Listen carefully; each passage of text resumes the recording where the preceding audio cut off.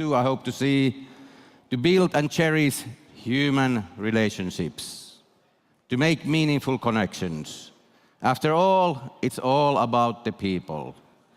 People make things happen, amazing things, important things, meaningful things.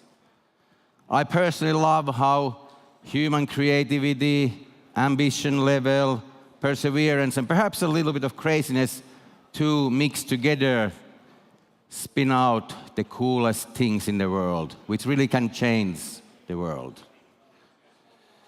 Deep tech, it's fairly new, trendy word for age-old commercializing science. But the underlying meaning feels even more relevant today. As a humanity, we are facing many challenges, big issues, so we need big solutions.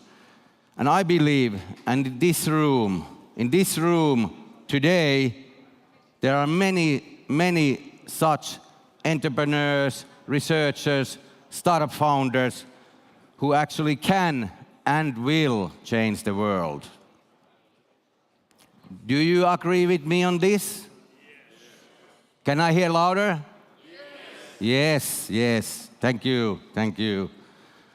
So, all these people here, they need all the possible help and support on their quest. So that's one reason why we're here.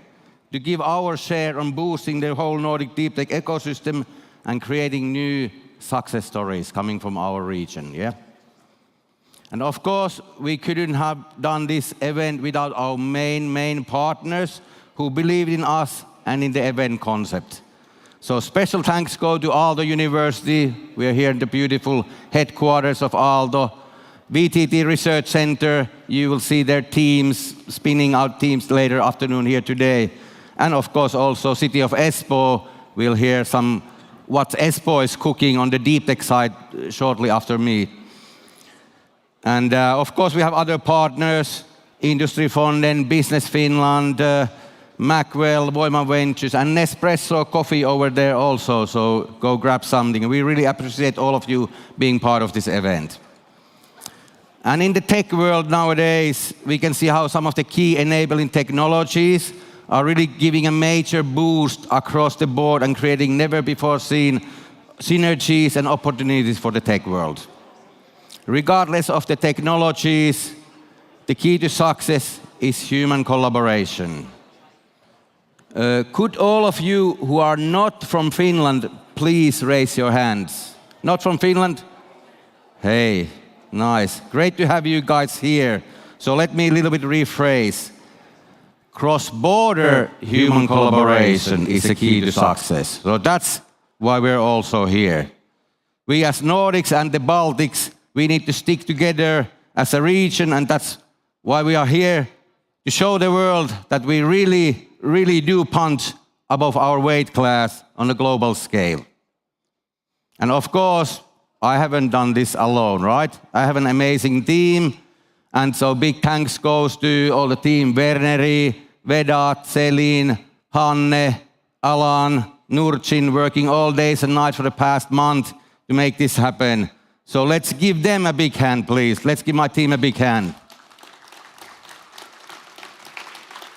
Thank you. And if any complaints, direct them to me. I'll handle that part, okay? So I think I'm excited, I'm pumped. I feel you guys are getting warm up too a little bit. So let's get a little bit more pumped for today, okay? So let's try this. Are you ready? When I say Nor, you guys say deep. Okay, it's very simple. Let's try it. Nor. Deep. Nor. Deep. One more louder. Nor. Deep. Yes. Thank you so much. So very warm welcome on my side. Enjoy the conference. Thank you. Verneri, why don't you come and introduce the next guest? See you later.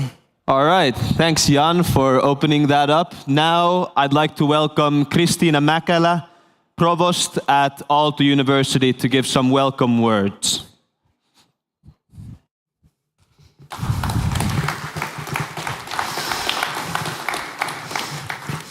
Hello everyone, great to have you here. Welcome to Aalto University. This place is our main building, Dipoli, and we're very proud of our campus here. So hopefully also those of you who are not from Finland, and even if you are from Finland, please take some time to walk around. I'd like to use this opportunity to say a couple of words about Aalto, who we are and what we're trying to do. Aalto was founded in 2010. We are a merger of 3 higher education institutions. One in the area of technology, another one in the area of business, and a third one in the area of arts and design. And merging these 3 institutions together to form Aalto University, which took place in 2010 only, so we're 12 years old as a university. The purpose of our founding was to strengthen the innovative capacity of Finland and contribute to the innovative capacity of the whole world. And that's precisely what we're trying to do, and I think the Nordic Deep Tech Business Summit is a great example of the kinds of things that we want to welcome here in Aalto. And in the 12 years that we've existed, we've actually taken huge strides ahead. We have successfully brought in these 3 fields, technology, business, and art and design, into the same campus from 5 different locations around the capital area, as they were before. We've become a forerunner in all of our key research areas, reaching top 100, top 50, even top 30 in the world in many of the areas. And the Arts and Design School is actually ranked number 6 in the world. We've also become one of the most international universities in the whole Europe, which is quite astonishing, given that in 2010, the number of our non-Finnish professors, for example, was 4%. And now of our academic faculty and staff, almost 50% of our academic staff are originating outside of Finland. So we want to be a hub of talent. In talking about hub of talent, we become a key high-tech and world-class collaboration hub here. We have over 2,000 companies here in the Otaniemi-Keilaniemi area, and 150 startups call Otaniemi their home. Now, what we're aiming for at the moment is to shape a more sustainable future. And this is, of course, a concern that all of us share. Many of the deep tech innovations that we see here are contributing to that. The world needs more innovative solutions. And the foundation of this, of course, lies in the deep understanding of scientific and technological problems. Deep tech innovations are often radical, and they may create new markets and disrupt existing ones. For example, ICEYE, the nanosatellites that you will see there actually in the other room, is a great example of that. Therefore, it's a perfect match that we're holding this summit here at Aalto. One more thing about Aalto. We have identified 3 cross-cutting themes that we believe are really important for tackling the grand problems of tomorrow and today, because they are not tomorrow's problems, they are in fact today's problems. We want to create sustainable solutions, so not just knowledge, but solutions to make a better world. Do that by using radical creativity and entrepreneurial mindset. And in our mind, you need the combination of all 3. One in itself is not enough, but the 3 together transform the results, scientific results, into practical applications and economic value. Some data. We have transferred over 300 technologies to existing corporates or spin-off companies since 2010. In 2021, the highest number of patents in Finland came from well, quite close to home. Nokia was number 1, VTT was number 2, Aalto was number 3. And for us, patents are really the side product of our scientific work. Our deep tech spin-off companies have raised 500 million VC funding, which was actually ranked number 6 in Europe in 2021 for university, including all research institutes and universities. And finally, turning the scientific discoveries and innovations into thriving businesses, we need talent. We need competencies, and here in Otaniemi we have excellent scientists with a lot of diversity, super active students. I'm so proud of our students, and they're flocking in after the unfortunate couple of years that we had, and a lively network of stakeholders to promote innovations, together with Espoo, together with VTT, together with all the companies that are nearby. So it's fair to say that Espoo Otaniemi is the place to hold the Nordic Deep Tech Business Summit 2021. You are most welcome. Enjoy. Thank you.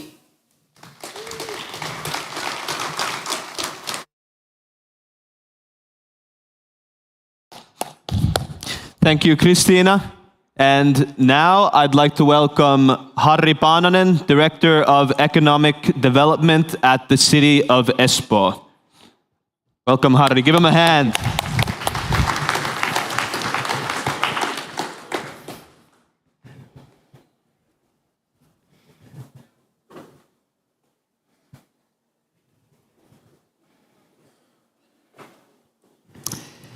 Good morning, everyone, and welcome to NORDEEP on my behalf, and welcome to bright, beautiful, sunny Espoo as well. Lovely to see you all here. Let's watch a short video before we go into the presentation.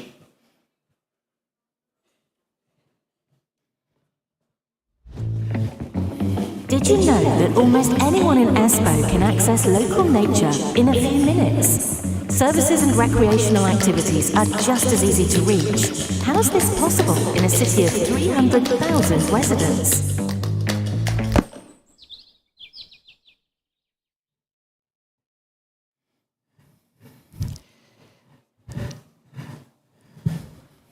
The answer to that short question, how is that possible, is because the city here, together with its partners, Aalto University and Technological Research Center, VTT, form a core that bring together all players, startup students, top companies, researchers, and ordinary citizens to create innovation for a better life. And that's the common denominator, especially at the end. We do have a common shared joint goal here, and we believe we have several shared values we build on. Of course, the city organization is just an organization. It cannot create innovations. It's the people working in the research institutions, in the companies, and the NGOs that do. But the city can help innovation grow with several actions. First of all, we ensure that regulation promotes rather than hinders piloting and collaboration. We can offer support for experimentation in many ways. And above all, we can act as a neutral player to bring together players together across organizational boundaries.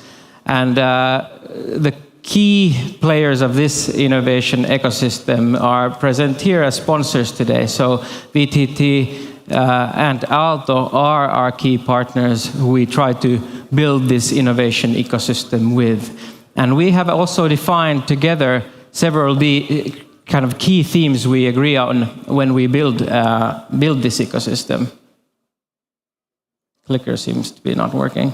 First of all, our work is based on radical cross-disciplinary collaboration.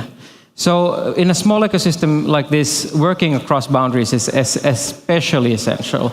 And with over 400 R&D units, top-level business, design and tech universities, and a host of leading companies clustered in this small area, Espoo is likely to be the world's densest center of systemic innovation and deep tech innovation.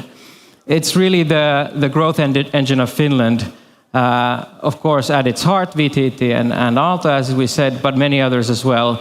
And as an aggregate, last year, the 6 most patents of any city in Europe were applied to from Espoo. That's any city, not proportional to the population size, actually any city. So not bad. And top 4 patenters of Finland were all Espoo entities as well. Almost 50% of the Helsinki Stock Exchange turnover comes from companies that are headquartered here.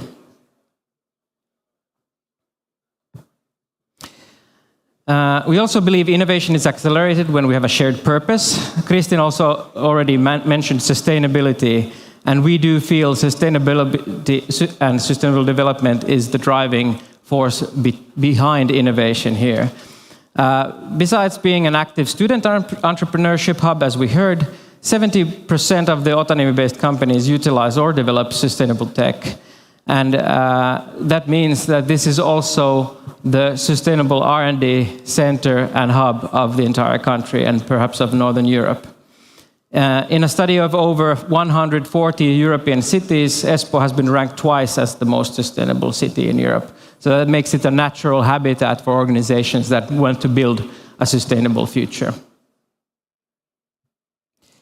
We also believe in building on closeness, proximity, and trust. To succeed in anything together with our residents, companies, communities, and partners, the role is to facilitate, enable, create the best possible circumstances for collaboration. We believe here at the city that the innovation always happens between people. And this is why here in Espoo, decision makers, thinkers, and doers from all industries and disciplines are situated just a bike ride away. We have biologists, quantum physicists, startup entrepreneurs all in the same buildings, and even, believe it or not, city officials. So we also have our own offices here on the innovation campus. And lastly, and this is perhaps where the city's role is the strongest, we believe that for change, we need people's well-being. And this is, we feel, is beginning to be a bit of a scarce resource globally. But here in Finland, here in Espoo, we believe we can build a good life and based on a good life, build better innovations and a better society. Espoo city has been ranked the happiest city in this country, which has consistently ranked as the happiest country in the world. So that's not bad.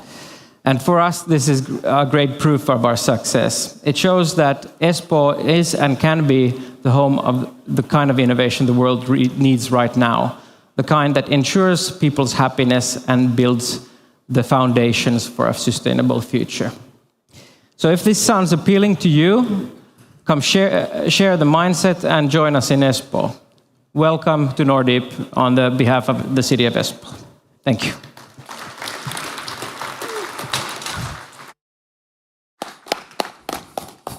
All right, thank you, Harri. Now, without further ado, we're going to have the first keynote of the day. Risto Siilasmaa, founder and chairman of WithSecure. Please come to the stage. Give him a hand.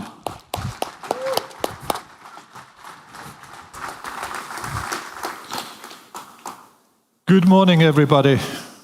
So as you heard, I'm an entrepreneur. I've been one for over 30 years. I have also done some other stuff, for example, being chairman of Nokia and interim CEO of Nokia, chairman of Elisa, the largest telco in the country.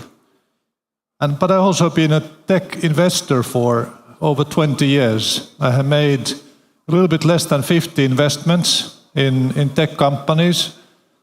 5 of those are recognized unicorns. So far, a little bit less than 1 out of 10 of these companies have become unicorns. But there's at least one other company in the portfolio that would be a unicorn if they would just raise new funding or do an IPO. So I'm a big believer in Nordic and Baltic entrepreneurship. In deep tech especially, in deep tech entrepreneurship, but also deep tech investment, it's very important to exercise clear thinking, have a clarity of thought and clarity of mind. And what has really bothered me over the last several years is how often we are surprised by an event that in hindsight was completely obvious. Let me just give you a couple examples. There's a country in Europe that since the 1970s has grown their private jobs by 43% and their public sector jobs by over 400%. I think we all understand that if this happens in a country, 10 times more public job creation than private jobs, that country will run into economic trouble. Even if they start with a surplus in the economy, in the public sector, if the public sector costs grow 10 times faster than the private sector grows, then those lines will cross. Just do a simple extrapolation. And this country was Greece. And it is still Greece. Of course, they haven't vanished, but they were close to vanishing. Because everybody was so surprised by the crisis that happened in Greece. Or think about a country that assassinated its former citizen using radioactive polonium. It invaded one of its neighbors. It has practically eliminated free press.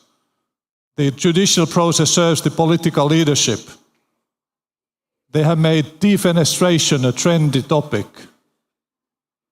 They have changed the election laws in order to appoint a lifelong dictator.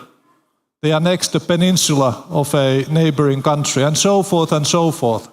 And then we are also surprised by the war in Ukraine. And not just by the event, but especially by the repercussions of that event. What follows? What does that lead to? And especially we are unprepared for these events. Being surprised is fine if you are prepared, but oftentimes, of course, something that we prepare for, we are not surprised by. But let me ask you, if you think about the trends in networking, the tech trends, Moore's law and Metcalfe's law and so forth, and what you know about the quality and speed of networking over the last 50 years, what businesses have started as a direct outcome of that technology trend that we have all known about for a long time? So streaming, somebody thought but didn't dare say. Streaming has revolutionized the music business, has revolutionized the TV and movies, purely as a result of that technology trend. But how many of you had thought about that, hey, if the speed and quality of telecommunications continues to improve, I think music will be revolutionized? How many of you thought about that before you started using it yourself? None? Really? Nobody thought about that before? Let me ask you another question. This exactly same trend that we have all observed, it has created a new business domain over the last roughly 12 years that is turning over revenues of about 500 billion at the moment. What business is that? Anybody? Jan, what business is that? 500 billion, that's a lot. It's a huge amount. He's telling me that it's not health, but exclusion is a good way to end up with the right answer if you first exclude everything that is wrong. But anybody with a proposal as to what that could be? Hey, good. Social media. I don't think social media is turning over 500 billion a year. Gaming, advertising. I'm talking about something more fundamental. It's cloud services. Cloud services is purely based on the improvements in telecommunication networks or networking technology. Did you know when virtualization was created or invented? That's of course another component in cloud services that is fairly meaningful. Virtualization was invented in 1960s. So that has existed for a very long time. So my point here is that we are lazy thinkers. We are much more comfortable not disagreeing, not thinking about negative outcomes, being just part of the herd. And why is that? If we want to invest in high tech, in deep tech, we should really think. We should think about what does this trend, what does this new technology lead to? And we should not just think about the immediate outcome. We should ask ourselves, okay, if that immediate outcome happens, what will be the secondary level outcomes? And again, if those happen, what kind of impactful, relevant, meaningful outcomes could be happening as a result of them? So again, I talked about being unprepared. The war in Ukraine has led to an energy crisis. That's no surprise. It's a fairly self-evident outcome of that war. So that's a second level outcome. Okay, what does energy crisis lead to? What are the third level outcomes? Those might be the ones that will impact your business and your future. And you could be prepared, not in such a way that you bet everything that there will be a war in Ukraine, but you actually play a scenario game. For me, scenarios are a philosophy. It means that I always try to think about alternatives. So whatever I do, whether I'm making an investment decision, whether I'm helping a company with their strategy, whether I'm recruiting, if we're doing an M&A transaction, there's always the question, okay, what would be an alternative to what we are now contemplating? And if there are no alternatives, that's dangerous. Because it means that we haven't really thought about the topic deeply and with clarity. Having alternatives and thinking about alternative avenues towards the future actually means that you have thought about the topic deeply. And it's an important topic for you. And I have a very simple process for scenarios.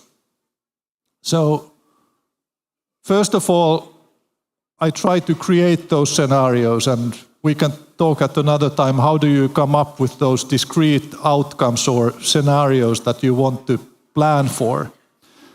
And then I ask myself, for each scenario, what data will tell me that the probability of this scenario has changed? It has become more likely or less likely. And if I can figure out the KPIs or the data that will help me understand this likelihood, then I can take action to gather that data in a systematic fashion. And then based on those likelihoods, I can assign my resources. I can, for example, create a plan for the energy crisis in Europe when I started reading from the news that Russia is massing troops at the Ukraine border. For me, for example, one data point was especially significant when I was thinking about the likelihood of war in Ukraine. It was when Russia started moving blood towards the Ukraine border. Because if you just have an exercise, you probably don't want to go to the trouble of collecting blood from all across Russia to move it to this border for an exercise. So that's just an example of a data point that is fairly meaningful. And as you assign resources, people, time, sort of effort into creating the plans for the different scenarios, you're always also thinking about new scenarios. So some of the old ones will become obsolete, you'll just cross them over, but you'll come up with new ones. And this will help your people to feel that we are prepared.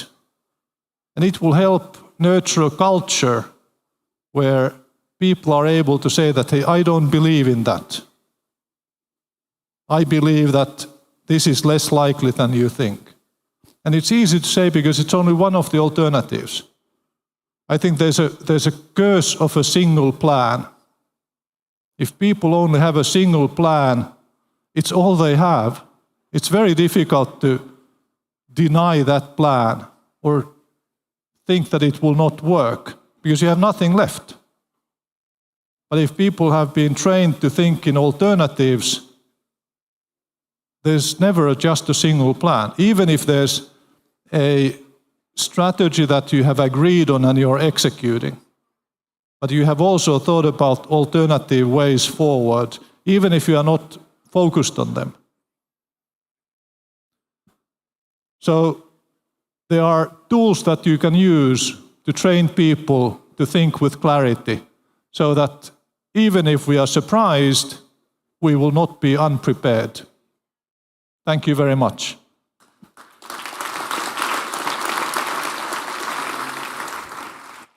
Hey, thank you so much, Risto. Let's sit down with Risto for a moment and discuss a little bit deeper on this clarity and his future plans.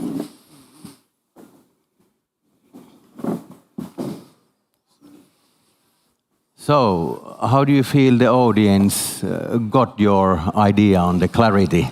Did they get it? They were not very forthcoming with their ideas on my or answers to my questions, but hopefully they are waking up. Yeah, it's still early morning, and is the Nespresso stand active there? Maybe they need more caffeine. Can you send some espressos to the front?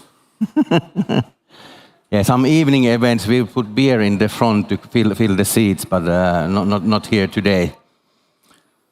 All right, let's have a little chat about, of course, I want to start with a little bit talk about values. You know, it's a kind of broader, but it's important for us because we feel that maybe you noticed when you were filling the ticket details, we were asking about your values. And why is that? That's because we believe strongly that when in the long run you want to work with people who share the same values with you. So would you, and that's why we put like values-based matchmaking on our tool there, but could you maybe name some value which is important for you in overall? Well, first of all, values mean nothing if you can't back them up with actions. Yes. So I would much rather talk to people about what have you done? What are the sort of most meaningful actions you have taken? Because if we would go to Vladimir Putin and Donald Trump, they would probably come up with fairly nice sounding values that they say honesty.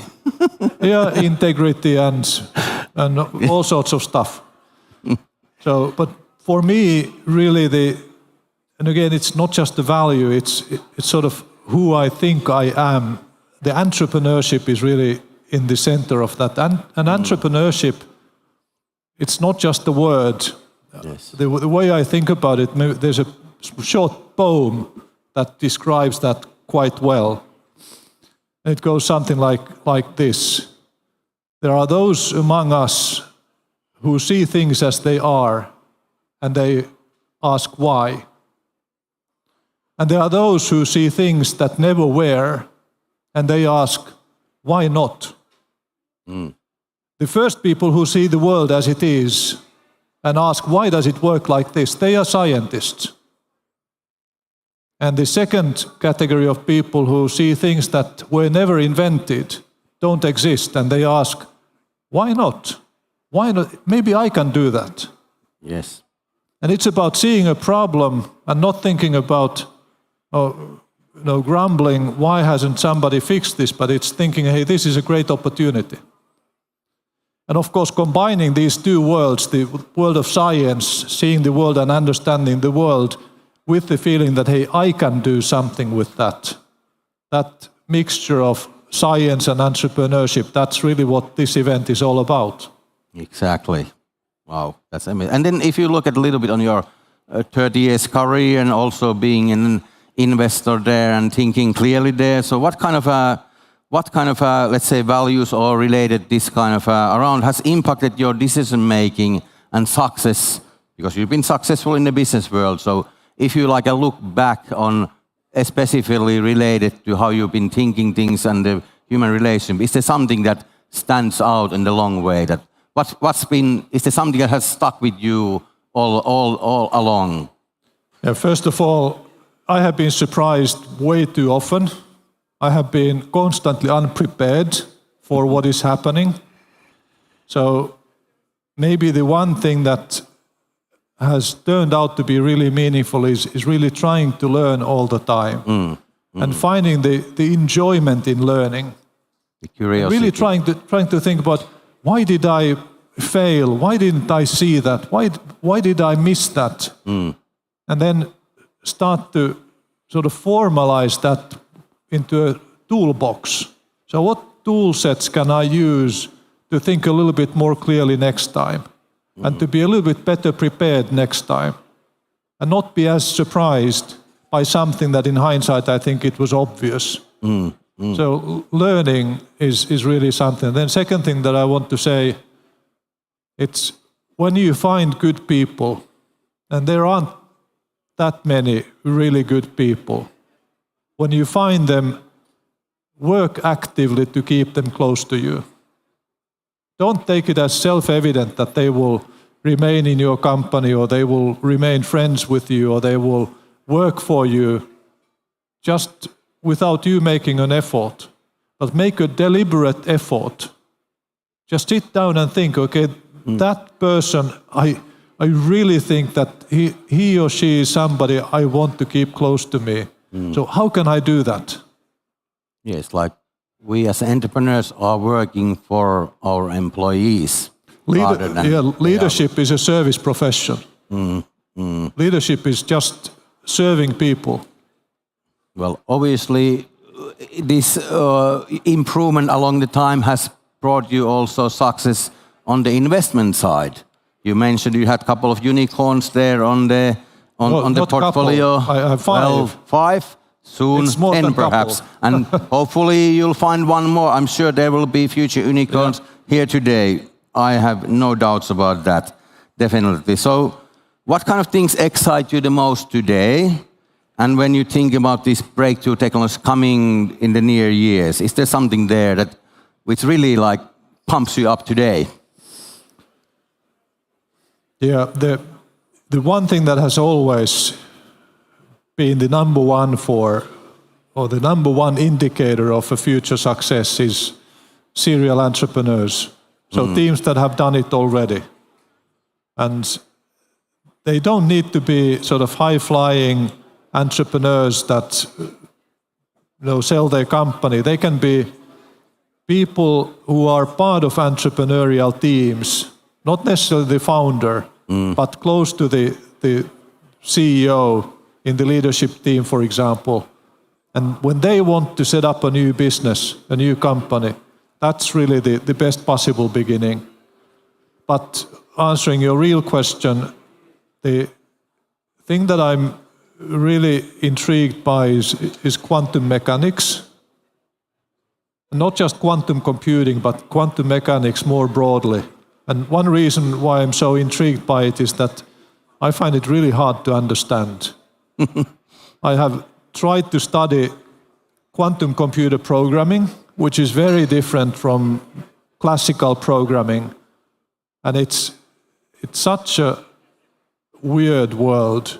It's not linear, is it? Well, that's the easiest part of it to understand. But really, how do you program? You need to think in a different way to come up with the algorithms that can be implemented in quantum computing. It's a little bit like machine learning was for me when I started studying machine learning and trying to understand that different way of reaching conclusions through machine learning, neural networks, and other machine learning algorithms, which really highlighted how different it is from the perceived human way of thinking. It might not be that different from the actual way of human thinking, but the perception of human thinking is very, very different. Okay, so quantum, and how many quantum related companies you have in your portfolio today? One. Just one? Yeah. Which one is it? It's Quant Science. Quant Science. I think maybe they might be here today. I think they might be here. So is it a unicorn in the making? No, not yet. It's in the making. Yeah. Yeah. And then how about more on the portfolio side? Do you see, is there any like good news there, or you refer possible IPOs coming, or? The IPOs are postponed. Yes, it's something all over the world, but that's not really a problem. I'm a very patient investor. Actually, I prefer companies that don't exit. IPO is a good exit. I can stay on as a shareholder, yes, but yes. I'm not very exit driven. I'm more focused on how to develop the companies and make them successful and make the founding teams successful. Yes, yes, that's and so there are important. lots of good things happening. Recessions don't really hit startups for the most part. There's always belief in the future. There's always growth. There's always change in startups in a different way from the large corporations. Yes. In recessions. In recession, there's so much opportunity, and there's still hungry people out there. Brilliant minds. We have amazing people who are getting better, so we need people like you and other investors in the room to really back these entrepreneurs, you know. And some of the best tech companies have been founded during recessions. There's a lot. There's a lot. I think it was Google. Google is one of them. If you count IT bubble as a recession. Oh, it definitely was. That was a difficult time. Difficult time, yes. So this is my fourth similar period now.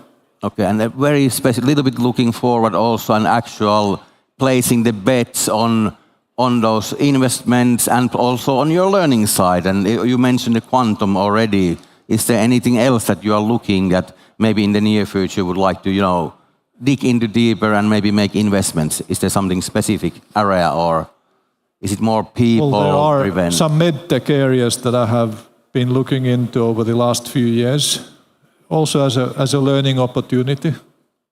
But it's still Digital fundamentally side, about the teams and the concepts that they have come up with. The domains are sort of a secondary consideration. Yeah, and whatever idea, most chance it won't last there. Any plans won't last, survive the action. Yeah. And how about we have a few minutes, a little bit about the, you know, we are here to talk about also the Nordic deep tech ecosystem, right? So what do you see, like how is the ecosystem you see today, and is there something you like to, you know, change or add to make it better? What do we need more to make even more great success stories coming from the Nordics and Baltics? Well, definitely one thing that I would like to change, it's not on the startup side or entrepreneurial side, it's on the government side. Like, why hasn't Finland taken the lessons from Estonia that could have been taken? Like e-Finland? Yeah, there's things that are happening, but we are so slow. Sweden in some areas has made some great moves, but they are also, just like we Finns, we are just too happy with what we have. We should be hungrier. So creating the best environment for tech startups to prosper, that should really be the goal. You know, obviously Finland, the immigration service have been a little bit slow, but now I'm hearing that it's actually really improving. I've heard even expert visas getting in 2 weeks, which I promised a year ago. But that's true. That's true. Yeah. And then the entrepreneur visas, startup visas, it's getting bit by bit there. So hopefully those promises will be, claimed, and we can ease the access for the talent. And now this very negative exit tax, I think they're going to scrape that also from Finland. And anything else more you would see to have in the Nordic region? Well, the area where I have been really very happy about and excited about has been the Baltics. Yes. I spent more time in the Baltics over the last couple of years and have made 3 investments there as well.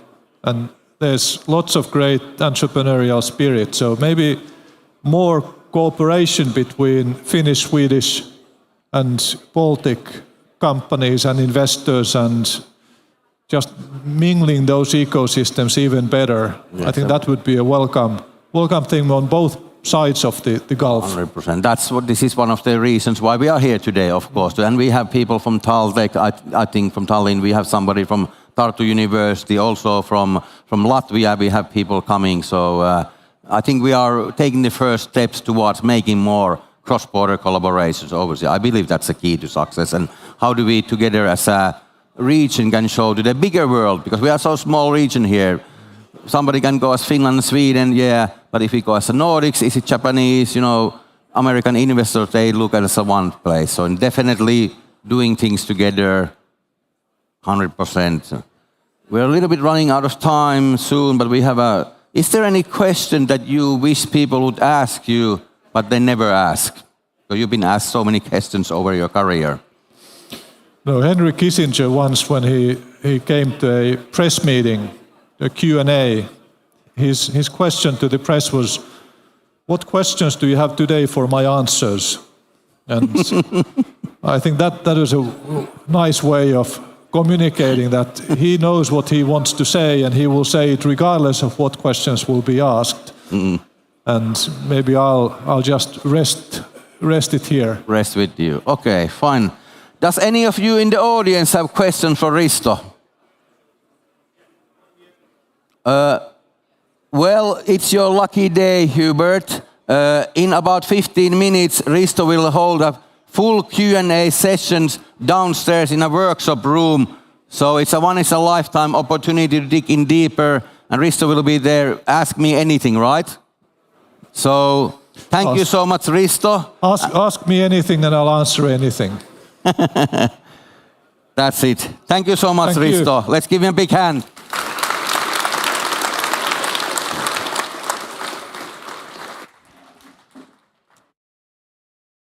All right.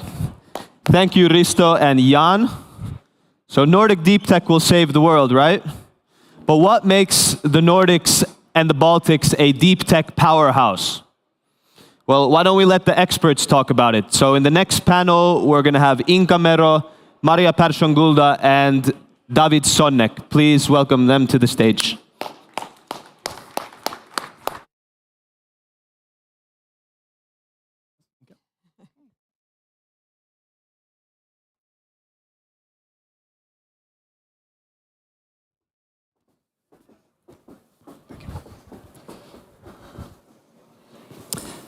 Okay, let's get seated. So, welcome Maria and David. I'll do a brief introduction as a start and just to get the audience going. We're going to discuss here with Maria and David the question of Nordics and the Baltic region, like are we a deep tech powerhouse, or where and how would we need to gear up in order to become one? So, Maria, you're basically the CTO at H2 Green Steel, and you have a background of studying as a physicist. Very impressive background, both in Sweden, but also in the University of Colorado, but then in Harvard, and you've done your PhD also there in the area of metallic materials. And then you did a stint at McKinsey in the consulting side, but then something brought you back to Sweden, and you actually founded H2 Green Steel, and you can tell us a bit about what you guys are doing. But just as a kind of a curiosity, I heard that you used to be also a professional golf player, and you've played like in a really competitive level. Is there any correlation between your studies or scientific research in the area of metals and being a golf professional? Please share us. Well, the idea of actually studying metals and physics came from when I was out on the golf tour. When I turned professional in the US, then the golf clubs that came to the market started to be prohibited on the golf tour. The reason for that was they had a catapult effect shooting out the ball. So you were hitting so far that either you need to prohibit the golf clubs or you needed to rebuild all the golf courses. So it was much cheaper to prohibit the golf clubs. But I was started to think there when I was playing that why don't you actually use that material in cars? So when you collide in an accident, it starts to buckle out again without you needing to go to the workshop. So that's what I did my PhD on, and then. Okay, and just a few words about H2 Green Steel. What's your big mission? We want to decarbonize the steel industry, the global steel industry, period. The global steel industry is 7 to 8% of all the CO2 in the world. And the technology is ready. It just need to be put together in a certain way, slight modifications. And by putting us into the market, I believe we have already proven, actually, that we can accelerate the industry. Okay, fantastic. So David, you are a big name in the Nordic deep tech scene. Everyone knows David Sonek. You're currently the CEO of Navigare Ventures, which is a new, as you said, visionary deep tech investor.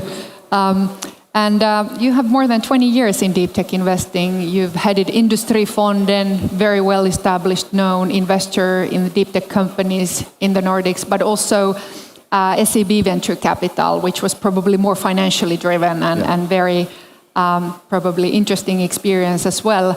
But then you have background in Ericsson, you've done multiple other things, and you also have a PhD from the Royal Institute of Technology and MBA from the Stockholm School of Economics. So extremely impressive background as an atom physicist. But I learned a very interesting personal detail about you, that you live in a house where you've built your own observatory cupola to the roof. So what's this reason behind there, and what's the story behind being passionate about stars? Well, the story with having your own observatory is that it's a feeling I have that we are becoming so distant from science today. That we use science, but we don't see it. It has become so advanced, it's almost invisible, or as some people say, it's become magic. So I think that citizen science is a movement to try to bring people closer to science. So say, when I bring kids to the observatory, like local scouts we have in our neighborhood, I can show them that it's not all magic. So what I try to do is I try to show how easy it is to, say, measure a cosmic distance, or if they say how hot is a star, or how old is a cluster, or how distant is a nebula. And so I can show that it's not magic. We can measure that. We don't need to trust science. We can do science ourselves. So I'm trying to bridge a bit of that gap between us as citizens and the scientific endeavors that other people do on our behalf, because it's not magic. Look, I wish my father had done something similar. I think I was encouraged to play piano and paint pictures. So I think, just investigating the stars and the science might have been a great thing to have. Hey, so let's get to the theme of the day. Maybe you could take your chair a bit backwards so we can see each other's. Absolutely. And David, you could put your mic a bit closer to your mouth. I think it's a bit far away, so you can twist it from this strap here. Perfect. So let's go through some numbers. Nordic deep tech scene has been growing really rapidly during the last 4 to 5 years. So the whole venture asset class investments were last year roughly 17.5 billion euros. And of that, deep tech investments actually represent 4.5 billion. So it's quite substantial growth. The whole VC asset class has grown roughly 50%, but the deep tech investments even more steeper. But then you start to dig deeper. We start to see that the ecosystem is not yet fully functioning. So one of the things that we see is that all of the deep tech investment growth has actually come from mainly Series B, C, D investments. So these big, massive rounds raised maybe by like Northvolts or Oras or ICE. So in a way, in the phase when the technology risk has been passed, and I'll come to your fundraising briefly, Maria, on H2 Green Steel, but David, that's a kind of there's also a gap in the seed funding. We see that the number of early stage deep tech companies is now growing. There's roughly 13,000 of them. The amount has almost doubled during the last 4 years. So there's big growth in the very early stage and seed, but very little VC money. But how would you describe the state of Nordic deep tech scene as of today, and where are we heading? Any perspectives? Well, the big difference now is that the landscape is converging, and that investors that usually did not have much contact with each other are now talking and syndicating. So a big difference that we had 10 years ago, maybe a huge divide between tech investors and maybe life science investors. The life science investors were those that took science seriously, but only in very narrow niches of therapeutics, say. And we had the tech investors that, unfortunately, and I was a part of that movement, completely forgot about substance, forgot about basic technology. And we had this huge divide. And now with deep tech, we see a completely new convergence of investment themes where math enters biology and quantum mechanics enters the mechanisms of how medicines work. So that this has brought together a new convergence. And also a lot of the digitization has already been done. So tech investors need to find new stuff. And in this new convergence, many new players have emerged. But still, some of the deep pockets haven't really seen this as an opportunity, meaning that maybe there are enthusiasts in the very early phases that can fund these new crossover companies, but maybe bringing them to scale isn't what the investor mainstream really thinks about yet. In Finland, the share of deep tech investment from the total VC asset class is roughly 40% as of today. So let's say the VC investors and angels play kind of they collaborate in this area. In Sweden, the proportional share is below 20. What does this tell about the Swedish ecosystem? Are we going to see a major shift during the next 5 years? We'll see some shift, but people are path dependent, and you look at past success stories. And unfortunately, the tech success stories are so evident. They are all over the papers. So that the consumer tech, that's what you read about, and that's what you learn from and maybe use as role models. Whereas the deep tech companies are actually hard to describe. They are hard to write an article about. So maybe the deep tech stories like, say, Oatly, that's a deep tech company. It's a science-based company, but that was 20 years ago. So people don't really see that as researchers spinning out research from the university and creating a hugely successful company. It's about sort of a milk subsidy. So that story isn't visible as it should be. So you mentioned the convergence of technologies creating completely new domains of investing. And one of these new domains is obviously new materials and new process industry innovations, which is kind of a combination of many things. So Maria, maybe you can give us some perspective.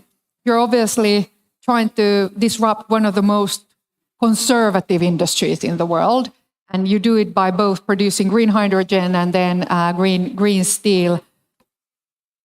Why this area, and what is your unique approach there, and why a company in Sweden? Is that now the best place in the world to found a deep tech company to disrupt the metal industry? Yes. So the steel industry has been talking for quite some time about electrifying their processes. And one of the most simple way to actually produce green steel is to use hydrogen. When you do that, you actually use existing technology. It's a DRI tower. And it's fed normally, you say, by natural gas, but natural gas is split into hydrogen and carbon monoxide. So it's already run by hydrogen. And now we're just feeding in more hydrogen into the system. So the technology is ready. And then at the same time, you have customers like the automotive industry in Europe that is craving for this green steel. And then you could ask why. But they have now electrified the whole fleet, and they start to look at the CO2 in their value chain, and they're noticing that most of it actually comes from materials. And most of the materials' CO2 emissions are from steel. And they also very afraid of penalties coming into the steel industry, raising the price of steel, and then they pay even more for brown steel. So putting all of that together, there is a huge demand in the market, but the steel industry and the technology is ready, but the steel industry is not moving. So then the question is why? And multiple reasons for that. One is that the European steel industry today is situated in locations where it's really hard to get a continuous flow of green electrons at a low price. Okay, so they have fixed assets in a tough location. Yes, very tough locations. So the north of Sweden is optimal in that sense. The other thing is that you need to bring different type of technology, the best of the world's technologies, to one place and not necessarily do the same processes that we have done for 100 years in Europe. And so be able to bringing a new thinking into how we design it, we also getting the cost down of producing this green steel. So strategically, I think David and I probably, as investors, immediately start to think like, what is the approach that you've taken? So do you control your own destiny end to end, or are you looking to then collaborate with metal and steel industry players over time? Because one of the challenges what deep tech companies tend to have is time to market. And one of my big questions relating to the locating to Sweden is that Sweden really isn't the biggest market in the world. The biggest markets are in Germany or in USA or in Asia. So how do you control your own destiny, or how dependent you are from the ecosystem? This was a big question when we started 2.5 years ago. Should we control our own destiny, or should we send half-made steel down to Europe and then they finish it before it goes to end customer? And we decided that we have the customer relationships. Through the founders with Norfolk, we already have wonderful customers down in Europe, and we should foster those relationships and actually produce the whole value chain and create our own destiny and send it down. And the other thing is, when sending steel on water, it's not so expensive. It's expensive to send inland. So it depends on where the customer is situated, where the ports are, and so forth, in order to get economics into it. This is a fantastic perspective, because I'm sure that the startups in the audience are hearing a lot of this comment from their investors that big industrial players are so slow, you're very dependent on their ramp up, it's going to take 7 or 15 years, where, come back when you have a customer or something like that. So what would be your advice to these startups? We have sold 60% of our total capacity at the steel mill that will produce steel 2025, 2026. We have already sold 60% in contracts. So we're bringing the customers in already now. Many of the customers has also invested in us, like BMW, Miele, Electrolux, and so forth. But we're not only thinking that way with the customers, we're also thinking it with the technical providers that is providing the machines to us. We're thinking about it with the raw materials. So actually having a foundation of founders across the whole value chain has allowed us to move so quickly. Well, that requires a big vision and excellent execution. So I think we touched like all of these different building blocks of a deep tech ecosystem, David, here. We spoke about converging technologies and a new kind of a phase of new technologies and investment opportunities. We discussed basically regulation, pushing companies to also become customers, or big corporations to start stepping up. What other building blocks a deep tech ecosystem requires? And what do we have here in the Nordics, and what are our biggest gaps, to your opinion? I think that we have great research. Research is great. Okay. And we have companies that are bold enough to look at new technologies. We don't have a perfect tech transfer system. And maybe we don't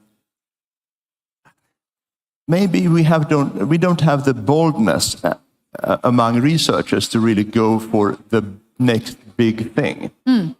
So maybe we have all the top-notch research, but we do have a system where researchers are maybe disincentivized to take the step to commercialize, and also sometimes to take the bold vision. Instead, they do research on stuff that's publishable instead of stuff that's interesting. So maybe there is a bit of a disconnect. And maybe if I may, I hope that some in the audience are business coaches and people that work with tech transfer at universities. Please don't tell the companies to remove tech and science from their presentations. And please don't teach them how to make fake predictions of where they're going to be cash flow positive, because we don't care jack shit about that. We care about the wow factor of the science and how it will actually move the world. And then we can make out the Excel sheet stuff with profitability. But we need to be wowed by the depth of the science. And there, I think, is the big challenge we have. We have all the pieces of the puzzle, but people don't come to us with really exciting, bold stuff.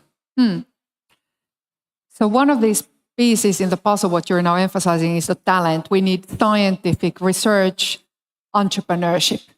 So researchers who are bold enough to found companies and go for the big vision. How are we doing otherwise with the talent? So how could we get this other growth talent that we have in other parts of the ecosystem or industry working more towards deep tech companies? Because in a way, if you look like Nordics, we have 28 research institutions and universities. That's like tens of thousands of researchers and basically people who know the technology. But then we also need to get that growth entrepreneurship. So you can bring it through the own ambition level, but also from the ecosystem. So how would you... But the Nordics have improved so much when it comes to entrepreneurship and early stage funding. It's such a completely different landscape from 10 and 20 years ago. We have very robust systems with a lot of angel money, repeat entrepreneurs.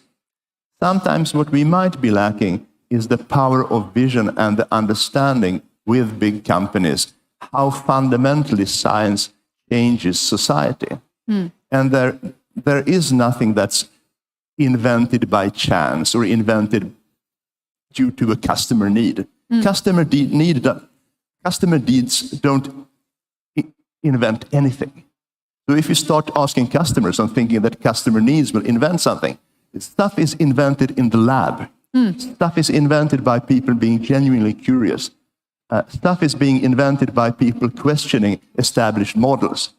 So we want founders that come from the lab or with some deep mathematical insight and say, this is why I think that OpenAI or Google or Amazon Web Services are fundamentally wrong. They are using the wrong model. This won't work in 5 or 10 years' time. And I want to be wowed by that. And that's maybe what we are lacking, the connect between the things we do and the thing that boils in the lab. And we know we need to create the sort of the flow of stuff that's being invented with how the future will be changed. So these kind of big bets we see them in USA and in China, but give us a startup perspective, Maria, here. No, but I think I think David is absolutely correct. And if you can actually even connect how it's going to be used and really feel the power and the mission of that in the science, then it's also going to be easier to recruit the big talent, even in science. When we look at H2GS, it looks nothing like a steel company. We recruit people on the mission of sustainability. For us, that's both the fact that we decarbonize 95% of the CO2, but we also think completely circular. So we actually put together technologies that makes us circulating all the byproducts and putting also partnerships with other industries in order to get the byproducts using. Then digitalization, we're using all the data and actually digitizing the steel industry, and that by itself can be disruptive for the steel industry. And then last but absolutely not least, we believe that if you're going to have the absolute smartest brains in order to solve the problems, no matter if that is on the shop floor or in the at headquarters, you need to have a very diverse population. So you need both men and women and you meet people from all over the world. And so we already have more than 10 different nationalities in the company. We have 40 to women, I believe. And if you look at Europe today on the steel industry, it's 2 to 3% women. So already there, we are disrupting it. And I think it is the core key of why we're able to do that is because today's talent really want to do something meaningful. Exactly.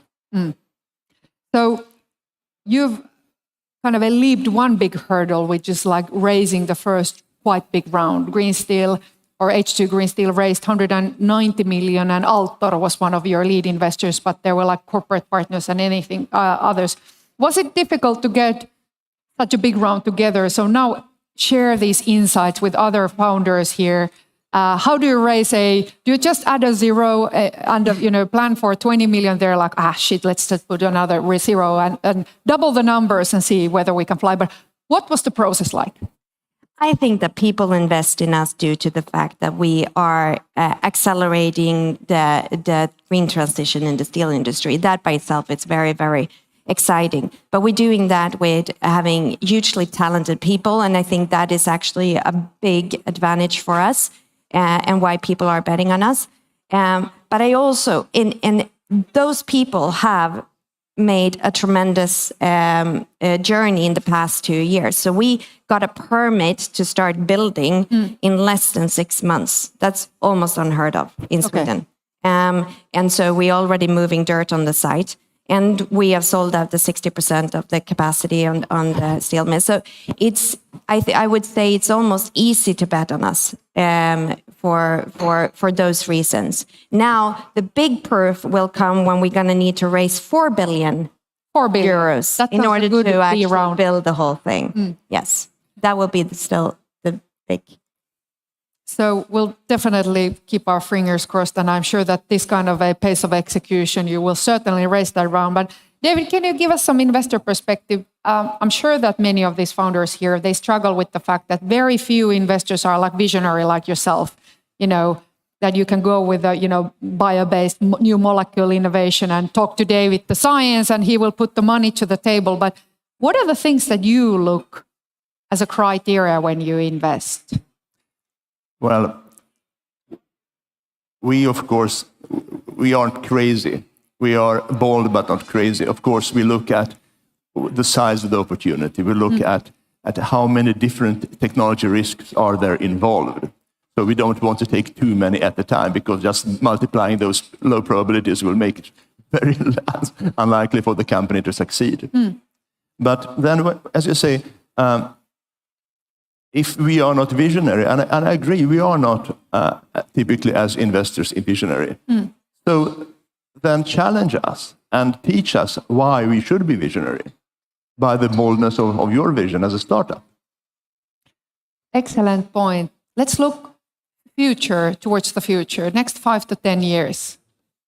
How do you envision the future of Nordic deep tech scene? Well, it's hard in these times when you see, most of what you see on TV are burning Russian tanks. So it's difficult to be really bold. But I think that we have, as a deep tech community and a science-driven investments, we have the best is yet to come. Because in my long career, I've never seen such a combination of technologies being ripe to be replaced. There are many technologies that are end of life. There are many technologies that are waiting to replace them.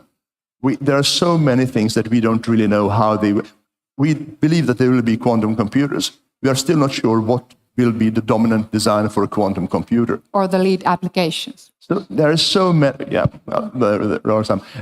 We are now combining new fields there. Now for the first time, at least as I've been observing, mathematics and physics is really entering the life sciences. And computational biology. And we can compute both on system level down to how molecules interact with quantum mechanics. So there are such new perspectives open.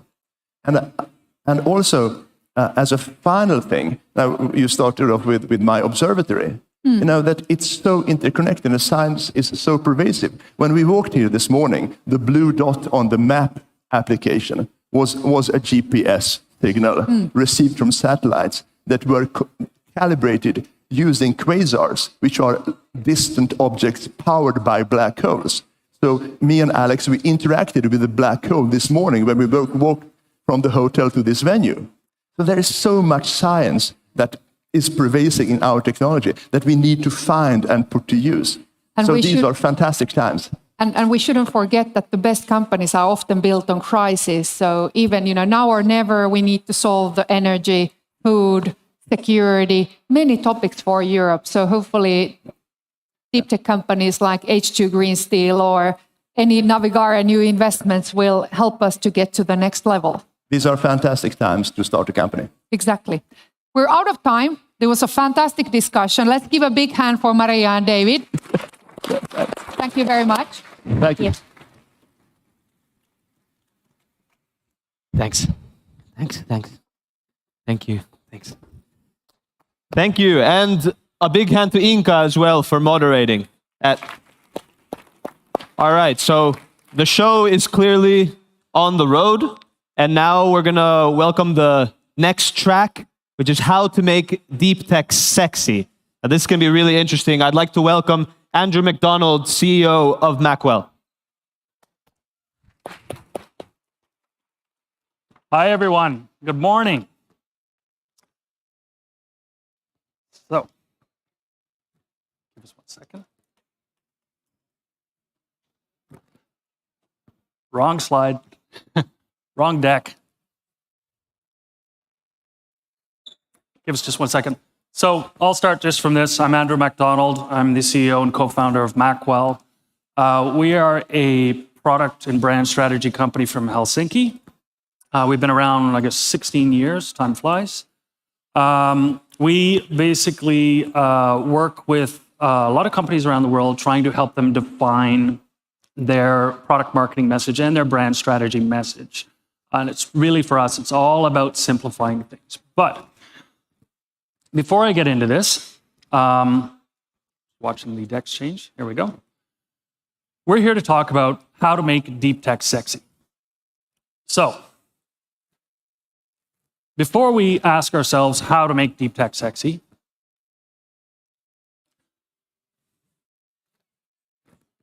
deck problems? We have this slogan at Macwell called "Product is now and brand is forever." What this means, in essence, is that every interaction people have with your product is the building blocks of your brand and vice versa.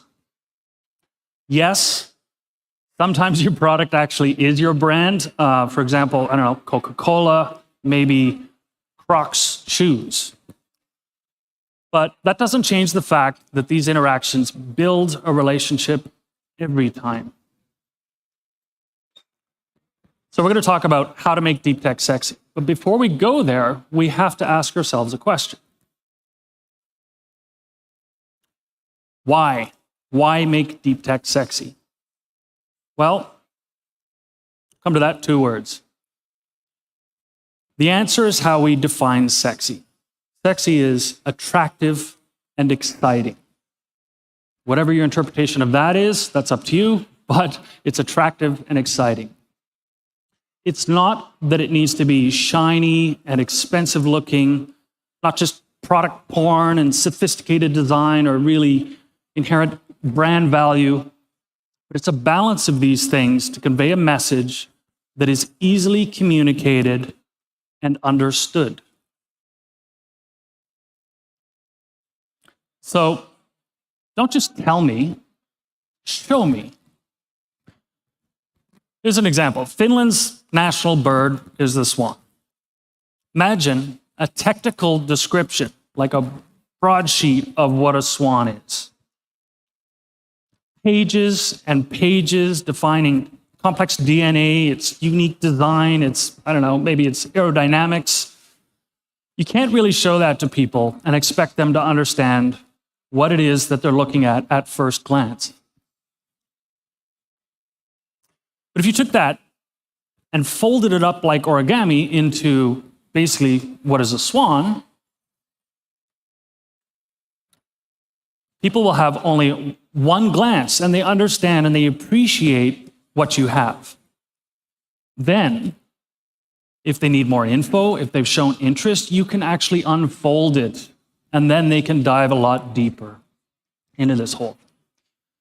So, in essence, you have one chance to impress with, first impressions, let's say. So, who is it we're talking to?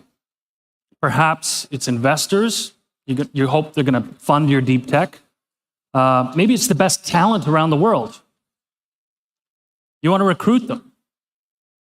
Maybe it's just straight up sales. You want your sales to happen. What they all have in common is the fact that you often just have the one chance to impress, convince, and engage. So, you better be able to get your message across quickly and clearly. Common saying is to dress for the job you want, not the one you have. So invest in your message and how you're portrayed, and then people will take your message forward for you. So I'm going to introduce my business partner, creative director at Macwell, Henrik Axland, and he has something great to show us. Henrik, why don't you come on out here? Hi. Hi. Good morning. Good morning, everybody. I will hand this over to you. Thank you very much. Thank you, Andrew, for that great introduction. And hello, everyone. It's really good to be here. Thanks to NORDEEP for having us. Any sufficiently advanced technology is indistinguishable from magic. Now, this is a well-known and often used quote, but it's actually been really, really inspiring and impactful on me. And today I'm going to talk a bit about how we can use this as a lens when we're trying to visualize technology and processes. I want us to take a step back to basics. Take a moment to consider the miracle of how we have learned to manipulate physical matter to create the most astounding results in the material world. Little stuff like going to outer space, eradicating disease, talking to someone on the other side of the planet. As a species, we take incremental steps that make dream after dream come true. Maybe because these steps are incremental, it's quite easy to forget that we're actually watching miracles come to life, albeit slowly. And I think it can serve us well to embrace this sense of wonder and greatness when we try to visualize technology. So, today I want to focus on the how. If you want to communicate a product or innovation, there's also other stuff that's very important to communicate, like the what and the why and some other things. Conveniently, my colleagues at Macwell are hosting a workshop around the what and the why here tomorrow, so please check that out. But now let's talk how. Of such superior quality was a truly formidable challenge, but to then produce it at scale required a whole new approach and level of commitment in manufacturing. Thank you. Bit of a break there. So no sound in my presentation, please. Let me take it back. I believe, specifically for technology, one immensely powerful piece of your story is showing people just how amazing an innovation is under the hood. When you can get your audience to understand it, to be awed by it, or maybe even inspired by it, you have them on your team. They want to share it, they want to talk about it, they want to explain it to their peers, and you're building a fan base.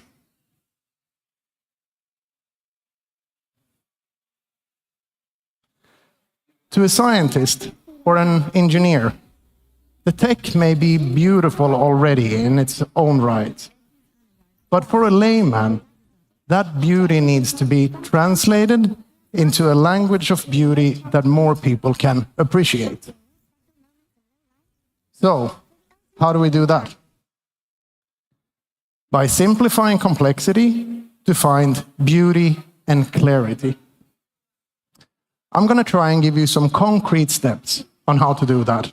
And I'll show you some of our work along the way. First, and most important, get to the core. Start by defining the core ideas and functions of a process. Crystallize them. What's actually being performed and how? Preferably, you should be able to do this in a sentence or two when you're done. Only show the audience the bare minimum they need to follow. This is easier said than done with a complex product, and especially difficult if you've been part of engineering it, so you know like all the ins and outs and what happened. But do resist the urge to explain details and nuances that do not contribute to the core idea. Now, on the flip side of telling too much is sticking to the truth. When you build a story, it can be quite tempting to cut corners and just like nudge a little bit on the truth. But don't make anything up. You don't have to. You can make the story flow with ease, with enough work. If you do feel the need to do this, or if you're working with an agency that does, I would dare to say you haven't done enough work in understanding the tech, turning it around, looking at it from different angles. If it is interesting, there is an interesting, factual, and a beautiful way to visualize it. I'm going to return in a moment to artistic license, which is quite different thing. So is, of course, expressions of future vision and stuff like that. Show your product at its most flattering. Even the most beautiful things can look pretty ugly in the wrong light, and it's certainly true for vice versa. There is nothing untruthful about making really, really sure your product is visualized in the best possible light.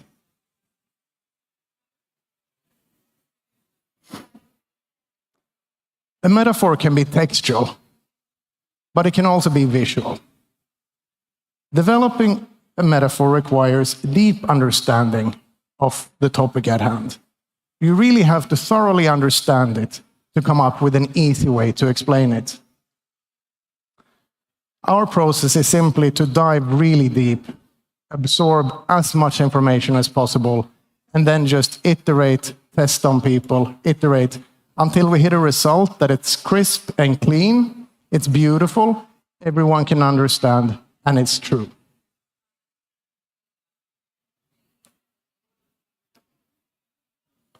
So, showing a process in a good visual metaphor is true, even if that's not what something looks like in real life. When I say a good visual metaphor, I mean one that's beautiful and that is based in fact. For example, if we're visualizing a digital process or an algorithm, like what does it even look like? It doesn't look like anything in real life. Yet we have to visualize it to explain it. This same holds true for production of really tiny components or chemical processes, where the reality is simply too complex and has too much information, so that the thing that's happening there, what's important, is obscured to the human eye. So taking artistic license can, in fact, be revealing the truth.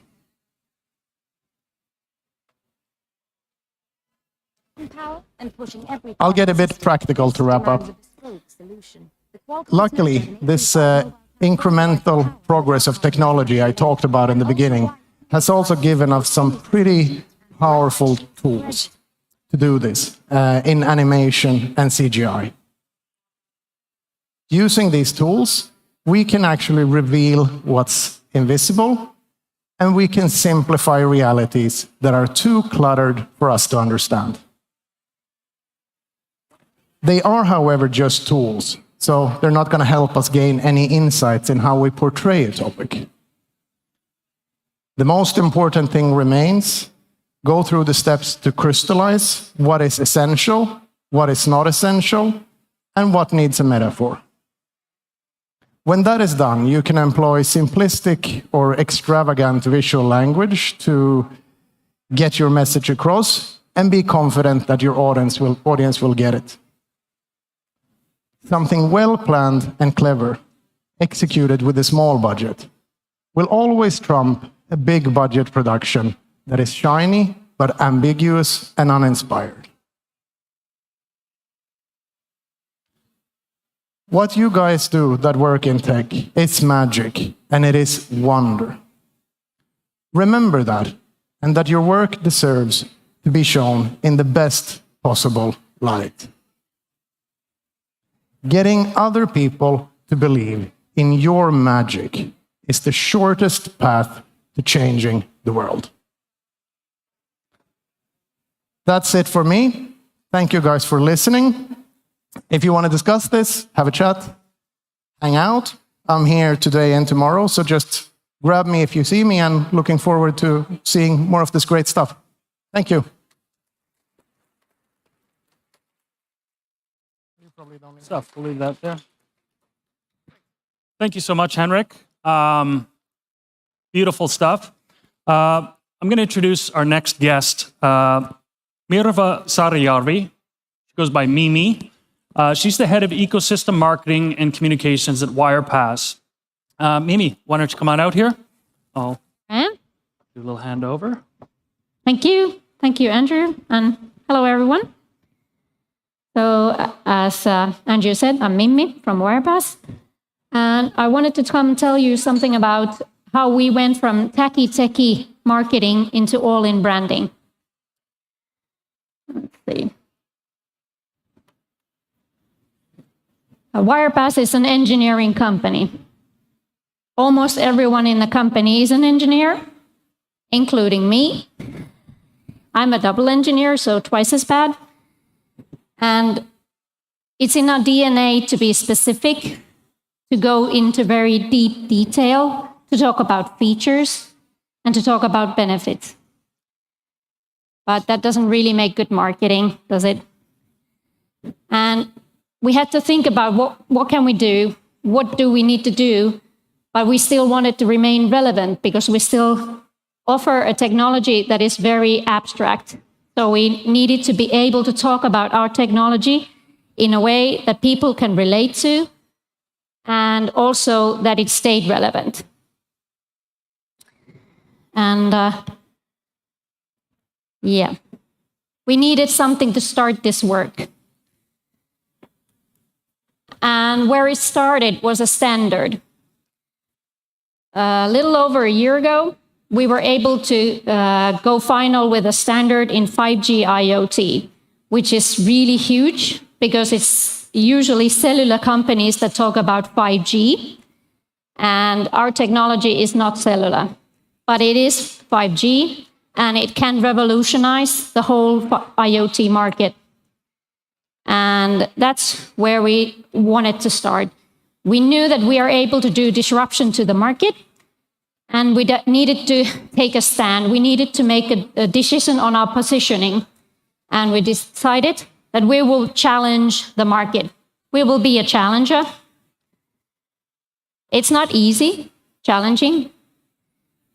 And we also realized that now we have a great chance to do a really good branding for our company. We can be a challenging brand. We can match the brand to the positioning. We can have a tone of voice that is challenging. We can have a spokesperson who is a challenging person. And we can put our challenging position into all the touch points that we have with customers. And we knew that if we go to challenging the market, we need to go all in. We needed 100% commitment. And I can tell you, we're really not there yet with the whole company. We're still fine-tuning, we are still discussing internally, but we are getting there, and we're definitely challenging ourselves, but also the market. We are really making a stand against cellular 5G. In addition to being challenging what we thought about, what else do we need to be? And we thought that let's embrace Finnishness. We're a Finnish company. Wirepass is from Tampere. What are Finnish companies? Or what is Finnishness? Let's say that. It's straightforwardness. Yesterday I was reading a lot about tweets about sisu. So that's very Finnish. The integrity, not giving in, not giving up. But it's also no nonsense. So Finnish people, we don't tend to cake everything into multiple layers to make it shiny and polish it to the, to the end. We don't do that. We're really honest. Okay, we can be honest to the fault. I'm going to show you next a picture of a marketing ad from the late 70s or early 80s, where the honesty went a little bit too far. I'm going to go out on a limb and say that this definitely did not make this company look sexy. I would not go out in the world with this ad at all. I don't think that speaks to that many people. So in our company, we decided that we need to reflect. We need to also think about what does this challenging positioning, Finnishness, what is it for us, but how can we also make it so that it relates globally? Because we're a global company. We have our customers all around the world, in Asia, in US, in Europe, all over. So we needed to make sure that there is a feature in our marketing that anyone can relate to. Something or someone everyone can feel that this one is for me. I know this. This is something that I've also met. I also know. I also care about. I actually kind of think it's cool and I kind of love it. And sometimes it drives me crazy because it's so demanding. Who could that be?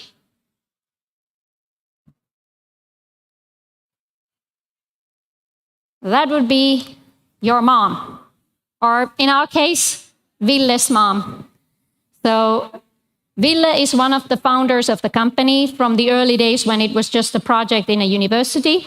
But we have since a lot of other people and founders in the company as well.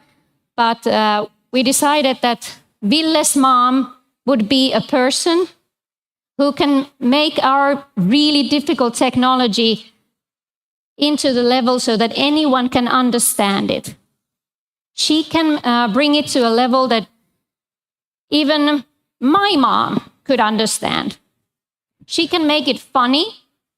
She can be proud of Wirepass or everyone that works at Wirepass. She can bring us all together and be proud of. And she's the essence of the brand.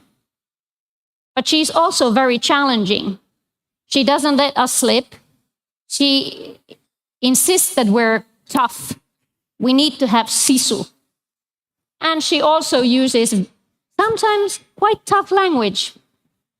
And I've taken some examples how we've incorporated the tone of voice and mom into our marketing.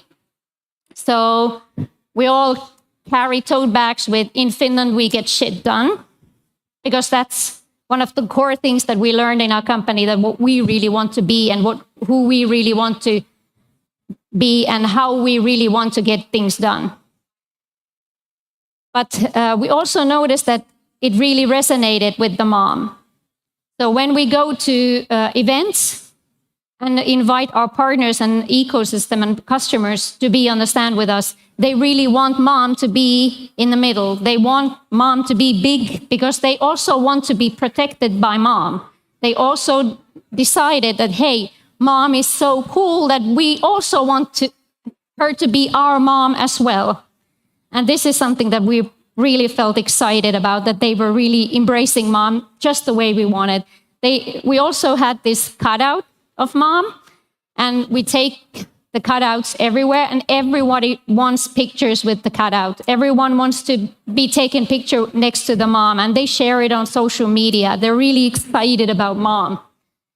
So we really know that we hit the core with mom of who she is, how she is, and how she represents our brand, and how she represents Wirepass. Next, I have a little video, some clips about mom, so you can see what kind of story she tells. I think I need some help with getting the video on.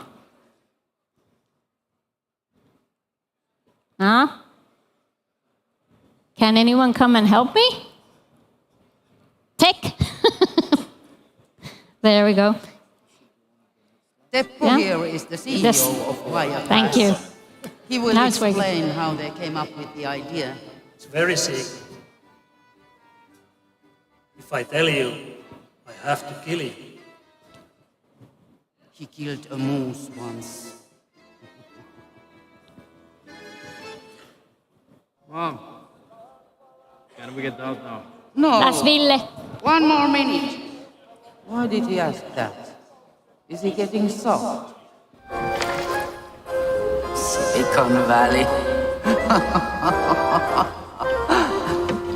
Oh, perkele! So you saw Ville in the video, in the ice hole. He was there for over 5 minutes in the ice hole. We have a 5-minute video of Ville and Ola they were actually in the ice hole for over 5 minutes, and actually twice. And of course, it's also important to understand that there needs to be a reason why we did it, and was it all worth it? And to us, it definitely was. So we have doubled the number of website visitors. And I'm not just saying that random visitors, because of course, if you just put enough money on Google, you can get any visitors up. That's not what we're talking about. We're talking about relevant visitors. So we were able to attract the RF engineers that usually are the core audience for our technology. So we were able to get them visit us. But we also increased awareness of Wirepass, and what we've run into now is that we see, for example, forums and Reddit where people are starting discussions about problem situations and people suggesting Wirepass as the solution. And this is something that we've never had before. And we know that it's started happening after we introduced Mom. We have also increased the number of the leads, and also the quality of the leads have risen significantly. And to that, of course, in any marketing, the end goal has to be increasing sales. And of course, increasing sales qualified leads is the target to be hit. And to us also, what was really important that we saw that the brand engagement with the ecosystem has been really good now. We're really seeing that people want to be a part of the Mom ecosystem, the Wirepass ecosystem where Mom takes care of us all. And to us, that's been really nice to see, and we're really proud of it and happy about it. And of course, there's also awards. I don't think any company should do marketing to get awards or branding to get awards. That's something that is a nice extra, but please, when you do marketing, don't do it for those. Do it for the reason that you want to enhance your company in a way that it matters. But we did have some really nice awards. So last year, we were able to get a Web Design Award, Design Award and 2 Guld Ek Awards that are the biggest marketing awards in Sweden. And this year we were getting this Transform Awards just a couple of weeks ago. So it's really been noticed around the world, even though we're a B2B company, and B2B branding and marketing usually doesn't get that much awards. We've been really being able to push through and make ourselves seen. And then I think now it's time for me to thank you all. I'll see you around also in the panel, but I'll be here at the event for today and also for tomorrow. So if you have any questions, if you want to talk about branding, marketing, IoT, Wirebass, or mom, or anything else, my mom, your mom, all good. And if you want, you can also follow me on Twitter and contact me on LinkedIn. I'm happy to connect and discuss also later if you want to have anything, if you want to spitball some ideas or want some help with how to start a branding work. Thank you, everyone. Great. Thank you, Mimi. That was fantastic. I'll leave this here. Oh, yeah, leave Mom. She can oversee everything, always as moms do. Next up, we've got Christopher Wahlberg. He's the CEO of Hebla Consulting. He's going to have a great presentation for you. Christopher, why don't you come on out here? Chris? Thank you, Andrew. Awesome. Great. Thank you very much. All right, good morning, everybody. Let me start by asking you all a very serious question. How many of you like champagne? Hands up. Fantastic. All right. So about 10 years ago, I had an amazing opportunity. I was hired by probably one of the most prestigious champagne houses in the world, which is, at least in my mind, Krug Champagne, to be their first global head of education and training. And there I was given a mission. I was asked to present to Maggie Henriquez, the CEO, how I was going to transform the sales and the company through education and training.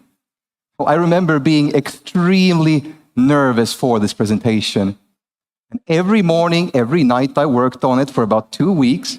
And the day finally came, and I stepped into that very dark and musty boardroom. I flicked on the silver light of the projector, and I started to present. Now, in the middle of my presentation, I heard a clap. And I looked around, and it was Maggie, the CEO, who stood up, and she had hit the table, and she looked at me, and she said, "Your presentation is the worst thing I've ever seen. It's boring, it's technical, and don't you know that people don't buy facts, they buy emotions?" And basically, she gave me 2 options. Can you guess what those were? Get better or get out. So how do you think I reacted to this information? Well, I did what most people do in that situation, which is I said, she's crazy, there's nothing wrong with me, I don't have to change. But eventually I realized that, maybe she's right, and maybe I have to think about this from a different perspective. So I started to study, and as it turned out, as many of you know by now, and a lot of the other speakers have mentioned it before, there's tons of research that shows that human beings tend to make decisions much more based on intuition and emotion than they do on rationality and fact. But when I read this, the first question that popped into my mind was, well, if everybody in theory knows this already, then why are we all still presenting features and benefits? Why is this the main way in a sales presentation, when you're pitching, when you're recruiting, when you're leading a company? Why does this tend to be the main focus of your communication? Well, it turns out that that wasn't always the case. So if we go back in history to around 70,000 years ago when storytelling started, that was the main way we communicated. We used storytelling to build trust. We used storytelling to create emotional connections. And over thousands of years, we used storytelling to educate, to entertain, and to inspire people. But then something happened. and we started to lose our grip on storytelling. And it happened partially because of this person. So in 1543, Nicholas Copernicus published On the Revolution of Celestial Spheres. It was one of the first books ever, which was based on mathematical proof and observation. And in many ways, it sparked the scientific revolution. And it's kind of easy to understand why it did that. Imagine that you're living in a world where everybody is claiming that they have the truth, where everybody has another version of reality, and then somebody comes along and says, you know what, we can actually observe and try to prove something. Well, of course, that's going to go quite a long way. Now, as we all know, in many ways, we benefited from this change as human beings, but it also created a slightly difficult myth. It created a myth that human beings are always rational. Now, today we know that that's not necessarily true, but still the majority of our communication is focused as if we were almost computers. The result of this is that a lot of our communication in pitches, in presentations, tends to be either forgotten or doesn't really make an impact. Now, I'll give you an example of this. I'll show you two videos, if we get them working. And in these videos, you'll have two commercials for Google Chrome, their product demos. One is rational, one is emotional. And let's see if you can tell the difference of which one is which. All right? Let's test this out and see if it works.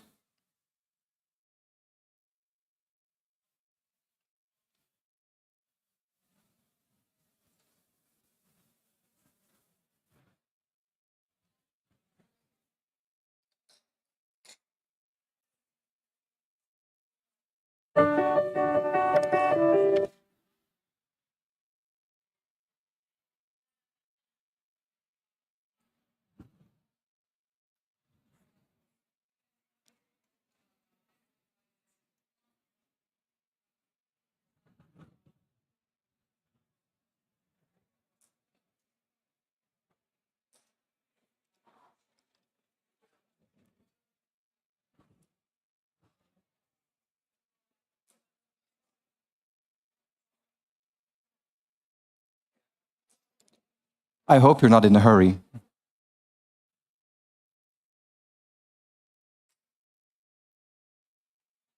All right, let's maybe skip the videos then. All right, so let's show this video. Let's go ahead.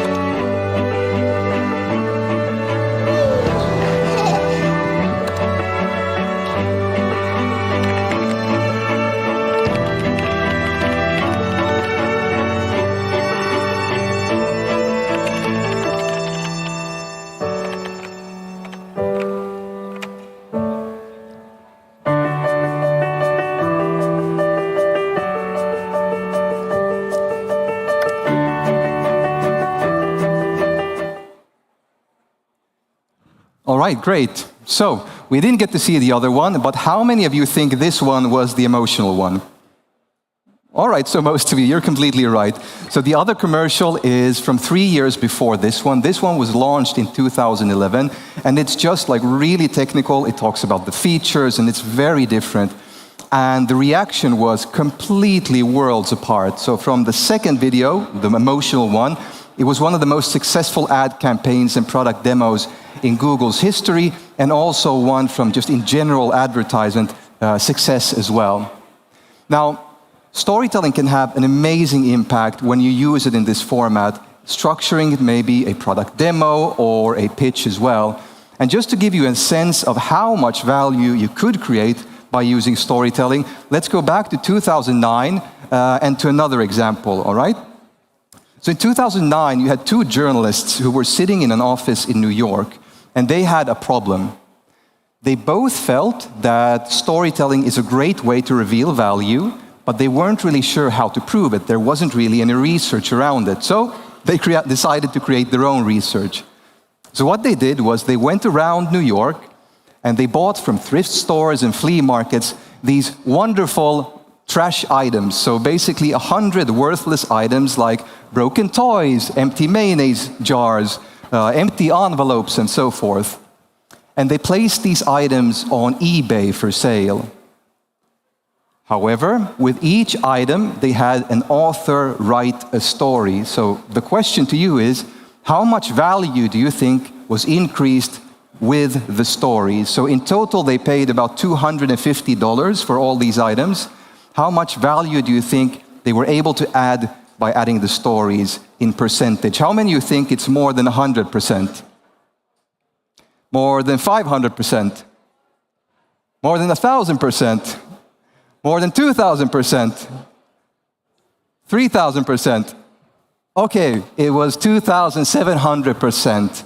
So quite an amazing reaction. Now, it doesn't mean you will always get a higher 2,700% income or value added by using a story, but you can get even a percentage of that. That's going to be an amazing result. Now, in many ways, this sparked what I call the gold rush of storytelling. And suddenly you had brands all around the world who were saying, hey, storytelling is the next big thing. Let's say that our marketing strategy tells a story, our customer journey tells a story, our sales platform tells a story. And unfortunately, it created a lot of confusion. And it actually made it really difficult for us from a communication perspective to say that what is actually the type of storytelling where you get these results. And it turns out most of the things that people call storytelling isn't storytelling at all. So there are three main techniques that I recommend that you start to think about using for your companies if you are pitching, if you are recruiting, if you're selling, or if you're just communicating around your brand. And these are stories, anecdotes, and as was mentioned before, metaphors as well. Now, a really simple overview of what these mean is to say that a story is a narrative with a beginning, a middle, and an end. And usually, if you want to check, is this a story or not, you could put once upon a time in the beginning and the end at the end, and it'll usually show you whether or not it works.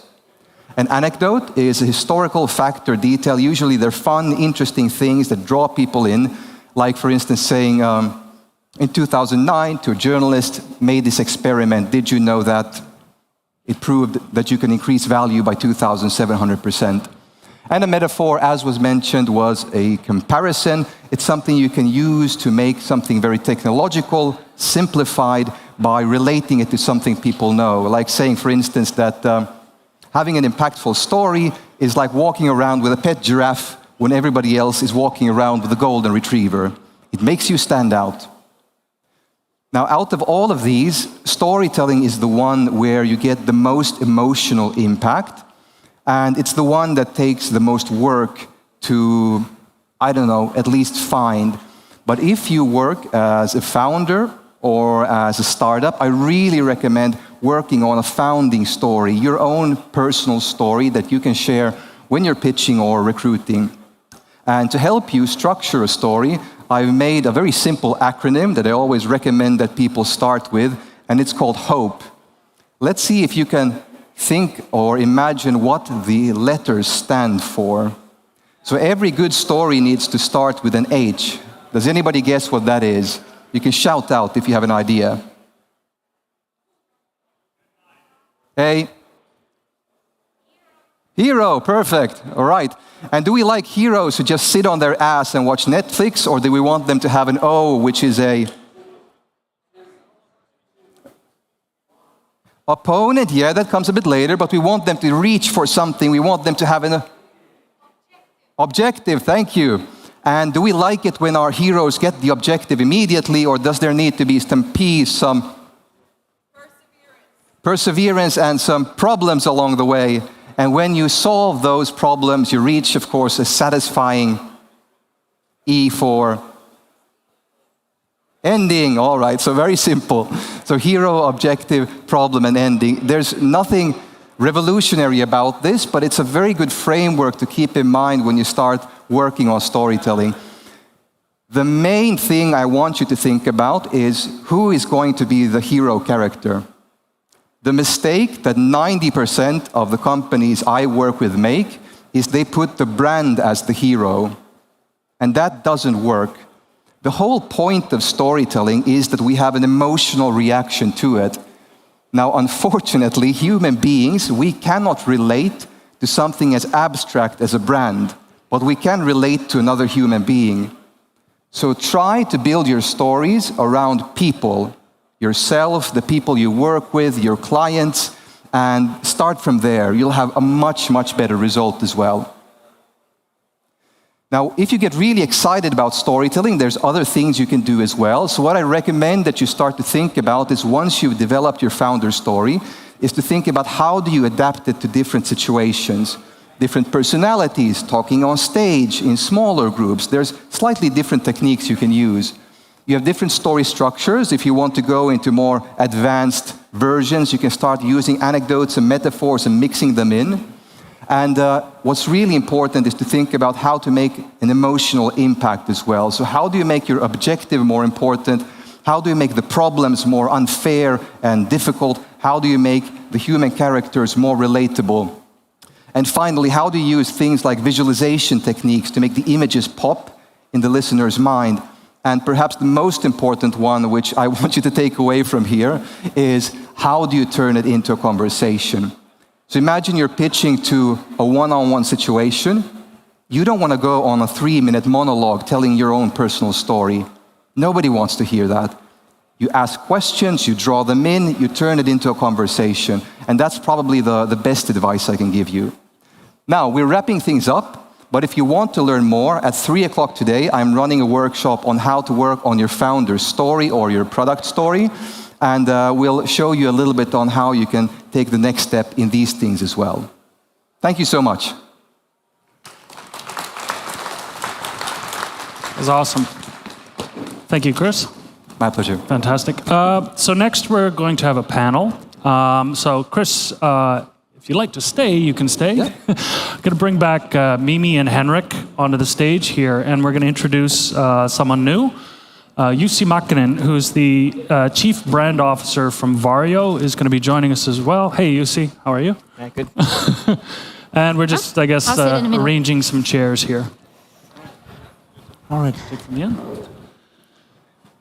Okay. So, basically, name of this panel is Taking a Stand Makes Deep Tech Sexy. We like to say this thing, which is like, you've got to really stand for something, or you should kind of sit back down. So you really need to kind of like make sure that you crystallize everything that you do. You can get behind something from what it is. So we're going to have like 3 different subjects that we'll talk about. One, which I think we can all relate to, is bravery, purpose, very much. And then after that, we'll talk about trust. And then I'll end with a little zing at the end. So, welcome. Thank you for being here. Thank you. We'll start from this, basically. You know, work-wise, let's say, maybe not jumping off a cliff skiing, but what's the bravest thing that you've had to do within your business? Or companies that you've actually worked for when I talked to Chris and Henrik there. So actually, Jussi, maybe I'll put you on the spot already because we haven't heard from you yet. Yeah, absolutely. I think back in the day, Varjo is now about 6-year-old company. And when we started, we had a vision for the product, for the technology. And I think it was quite brave back in the day that we decided to actually talk about the product and go in front of the press in a way that we did with a prototype. Yeah. And we laid out a vision that what will the world look like when a human eye resolution, virtual and mixed reality will actually be reality. And we were brave in a way to make a stand that this is what the world will look like when this technology comes. And I think in the previous talks, there was a good point of saying that deep tech needs to wow. And that's what exactly we put on a mission, that we want to wow people what this technology will able to do when we are done. Yeah. And I felt that was quite brave, but we had a very close relationship with the founder, Urho Konttori, and we had a complete trust in each other and what we were going to do, and it paid off in a big time, and that's why we're here 6 years later, still leading the industry within virtual reality and mixed reality. So yeah, I felt pretty good about that bravery back in the day. I remember seeing, like, really early on, one of the very first prototypes. I think you were up in the offices from Fake Graphics, and I had a look, and I was just like, wow, you're describing like really where it's going to be, and it blew my mind at that point when you really explained the vision, what it was. Just watching it over, as you said, these 6 years, it's been amazing to see. Yeah. Setting that bar so high, but achieving it. Mimi, I know this is a good one for you because, I mean, the whole mom thing and what you've done is fantastic. I definitely think that it was a brave thing to do. Jumping from kilohertzes and numbers and figures and graphs and very specific detailed information and charts into the arms of mom. So it was a very brave jump. But I have to say that it didn't just happen. We really needed to boost the braveness in everyone. So we need to support each other quite a lot in the company to remain brave, because I don't think the braveness just happens. It needs to be, you know, supported, and it needs to be there every day, reminded that it takes courage, it takes the braveness. So it definitely wasn't an easy thing to do, but as Jussi just said, it was worth it. It was there's a lot of lobbying and going on internally to really get your message and get people on board. We'll come back to that later on. Definitely. Chris, you've worked with some pretty amazing companies in the past where it's been about like a radical change of what they used to do versus, you know, where they need to go in the future. What's something that you've come across as far as, let's say, bravery? Well, I'd say from a company perspective, there's the personal side. I'll tell you a little anecdote about a personal, maybe bravery experience, and I'll talk about a company experience as well. But for me personally, I would say the most difficult decision I ever had to make was when after a very rocky start working at Krug, it started to go really well after like the second year. And eventually I was made a part of the steering committee for brands at LVMH, which is the biggest luxury brand in the world. And I was in charge of storytelling for the group. And just when things were going really well, my wife called me one day and she was crying, and she was home with our 3-year-old son, and I could tell something was really wrong. And she said that she's had enough. She doesn't want to live in Paris anymore. She's moving to Finland next week. And she gave me 2 options, stay or come with her. And the most difficult decision I've ever had is I actually didn't go back at first. I stayed and worked for a year, and flying back to Finland every weekend. And then it just didn't work out anymore, and I just one day just quit my work, came to Finland, no idea what to do. But I was very lucky that my previous employer called me afterwards and said, hey, why don't you start your own company? So that turned out well in the end. Yeah, definitely. Yeah. The way you kind of flipped it on its side is like, now you're a client. You know? Yeah. So Henrik, I'm going to ask you the same question, actually. I know you've done some pretty interesting stuff. Yeah, I guess for clients, this is in the realm of product marketing and less personal, but I think one of the coolest and bravest projects we managed to do with the client was for Microsoft enterprise security. Doesn't sound that exciting, but we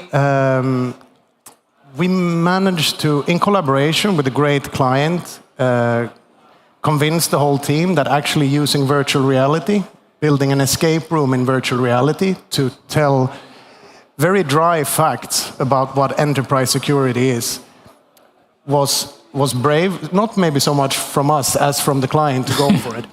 And we told the story about hackers, a future, a council of universal cybersecurity from the future, connecting with these SWAT team of hackers that need to take on a villain from the future that was like this crazy Hydra-looking villain. And I remember we're in Redmond having a meeting with the brand team, and this is quite many years ago, and they're like, well, this isn't really Microsoft, but like, it looks really cool, and we don't have any guidelines for virtual reality, so do it. And yeah, it turned out to be very successful in the end. Yeah, it was like, go ahead and do it, because it's cool. And we did. It made a really, really big impact from there. So with that, I'll lead to this thing. How does one make the distinction between bravery and foolhardiness? Because that could have totally gone the wrong way. It actually worked really, really well, but... Well, it's maybe really not my realm. I think, I guess it stems from purpose, right? If you do, this is something I think that Christopher would be really like well suited to talk about, because if you're grounded in purpose, that's what you stand for. Probably that's a pretty good compass, I guess. Yeah, I mean, the difference between bravery and foolhardiness, you never know it until you've done it, I guess. Hindsight, right, isn't it? I remember I was, so as being a Finnish person, and when I moved to France, I had a lot of problems moving there, because the way I presented things, I always assumed that if you can prove something, people will believe you and they'll accept it. So I remember walking into another boardroom meeting, and I basically had realized that from a sales perspective, what they were doing, it didn't make sense, and we needed to do things a bit differently, and I was able to prove it. I was able to show some figures and blah, blah, blah. And my mistake was, or my foolhardiness was, I just went and did it. I didn't think it was brave. I thought it was like the smart thing to do. And I almost got fired for a second time. And I don't know, maybe in hindsight, I would have called it bravery, but no, it was stupidity or dumbness. It's gotten us half the way here, so. Yeah. Well, then, with that, it's this. I'll point to both Mimi and Jussi from this thing, is the idea of brave by proxy. So, how are partners and clients attracted to those who take a stand? And Jussi, I know we've talked about this many times, that you've managed to get some of the best companies in the world speak on your behalf, which is a lot more authentic. It's not you saying, hey, we're the best. It's others saying you're the best. Same thing, Mimi, with having that emotive humor and relationship with engineers. You've gotten people on board. So how did you guys go about that? Was that a plan? Yeah. So when we started Varjo, we kind of identified that the most important or the most pressing challenge that we have is a credibility challenge. That how can a small company from Finland with a few million of funding can challenge or make better technology than Microsoft or Apple or Google with their infinite R&D resources, right? So that was the challenge, and we had to become credible. So the secret sauce, how I see it, is actually the value proposition that you're developing. So you have to develop a value proposition that complements the partner's value propositions that you want to have for yourself. So think about this. We had a value proposition of human eye resolution. Simplified technologies, just like you talked, no megahertz or Ks or bits. It was just human eye resolution. So what was the magic of that value proposition was that if you think about Unity, you think about NVIDIA, you think about Unreal/Epic, do they want to create virtual reality that is low resolution, low quality, or human eye resolution? So this is where the value proposition that we created was 100% complementary of the value proposition of those partners that we wanted to have, those best in the world. And same goes with the car companies. What is it, the Volvos or Audis or BMWs? They all wanted to see virtual reality. They all wanted to see their own car in a human eye resolution, because nothing else is accepted. So we were able to create a value proposition that is complementary, not substitute, at the same time make it in a way that is desirable. Yeah. And if we go back to what makes deep tech sexy, and I think what makes sexy is that it actually gets your heart pounding. It gets your imagination to run wild. Yeah. It's a design fiction of the future, and it's a vision of the future that you want to pull towards the present. Yeah. And that your company, your startup, your technology can pull it harder than anyone else can do. Yeah. And where your partners want to pull that future towards present with you, and they want to be in that journey with you. Yeah. So that was the secret sauce. And it's not a secret, it's a basic marketing. Yeah. Product marketing, branding, talking with R&D, talking with product management, and having that trust. I totally concur, because it's really the same for Wirepass. If we think about the partners that we have, because our technology is like the core of an onion, and because we don't actually have anything, nothing tangible, nothing that you can see. There's a bit of code that gets put into devices, but we don't make the devices.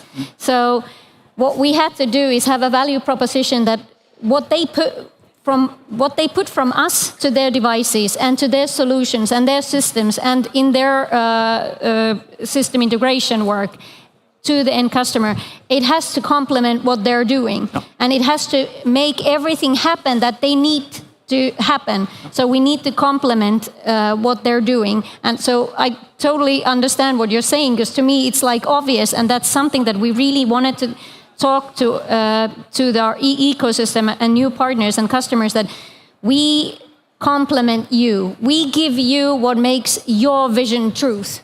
We will better together. Realize your vision. Yeah. Awesome. Better together. Yeah.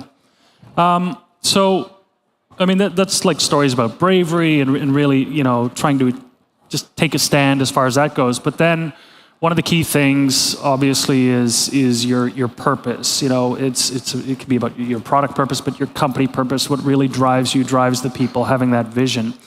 And this difference between your product and your purpose is black and white, like just totally different from there. Chris, can you tell us a little bit of how you talk to people about saying, yes, your product has all these features, does these amazing things, but why? Yeah, why sure. are you doing this? I mean, that goes back, I think, to the founder's story and things like that I mentioned before, is that the purpose often comes from why the person originally had the idea, what was the reason they wanted to create it. And I've found just that is the most compelling thing. And what I usually find is interesting is I worked a lot with luxury brands and startups as well. And what makes them so interesting is that when you're dealing with a luxury brand, the purpose was created 200 years ago. Yeah. And you're trying to fish it out. You're trying to go through history records. You're working with historians to just figure out what was this guy thinking or this woman thinking 200 years ago, in order to create this. Because often these type of things weren't written down up until 60s or 70s, when branding started to become more popular. That's when you had the more of a boom and a trend for it. But before that, nothing was really kept or documented that well.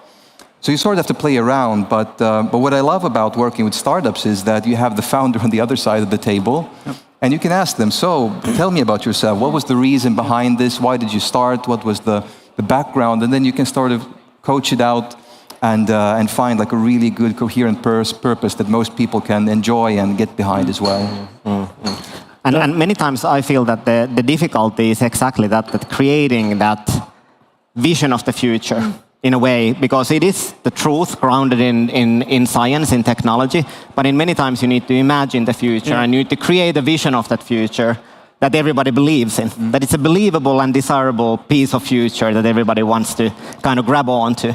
And that's where many startups, especially deep technology startups, do struggle with this one. That how do they create this vision of the future that, hey, the life of every day, the everyday choreography of life will change in this way once this technology democratizes. Yeah. And this is the difficult part, but in many times this is exactly the part what is needed in order to get a new funding round, in order to get new partners, and in order to get the press and the world to walk the same path with you.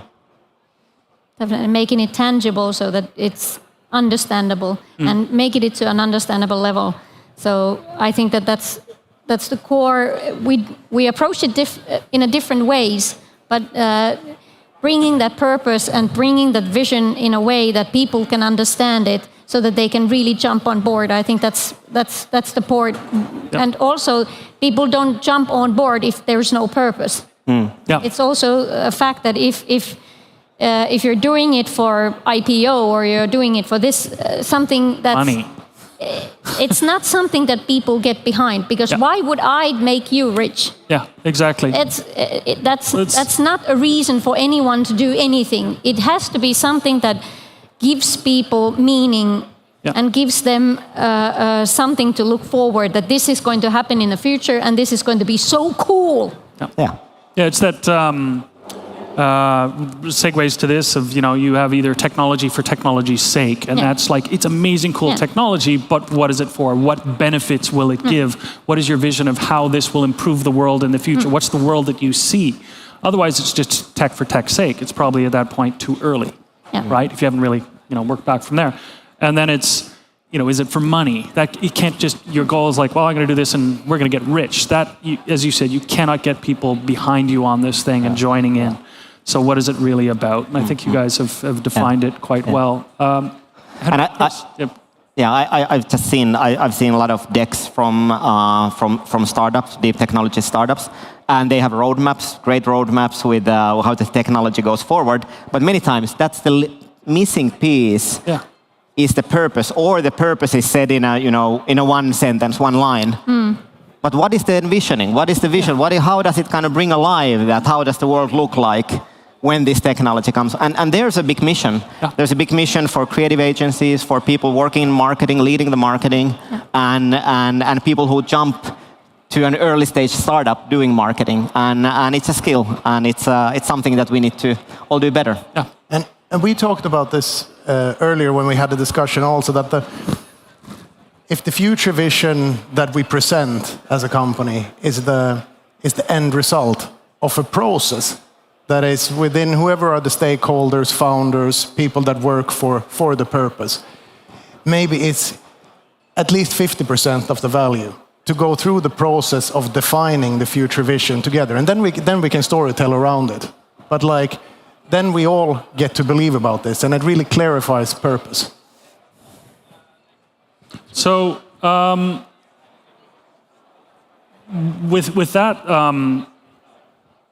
the balance from there, externally, you can take your purpose and you can get partners, clients, everyone to kind of get along and believe. But that's, again, half the story. It's really this getting everyone internally lined up. It's a really strong internal communications thing, and there's nothing better, team, everybody getting on board with this. So what have you guys seen as far as that happening? I'll ask you, Chris.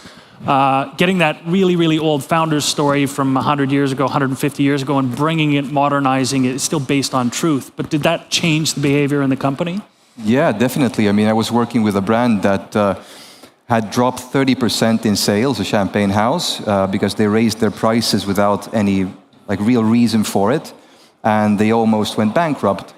Changed CEO, the new CEO came along and said, this is completely wrong, we need to find a purpose. They redefined it, they found from the history archives some wonderful things, and they started really well to communicate it internally, and it had an amazing result for the brand. And I think that's where some of the brands I've worked with and I've seen that do it really well is that they really value the communication skills as well of the leadership. It's not enough just to be able to have a written document with good communication. You need to be able to verbalize it, to share it, and to make it attractive and to draw people in and to ask them their own versions and their own stories as well. And I think that's quite rare. I think we often tend to forget that communication is still today mainly something you do between people, and it's something you can learn and improve. The important point I think it's a super important point what you said, internal marketing. Internal marketing needs to be done before the external marketing. The internal marketing needs to be done so that everybody are super clear what we are doing, for who, and for what is the purpose. And a good acid test for a marketeer working in a company or a startup, maybe some of you are hiring one soon, important acid test is that person, he or she, able to inspire the team? Yes. Are they able to inspire? When somebody comes to me at Varjo, an optical designer comes to me at, wow, now I'm really inspired. Now I know what I'm going to do. That's the best kind of feedback. So a marketer needs to be able to inspire the whole team and lead the whole creation of the value proposition. And he needs to be the bearer of the North Star of the value proposition and gather all those people around you. And that's a job for a marketeer in an early stage deep tech startup. It's not about creating leads. It's not about doing a website or social media post. That is the number one job. Create a value proposition, do the internal marketing, get people inspired, and lead that work. And then work with the amazing creatives like yourself, for example. Oh, thank you. Yeah, I definitely agree on that. And what you said, that it's not about the websites and stuff like that, comes afterwards. When you have the value proposition, then you have something to build on, because otherwise you're just slapping on lipstick on a pig. Yes. Sorry to say, it's nothing. It's meaningless. So if you really want people to grasp your marketing, you really have to do the internal work first. You have to find the purpose. You have to do the real work first. And once you're there, then the rest just comes. It's just ideas and spitballing stuff and what could work and what would be funny, what could be important. That comes afterwards, but it has to be based on something. Like I was just talking in my presentation, it was about the position, who we want to be in the market, who do we want to be, what are we driving towards to, and what's the essence of the company of Wirepass, what do we want to bring to the market. And then mom just came after that, because it just happens when you realize who you are and where do you want to go.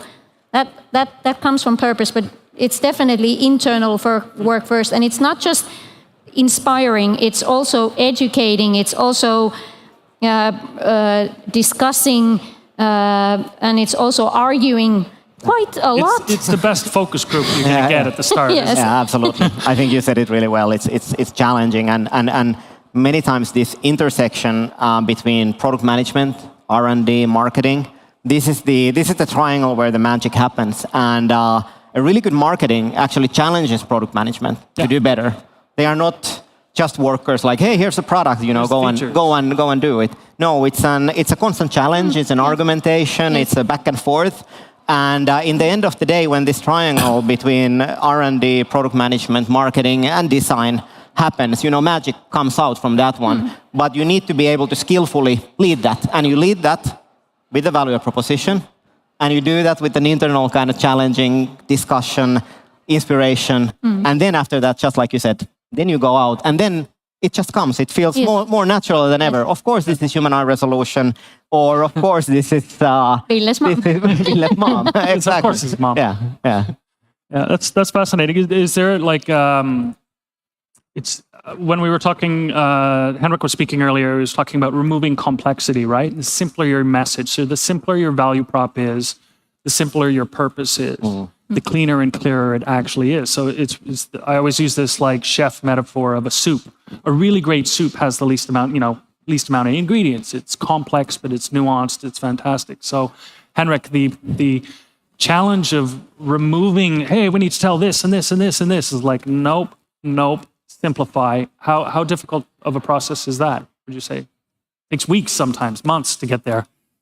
Yeah, if we're now talking about, I guess it does. From any complex situation, be that a technological product or a value proposition. Right? But I think it's the only way to reach the purpose. And I was actually complimenting your team earlier today, talking about the great arguments that I've seen you guys having, because that's done in such good spirit, and they're clearly so productive. Everyone gets to speak, and I don't know if you talk about this internally, like have a structure for it, or if it's just come together like naturally, this thing. But it's very obvious. People are really to the point and very clear with their opinions. Everyone gets heard, and everyone clearly is driving towards the best possible outcome of this. And I've seen many arguments inside client groups that don't work like that. So is this part of culture that you guys have really like kind of defined how we do this thing, or? I think it was like I don't think it was defined. I think it comes from the way that the company's people are harvested. horrible word. I mean, the people we have tried to get into the company are strong personalities. We're very different. You've met Juho, Jussi, for example. They're very different from me, but we're all kind of, in the same way, open to bring what we have to the table, and everyone is also open to discuss that thing. So you can bring yourself to the table, and you can. I think the next topic is trust that it's Perfect. something that is allowed. Yeah. And I don't think it's like defined in any way, but it's in a core of the DNA of the company, because that's what kind of people we have gathered into the company. I think it comes from that. Got it. Because that would be the way to, in this intersection that you're talking about, to actually remove complexity is to actually butt heads, right? About the different needs and different angles we come to. And slowly but surely you shed the stuff that isn't actually at the core. Yeah. Trust the process, yeah. Well, we've experienced that from working with your team, Mimi, that everyone's they have different roles, they have different things that they actually do, but everyone has the same purpose, yes, right? From there, and they all want to do the best product, make the best company, have the best journey, and everyone believes in that, right? And I know, Jussi, we've been talking about that as well. You had such faith in from your CEO or founder, Urho, that he said, I know what you're doing, right? And when this comes into this point, it moves on to our next topic, as said, of trust. And I'll pivot this one over to Chris. So accountability, and challenging question from here.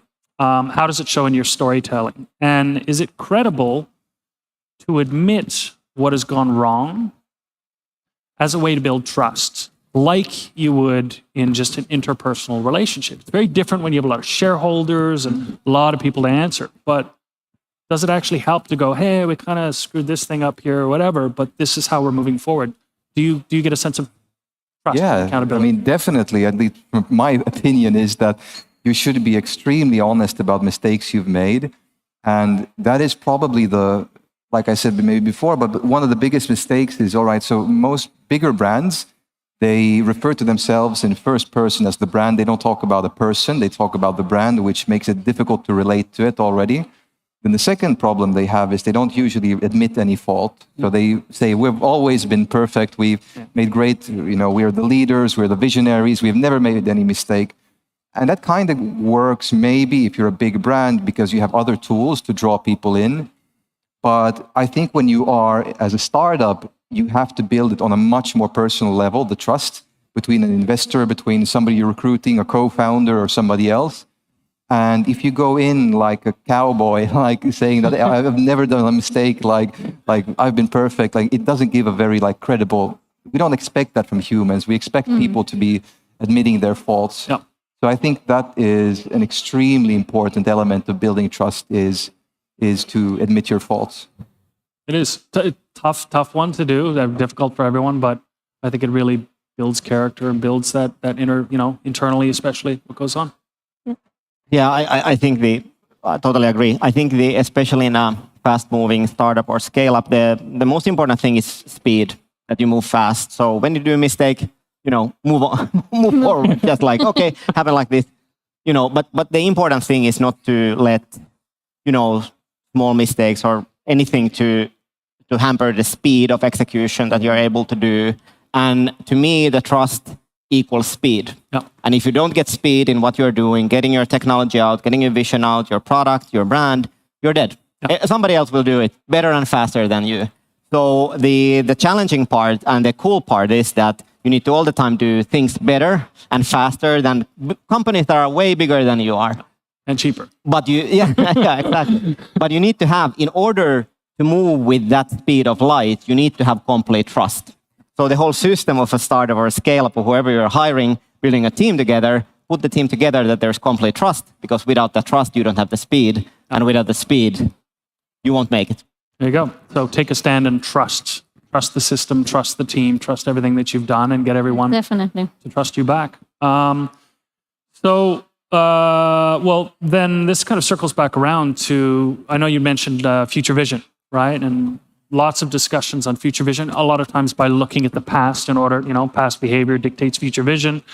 Trusting your actual future vision, taking a stand with that. Does it help everyone better understand what we want to accomplish, steer others that direction? I know we talked about this briefly, but how do you define that level of trust and stick with it of what it is? Because a lot of times it's a bit ambiguous what it is. I know, Chris, you said, the story's from 200, it's on cocktail napkins written somewhere, our founder's story, like really getting that thing out. How do you get something you can stand behind when it comes to that future vision? Chris, we'll go. Yeah, I mean, one issue I've seen sometimes when I work with startups is that the future vision is, they tend to switch it very often. Yeah. And I understand from a pivoting perspective, you sometimes have to. There's technological restrictions or there's legislative restrictions, and so you have to sort of move around. But those companies that move around and bounce the vision around, they don't usually make progress very fast, as you said. And of course, you need to have flexibility, but I would definitely, I think that's the difficulty that new companies face, is establishing a future vision, but also having flexibility to move within that. And I'm not sure always how to do that, and I'm not the perfect person to give advice on it either always, because it seems to be such a complex issue. I mean, I'm sure Jussi has more experience on that. Mm-hmm. I think that there's also, with the future vision, there's also a little bit of a chicken and egg situation, because you need trust to move towards the future vision, but you also have to trust the vision. Exactly. So you need the trust in both angles with the vision. So you need to trust that the vision is there and it's the right vision and we're moving there, but you also need to have trust to go there.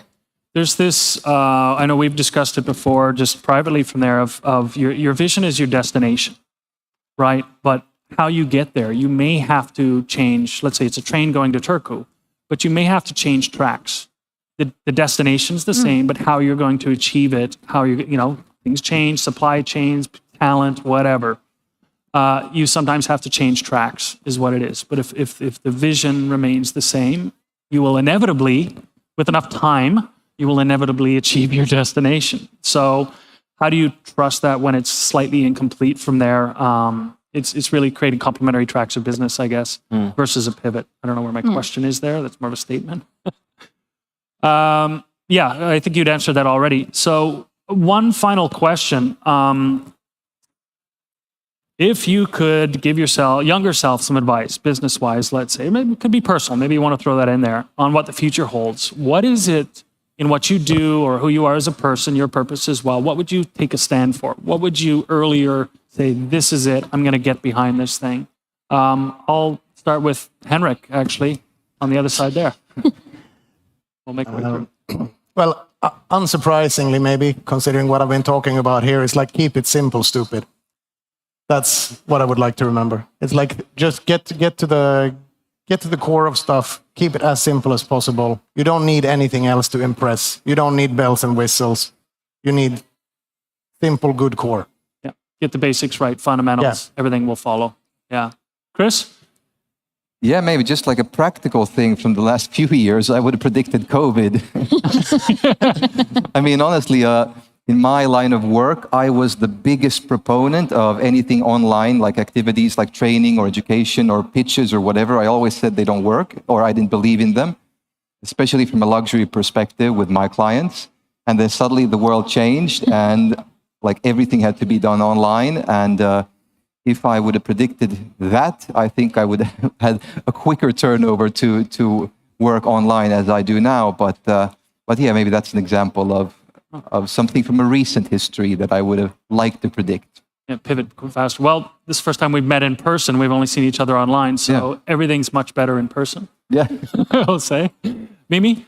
I think I'll stand for Finnishness. Where Finnish people tend to be very insecure about what people think about us, what people think about Finland, and I say we're absolutely amazing. We're great, and we should all tell people how Finland is the best country in the world. So I'll stand behind being Finnish. Very much. Right. I would say the most important advice to give a younger self would be that go for places where you have the highest uncertainty of what will happen. Because on those places when there's the highest uncertainty, that's the place where anything can happen. And to go on those places where there's a lot of uncertainty gives you the room to actually be very creative and do things that no one else has done.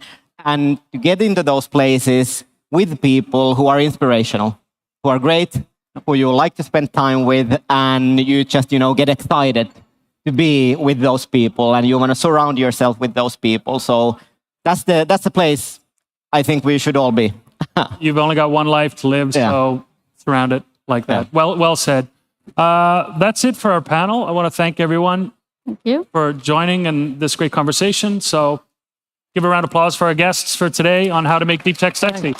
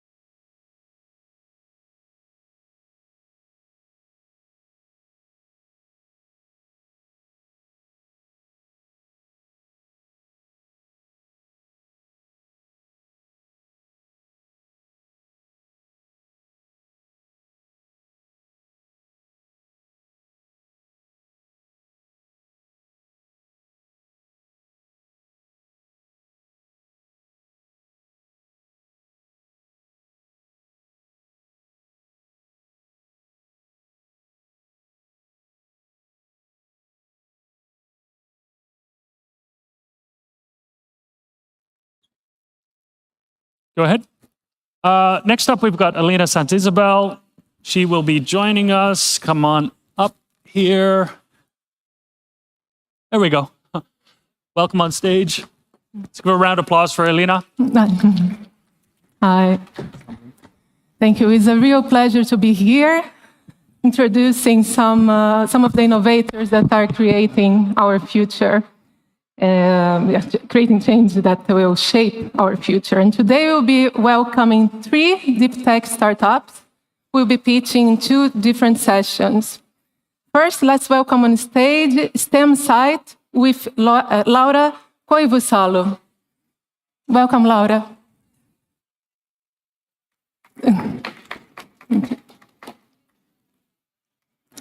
Okay. Hi. So I'm Laura Koivusalo, CEO and founder of STEMsite. And at STEMsite, our mission is to cure blindness using stem cells.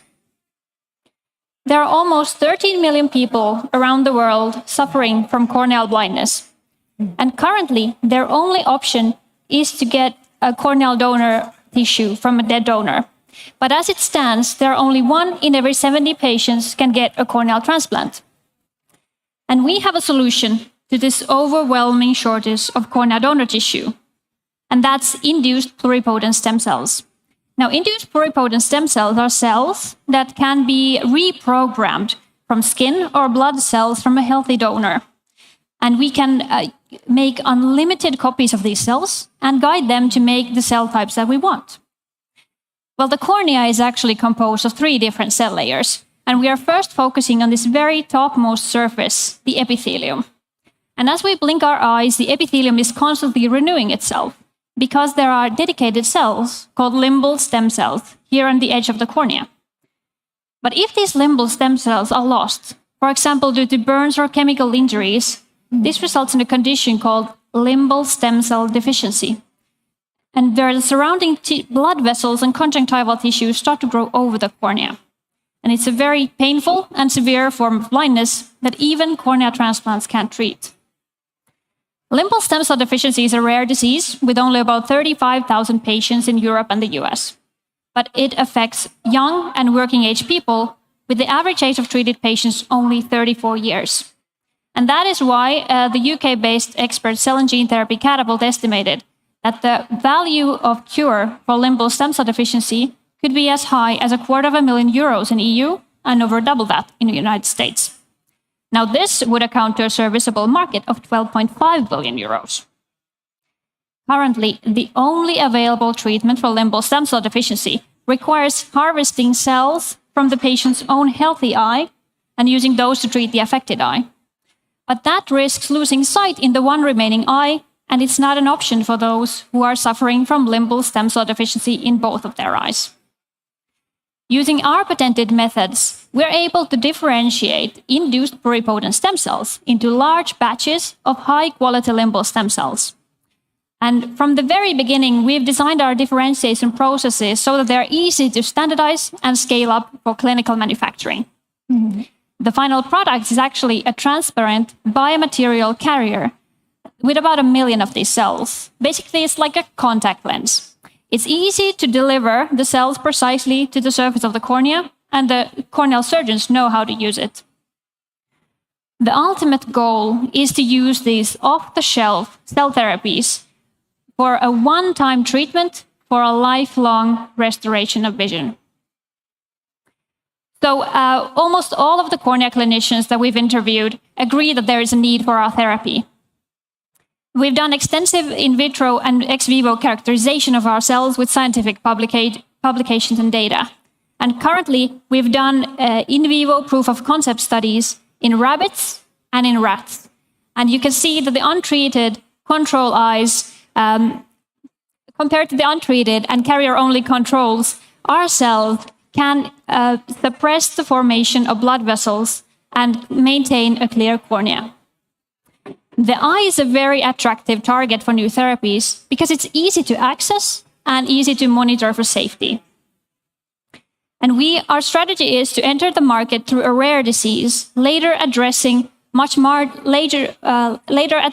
major markets in corneal blindness. And actually, we have already a second pipeline therapy that is aimed to aim for half of the patients on the corneal transplant list. We are using the same induced pluripotent stem cells for that therapy, but making corneal endothelial cells, which are the inner lining cells of the cornea. And we use the same carrier material to deliver those cells to the eye. With our lead product, we are now at the proof of concept phase. And we already have the second therapy in the pipeline. And we are raising €7 million now to get our lead product ready for clinical trials and advance the development of our second product.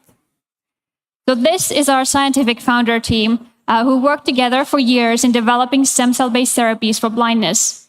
And we are supported by a board who are experts in pharmaceutical industry, regulatory affairs, and ophthalmology. We are StemSight. Join our mission to cure vision. Thank you. Thank you, Laura, for the very interesting pitch. Great to see that in your team you have so many women in there. And also it's great to have a female founder and female leader in a deep tech company. How do you think that we can increase representation in terms of increase the gender balance in deep tech, and why it's so important? Well, there's no easy answer, of course, but I think the first thing is that we talk about it and we get more and more representation because you can't be it if you can't see it. So you need more role models in this field. Exactly. And what are you expecting today from this event? Well, I'm excited to have this buzz around deep tech, and we really need to bring this area of science and moving science forward into a commercial stage. Bring it to the forefront, and I'm glad to have this event. And great to initiate this movement here in Finland with the first Nordic Deep Tech Business Summit. So thank you very much, Laura. Thank you. And the next, I would like to introduce Richard Janik, who will be introducing the next track. 1, 2. Thank you very much. Thank you very much. We need to wake up a little bit, guys. So, are you ready for next keynote speaker? Coming from far, far off the seas, all the way from Sweden, Morten Skugge, is that correct? Almost. Almost. Morten Skugge. Skugge. Hej. Okej, tack så mycket på svenska. Hello, everyone. Morten Skugge, that's me. I'm a partner at a new VC called Node Ventures that we started earlier this year. I was asked to hold a presentation on getting your paperwork right and thought to myself, how do I do that? Inspiring. Had discussions about shareholder agreements and cap tables and so on, but I figured maybe patents is where I should go. So my background is I've been an entrepreneur for 20 years. And last time I looked, I was the inventor of 196 granted patents. So I rounded that off.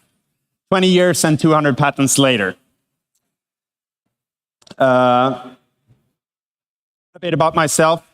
In 2019, I left my job as Chief Science Officer at Tobii to become a full-time investor. So at that time, I started as CTO at Industrifonden, together with David Sonic, who's been up on stage here earlier today. But let's move back in time a little bit.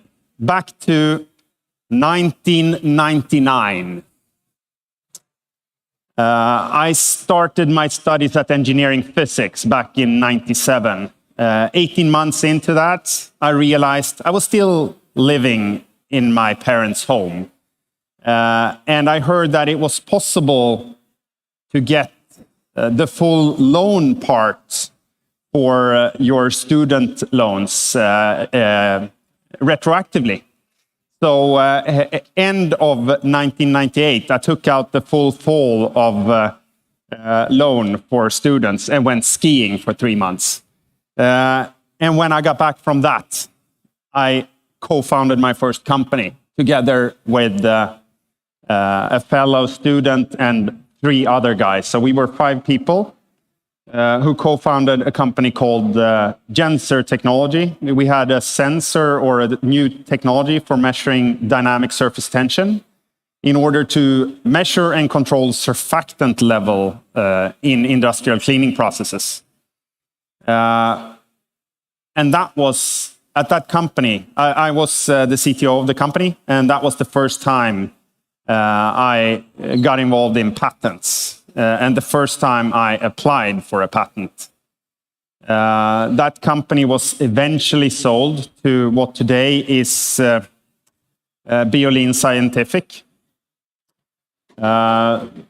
It took four, almost 5 years before we sold the company, but already 18 months after having started that company, my co-founder, he said, "Hey, Morten, we should start another company." And for obvious reasons, I thought it was crazy. We barely had any salary. We didn't have that much revenue. We were working 80 hours a day, 80 hours a week, not a day, actually. We didn't have that long days back then. But he said, "Nah, actually, I want to be able to control the computer with my eyes." This was early 2001. It was the start of what was to become Tobii, which today is the global leader in eye tracking. And my fellow founder said that we should start a company measuring where you were looking on a screen in order to allow for interaction. I thought it was crazy. I tried to stop him for a month or so. But after long discussions back and forth, we realized, nah, okay, let's give it a shot. Under ideal conditions, assuming the eye was a perfect sphere, 10 times as high resolution as available in cameras, and so on, it might actually work. But we were convinced that we would be able to make it work one way or another, even though we didn't know exactly how. We put together a business plan. This is a slide from our first business plan. Eyeball will be the ultimate interface between man and machine. That's what we called our idea, Eyeball, the eye-controlled product. And we said that with a wide and strong patent portfolio, high technical competence, and license cooperation for integrated functions and extra features, Eyeball will sustain the unique and leading position within eye-based interaction between man and machine. We saw that this technology was something that should be in regular consumer electronic devices. And we also realized that we would not do the manufacturing on our own. So patents were crucial, and that we identified early on. And patents became really a fundamental focus area for us. We were out in 2001 trying to raise venture capital. We didn't really have anything on our CVs. We'd started another company. We didn't have our, I still don't, I haven't graduated actually, but other things came in between. And the bubble had burst. So finding VC money was extremely hard. We were out for half a year before we gave up. We realized we had to bootstrap, we had to be extremely cost efficient and focus on early customers who were willing to pay for relatively immature and young technology, but in order to get our products and our company in place. That bootstrapped approach was how we started off. This is a picture from one of our first company trips. We went on the student ski week to Åre, skiing all day, workshopping for many, many hours every evening, and then out partying after that. It was an interesting and fun time. So during this period, we had focus on delivering to the customer. We had the third founder we got on board, my co-founder, who was the instigator to this whole idea. He really wanted to get our third co-founder on board, and he said, "Okay, this is the guy who can sell sand to the Bedouins." We got him on board, and he sold before the company was founded. But he were able to sell to a lot of different customers, where we delivered something they were happy enough with, but then over time we delivered what we'd promised. And that's how we went about our first few years as a company. After 5 years and a total of €500,000 in total external funding, soft money, angel money, some governmental money, we managed to reach a revenue of €7 million and 34% operating profit. At that time, we'd proven ourselves, we'd proven that what we were doing could actually earn money. And that's when we managed to raise VC funding. So we brought in €11 million from Investor Growth Capital on a plan that said that we were going to strengthen our patent portfolio and shrink the technology to be able to get it into consumer electronic devices. And we were going to address a whole new market, which was the market for assistive technology, where our eye-controlled computers would be used to communicate for individuals with some kind of disability. Today, Tobii is the undisputed global leader in eye tracking. Last year, it was split up in 2 companies. So today, it's 2 companies listed on Nasdaq. Total number of employees of about 1,000 people, 400 in R&D, and revenues of 1.5 billion Swedish, so 150 million euros. So I was at Tobii and Jense before that for 20 years. And during that time, I spent quite a lot of effort on patents and so. And we got, over time, we hired a chief IP officer to handle that. and a good chief IP officer is a real entrepreneur, I can tell you for sure. There is room for entrepreneurship in that area. Before we got him on board, I was the one who usually held the presentations on patents. And that was usually a 45 to 1 hour presentation, 45 minutes to 1 hour. Now I will give you a slightly briefer version of that. First of all, brief discussion on intellectual property. Intellectual property is a legal concept which relates to creations of the mind.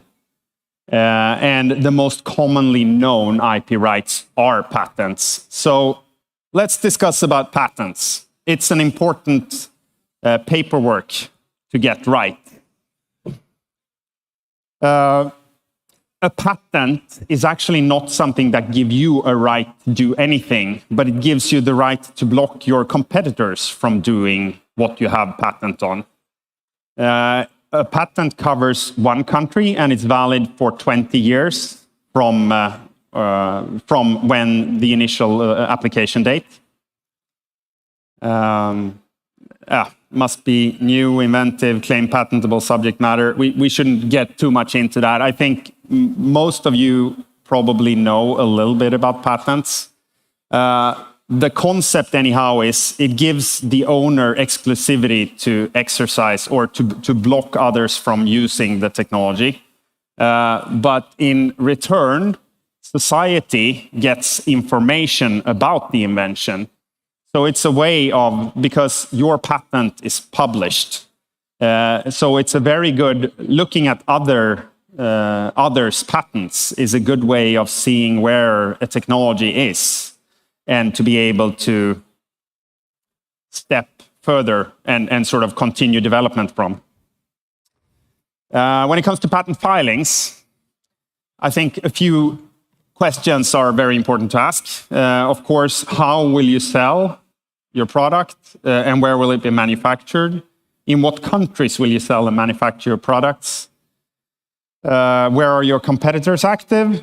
And there are also, of course, different strategies, whether you want to ensure you get patents granted quickly or if you want to push costs into the future. Looking at specific inventions, I think it's important to see for a specific idea, how important is this to the product? How easy would it be to identify infringement?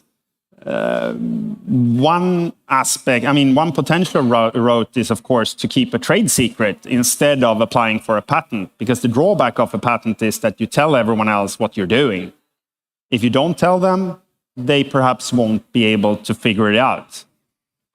And it's quite common to apply for several patents covering different areas of a product in order to avoid competitors being able to circumvent or do the same thing in a different way. At Tobii, we had a specific strategy for the US. US patents are generally seen as more valuable, specifically if you're targeting a global market, of course. But most of the litigations are done in the US. And they have their, I would say many countries have their own ways of doing things. There are a lot of generic aspects, but in the US there is something called continuations and continuations in part, which mean that when you get a patent granted, right before it's granted, you can hand in a continuation, which means that you have the exact same patent description available for new claims.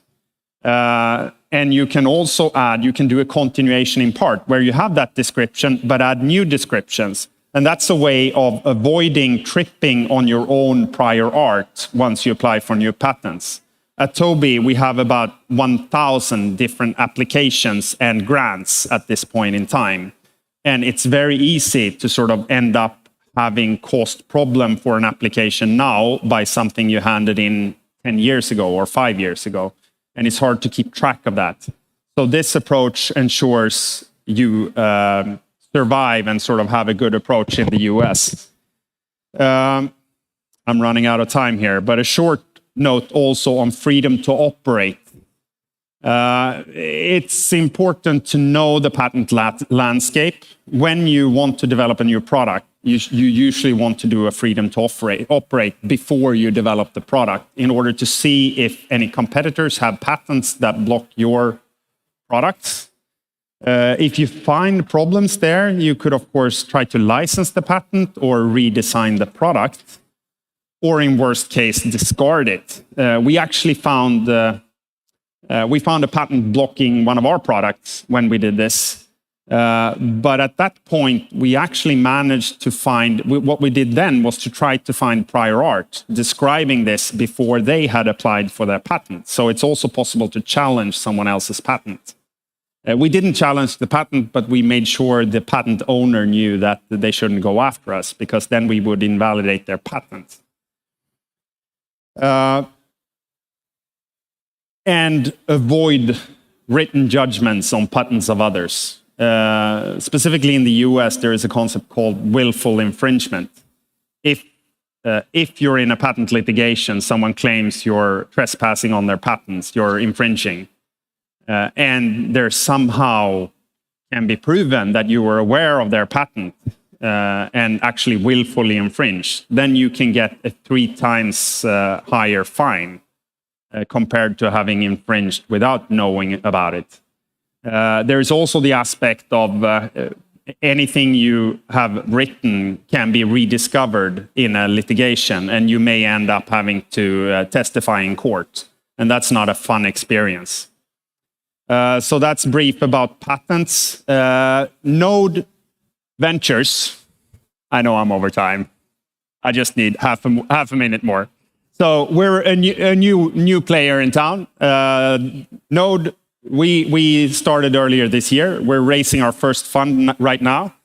We're a team of experienced operators with deep technical expertise combined with a strong network of entrepreneurs who invest in our fund. And we're right now raising our fund. So if you're interested in investing, come talk to me. And early next year, we will be able to invest in early stage Nordic tech companies. Thank you.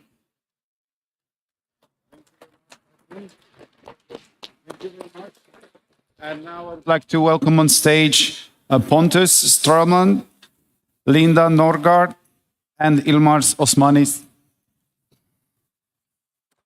Thank you, thank you. Great speech, Morten. Okay. So, I have here 2 more distinguished experts in their field. Linda, can you tell us and the audience a bit more about yourself? Yes, sure. It's great to be here today talking about patents and startups. I'm Linda Norgård. I've been working as a patent attorney for almost 15 years and working very much with startups and not just patenting, but also advising in IPR overall. And well, it's one of the big challenges about this field, which is it's very interesting and always learn a lot of new things. Excellent. And one interesting aspect of you when we discussed prior was that you're not a lawyer. Yes, thank you. That's a good point. I'm a chemical engineer as a background, and but I've learned the patent law, which relates to the chemistry and technology. Excellent. Nice to have you on stage. Ilmars, you're the CEO of Lightspace Labs. Welcome. Can you also tell us a bit more about your background? Okay, we are labs. We are not chemists, first of all. My background, as I used to be R&D person after university for a while. Then I discovered that being entrepreneur makes much more satisfaction to me. So I switched my life from being academic researcher to being entrepreneur. And there I did quite a lot of things. I erected 3 factories. So we started, first of all, I realized that, of course, before you start to invent things, you need to ecosystem you can manufacture those. So I thought I go there first. It was kind of unconscious thing, which actually succeeded. Business went until even IPO. So it was greenfield stuff. And then I found that I still want to do something in inventive area, being inventor. And I very much, whereas Martens, I can continue what Martin said. And this is what I'm doing last like 6-7 years, established Lightspace and developing next generation XR solutions or technologies. Yeah. Fantastic. That sounds really interesting. Morten told us in his presentation that Tobii had a business plan of licensing so that they would do, and that sort of business model required quite a lot of patenting. Now, I'll hand over the ball to you, Linda. How important is it to sort of have a good patenting strategy to combine with your business model? Well, yeah, it was certainly an interesting presentation, and it's important that the licensing is one example.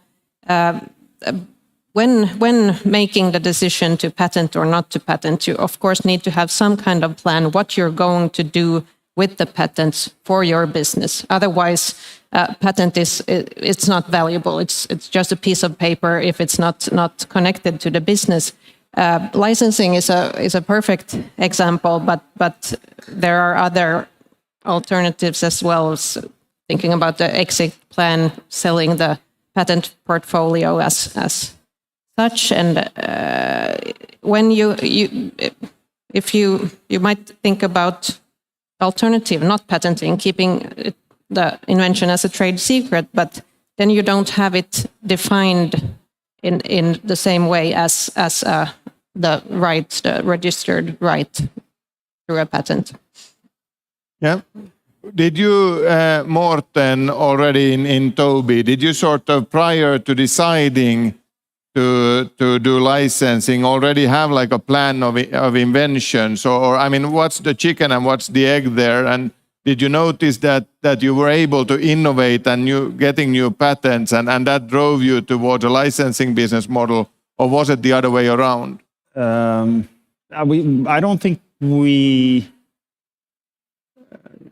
It's a tough one. I think we were seeing licensing as one aspect of the offering. So we saw that we would, of course, deliver a minimum would be some kind of software, but probably other components as well, but combined with a license. So we covered already the company before we applied for patents, and that was not going to be consumer applications. It was more so a way of blocking competitors from entering. We wanted to have a barrier of entry. And patents is a good way of ensuring that what we do is not something that our competitors are allowed to do. So I think it is relevant also if as long as what you're doing is new and innovative. And it's also a way, as you described, I mean, you need to define all the aspects quite well when you apply for patents. It's of course, I mean, it's back and forth with the engineering. It's not the patent. You can, of course, be as innovative without applying for patents. You're absolutely right. And I do also believe that many founders see sort of the creation of a barrier to entry one of the main sort of motivations behind patenting. Ilmars, how do you see as a founder? Do you see? Do you have the possibility to go and litigate if you find someone in breach of your patents? That's quite complicated. Being as a startup, going after maybe some big elephant, try to have that kind of litigation. I think it's very complicated. Basically, you would give up after second invoice of your lawyer, but you need resources. So the big companies can fight big companies in a principle. But from other hand, of course, patents are very important because you need, again, we were talking this freedom of operation, because you should be able, first of all, be sure when you do patenting, you do quite digging up for anything you, and on after when you submit application, there is also evaluators who dig it up on your behalf. So when it's went through, you are pretty sure that you're not infringing anyone with this invention. So of course, there is some negative side. You disclose your idea fully to anyone. Yeah. Of course, you have to be. What we are trying to do, trying to have as long as possible this entry phase when you have priority date and before you disclose, because a lot of things can come up through this period, and you can still adjust maybe your or file addition to your patent, like continue this or add things. But what you mentioned, you mentioned about incentivizing things, how you get it. What we realize is even in a small company, we have to create a process in a company. It's not a painter's job to paint a patent and it's there. No, you need a team working there. You have to have a process. You have to have analytical part. You have to have some execution part. You have to produce examples. You have to produce like technical description. That's kind of job, scientific job to do that. And then you have to submit and follow up. And most important thing, someone have to say, okay, let's go that direction. You need to have also a visionary in that team who says, okay, let's go there because that's where we want to go. So basically, the patent team or R&D team, scientific, always goes in front of company somewhere. It's I would say it's 2-3 years before you produce something. It's there, and you have to have it. It's like a very early entry. So you really do need a good IP strategy as a whole that covers then, if I understood you correctly, not only sort of the business milestones that you want to achieve with this IP portfolio, but also that you want to sort of visualize beforehand the areas where you want to build a strong IP. Yeah. Now, Morten, was it that way that those Åre trips worked in practice? I mean, we actually did discuss patents there as well, but it was more so, okay, that was highs and lows, of course, there. But a lot on the technical side, and everything was up in the air back in those days. But looking at Tobii today, I think it's been quite important to have educations on patents. What is a patent? How does it work? To involve everyone in R&D, to make sure you have innovation harvestings when you start a project and also on a regular basis. And before you launch something, you need to have, because once it's publicly available, you can't patent it. So you need to have innovation harvestings before you launch a product to make sure, okay, do we have anything patentable here? And then on top of that, we have a structure for reimbursement for inventors upon application and upon first grant within a patent family. But I think one important aspect is also to have patent attorneys who interview, I mean, what you described, the description and so, what we've seen, it's actually better to have, and patent engineers who are not lawyers, but really understand what we're doing, who interviews the inventor and the inventors to make sure that we get the description and the patent application in place without burdening the engineers too much. Some engineers love to do patents, most don't. But they need to understand and learn how to do it to be efficient. And then also a structure for evaluating, sort of grading. Okay, is this actually an area that is relevant? And what's the market size? What's the value of this specific invention and so on? Does that, Linda, sound familiar? This is, of course, NORDEEP has a lot of really early stage deep tech. And in general, in deep tech, you usually have inventions that are patentable. Do you work with really early stage founders so that they sort of get this strategic aspect right in the beginning? And do you have some kind of best practices, tips for the founders in the audience that you could share? Yes, certainly.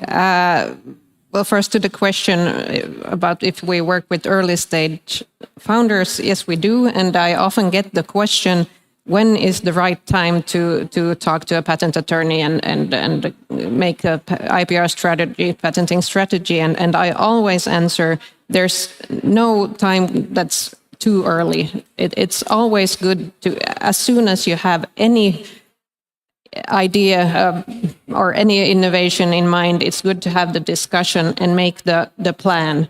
It might not be wise to patent right away, but you at least then, when you have contact with a patent attorney in the field that you're working in, you can plan when to patent, and you can plan what you need, what materials, what data, for example, you need in order to make a good patent application. I agree with this thought about having the patent team go ahead a bit before the rest of the business, because then you can make the planning, make the tests, you make a good patent application. And as I think Morten said in the presentation, that you need to do it right, or you need to do it carefully, because the patent application is an important legal document. You can't add material to it afterwards.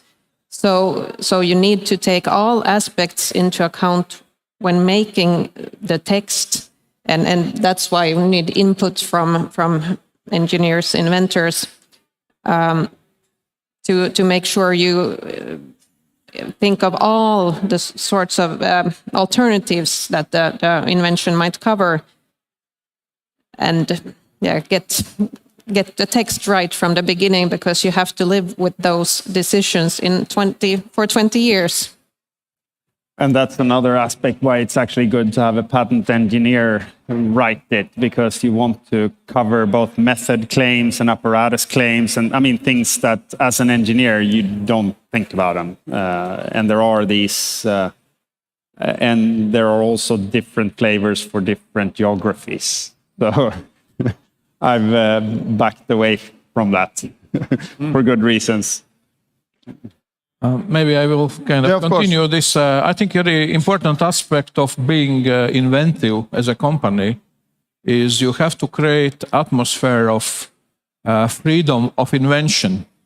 I call this freedom of invention. So meaning, first of all, freedom is not being in a box.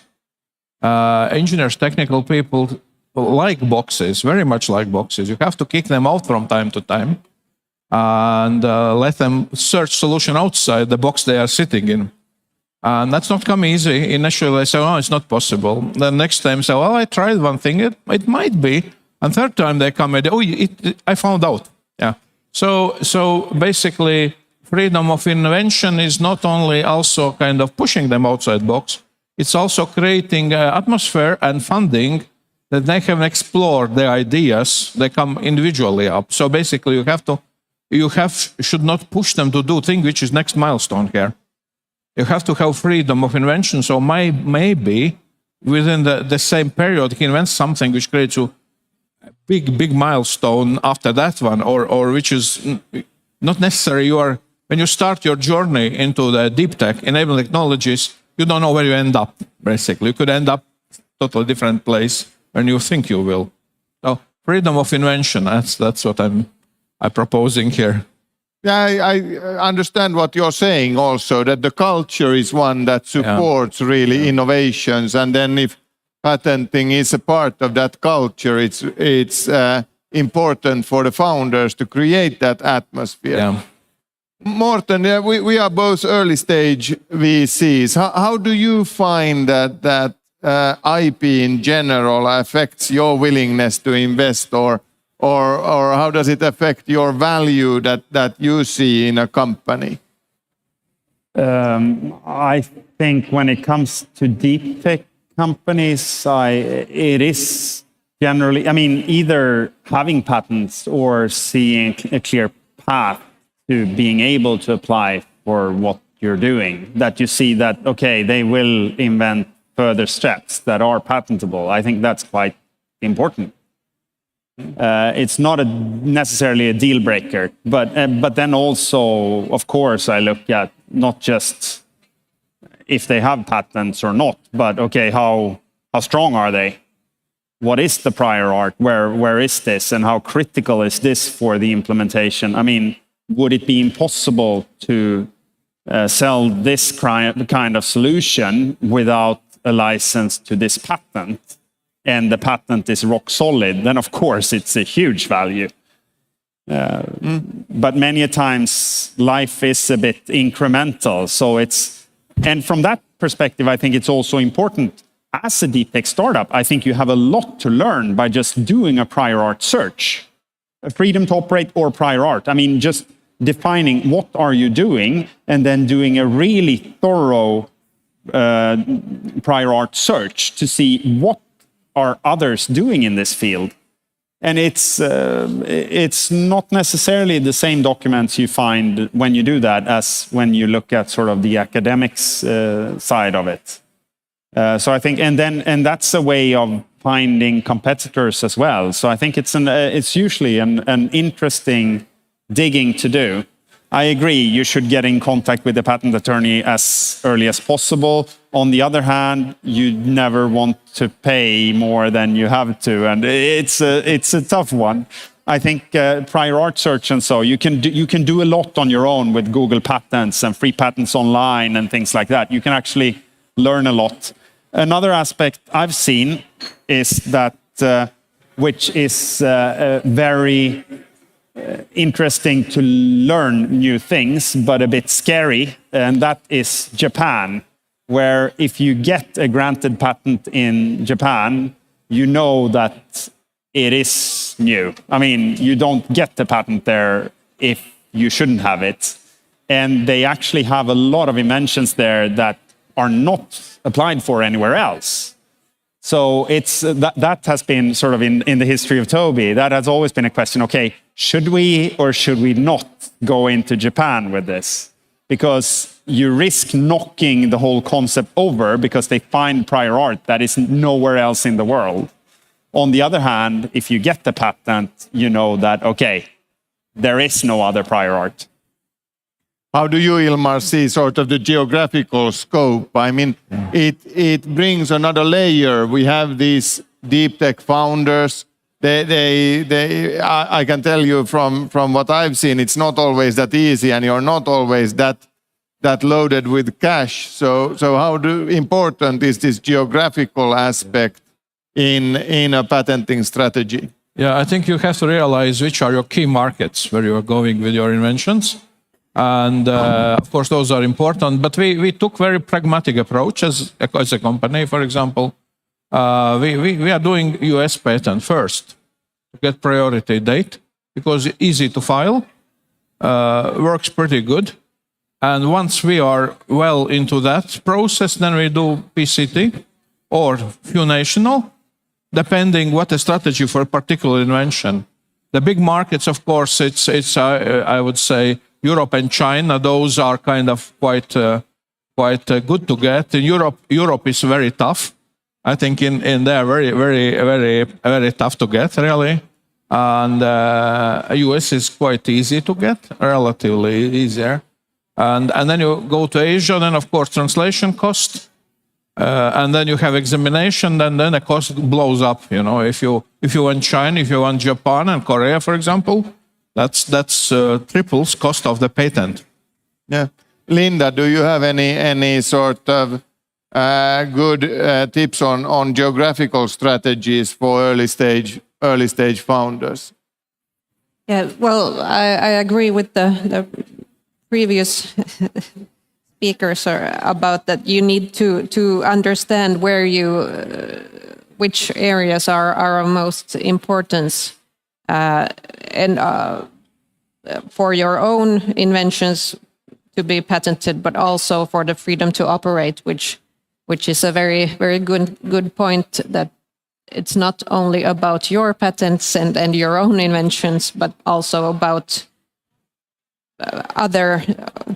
others' inventions and what they have protected, and getting comfortable with patents, as Morten suggested, by Google Patents or and by doing your own searches, that's a very good first strategy to understand how that there are patents in different countries. They look a bit different, so that's a very good start before going off by ordering a freedom to operate investigation or patenting on your own, but just understanding the concepts. And it's because it's true that the costs are very high in some countries because of the translations. So you need to know and understand why you are patenting and where. And yeah. Morten, you also mentioned innovation policies needs to be in place in deep tech startups so that we as investors can feel secure that the company is the one that will eventually also own the innovation and gain from the potential of that innovation. Are there any other sort of documentations or paperwork or issues in a startup that needs to be good and sort of investor on par with investor expectations? I mean, there are, of course, all the paperwork has to be in place, I guess. I think there are I'm not sure everyone understands how much paperwork it usually is to get a VC on board. We're trying to minimize it, but you still need to make sure you know what you have and you describe it well. But I think, of course, when you look at cap tables and shareholding, it's important to, and that's something to keep in mind when you start a company. If the large shareholders leave, you need to somehow be able to buy back their shareholding, because investors don't like having large portions of non-operational shareholders at an early stage. Because over time, I mean, if you are a deep tech company, you will probably need funding in several rounds, and over time you get diluted. So it's important to not be too diluted too early. That sounds good. Ilmar, how do you see sort of creating this culture of innovation? How is that combined to the cap table, to the actual ultimate beneficiaries of those innovations? Yeah, a little bit depends, you know. If the company comes, as I say, as a deep tech, you could have all very different kind of starting up process. It doesn't mean that 2-3 people meet. Okay, we're going to do deep tech, right? No, it doesn't work like that. you have some idea. You start to do one thing, and maybe it converts into another, and then you figure out, oh God, here is one startup which failed in US. Let's buy assets. You buy that. You found out some brilliance there, you know. Then you merge that and then continue this. So things and you could have one investor in the beginning with one agenda. If it turns into better one, then of course cap table can be quite complicated.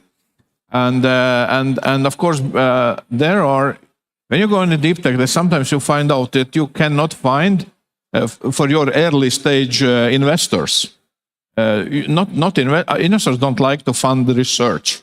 Well, they this is what everyone says. Well, you want to fund company when you say, okay, research produced good product, which is market fit already. Then you go. So we've been as example, we have done quite much. We won SME funding from European Investment Council. It's big money, and also we won European Investment Bank funding through our company, our founder company. We have like spin-off from larger. So cap table is pretty complex, but of course,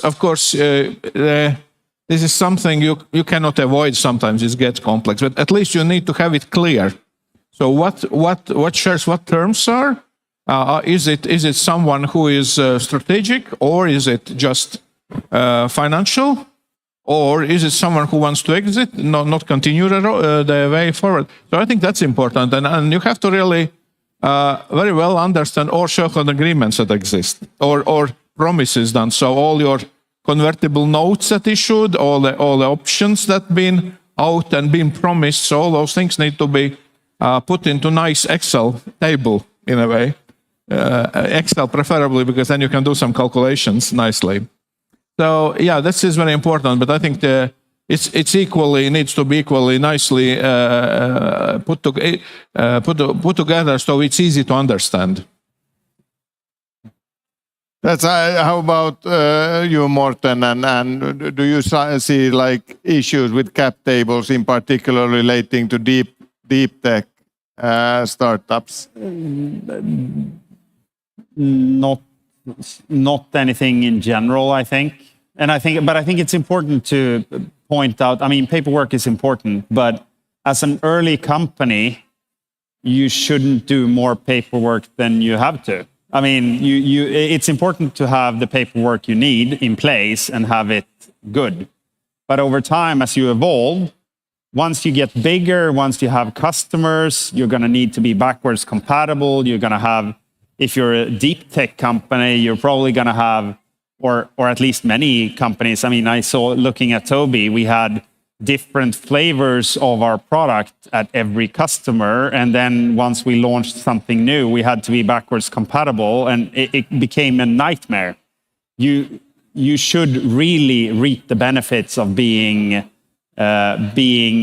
quick as a startup and being able to navigate. I think what you described, like pivoting and changing, that's something you usually need to do. At Tobii, we actually stuck with the initial plan, but half a year into the company, we discarded everything on the technical side and started from a blank sheet. It didn't work. Now it works. Now we're in the PSVR, PlayStation VR headset coming out in just a few months. Fantastic. So now that's, I mean, once you get the Japanese people to put your stuff into a product, then you actually know that, okay, it actually has quality. It took a few years longer than we expected, I would say. But I think it's important as a young company to draw the benefits of being smooth and not putting processes in place and documents in place that don't have to be there. But at the same time, important to define what has to be there. I think our time is soon up, but Linda, I'll still give that ball to you so that you get to answer. Are you supporting that notion that these deep tech founders, they should contact you as soon as possible, but you should keep it sort of on as light level as possible in the very beginning, at least? Yeah, just what you need to know right there and right then, one step at a time. But just a quick comment about the agreements, because they are important also from the patenting IPR perspective. Understand what you have signed, what you have agreed about the IPR, and let an expert check the agreements before signing. I'm sure that's good advice. Hey, thank you very much. Our time is up. I feel like we could continue this discussion forever, but I feel we need to continue it off the stage.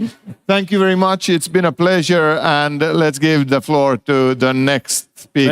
Thank you very much, Pontus. Thank you, Linda, Morten, Ilmars. It was very insightful. Thank you very much for the best practices. Guys, give a huge round of applause. Thank you very much. And next, I would like to bring back on stage Verneri.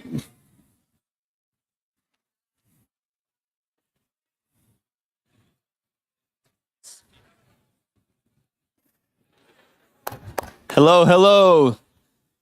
Thank you for an interesting session hosted by Pontus there in the panel. Now we're going to the next stage, and I want to see a show of hands. How many startups here have successfully raised capital for their startup? All right, a few. How many are looking to raise funding? Okay, a little bit more. So now the next track is how to raise money. And now I want to welcome to the stage the next. Okay. We have 2 minutes left. What do I do with this awkward time?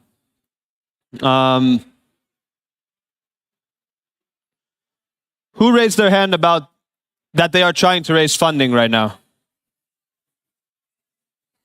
What's your biggest challenge with raising funding?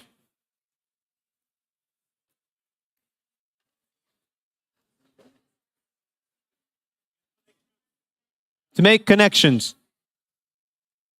Okay. I'm sure this is a good opportunity for you to meet some and also hear from some great panelists about the expert advice about how do you do it for deep tech. It's obviously very different when you're talking about deep tech or talking about software-based digital companies. So we hope that you get a lot of value out of this next session. Richard, are we ready? Yeah. Okay, so the next panelists are coming to the stage. I want to welcome Kalev, Ilona, Paavo, and Oivin to the stage. Give them a hand. No niin, hyvä.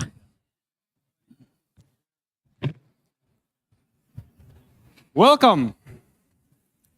How has it been so far? Good. Has it been good?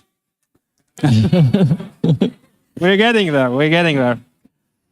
So I'm Kalev. I'm from Super Angel Investment Fund, investing into early stage pre-seed seed startups. And with a new fund, 50 million fund, we invest also into deep tech startups. Still software and software-enabled hardware. But I have an awesome panel here representing all together, we represent 4 different countries: Estonia, Latvia, Sweden, Finland. Norway, actually. Norway, sorry, Norway. Still 4. It's right next to Sweden. It's quite close, yeah. So the topic is very old and important. That why do investors say no? And I would like to open it up with Oivind Enger from Starsia Seed Management. That you have been sitting on both sides of the table as a microbiologist by training, that you have been a scientist, and now you are seed investing. That in theory, the fundraising for science should be easy. I have very unique solution. I explain how this solution can make money. I go and how to execute it, and I go to the VC. They give me money, and I execute it. So very simple. Why do you see that it's difficult for scientists to learn how to put together this compelling presentation for investors so that they would hear yes instead of a no? I think you just said it, actually. You said that as a scientist, I have a solution. But the market is looking for products. Mm-hmm. And very often we see that at least first-time scientist entrepreneurs, they think that their scientific result is actually a product that could be sold in the market. They kind of fail to see the tremendous distance from a scientific result or from a set of scientific results and to a product that can be sold in a commercial market. So that is one side. That's the first-time entrepreneurs. And we see that again and again and again. They come to us, and in their pitch, their presentation, they present their science. And then we are always asking them, but where's the product? Mm-hmm. And then there's I thought that was your job to find the product. Mm-hmm. And then you have the second-time scientific entrepreneurs. And that's a different problem because they have succeeded very often one time. Mm-hmm. And then they think that the way to success is the way they did it last time. But the fact is that different projects, different products would have a different way to the market, or either to the market or to an exit. So we're both looking, could this be exited or could it hit the market? And very often we have to ask the scientists to go back home or to find the commercial person to work with, to identify what's the product here and how could it be commercialized. Because that's not my task as an investor to tell them. We need them to understand that and to see that in the first place. So Ilona Kulchak from Commercialization Reactor. Commercialization Reactor also, in addition to investing, you help to do that part that Oimin mentioned, that putting the scientists together with a business person, and you have own nice slow-going process how to do it properly. So you see, before you invest, you see the scientists and the teams much longer than any other VC firm, and much closer. And you train the teams, but you still say no. So what are the reasons why you say no? Especially when you have seen the team so long and you have trained them how to go from technology to product side. Yes, indeed, we still say no. Well, first of all, Commercialization Reactor, this is a science commercialization platform, and we do build teams, but we specifically focus on scientists who are not willing to do business development themselves. So it's kind of a very niche perspective. We let scientists do their science, and we add external entrepreneurs, and we do train them both separately. Then we match the teams, and then we help them to develop as businesses. But still, at the fund level, you need to differentiate between the stage at which you might say no. Let's say if this is the pre-seed stage, maybe the team just lacks the global perspective. They're not, let's say, understanding where could be the application. Maybe it's too narrow, it's too local. There are certain problems. Again, we start working with scientists when they have their science developed up to TRL 4, which is something proven at the lab already. But let's say if they are doing certain tests later on at industrial scale and they fail, that could be another no. Yeah, but I would say more this no could be connected to the coachability of the team, as lots of the competences can be obtained along the journey. Let's say the entrepreneur shouldn't be the smartest person in the room, but he should be the one to get the smartest persons to that room and to understand what capabilities to add to the team at what point of the development of a startup. Let's say if the team is not coachable, let's say if they are very stick to what they want to do and they are not adding any new things that they are needed, then again, this could be another no.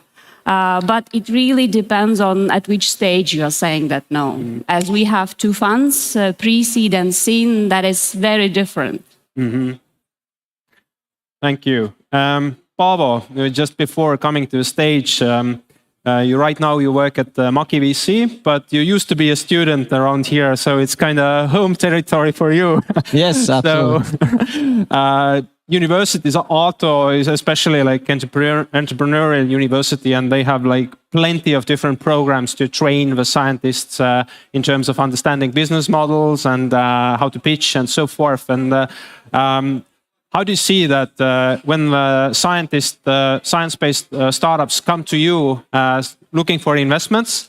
Do you say no for different reasons for those guys who have gone through the university accelerators and have got some training, and those guys who haven't? Is there a difference, or the reasons to say no are still the same? Yeah, I guess the reasons to say no are still the same, more or less, but I think if really the accelerators and these university incubators, they've been doing like a great job there overall during the past years. I think in Finland we have seen a step change definitely during the past 4 years.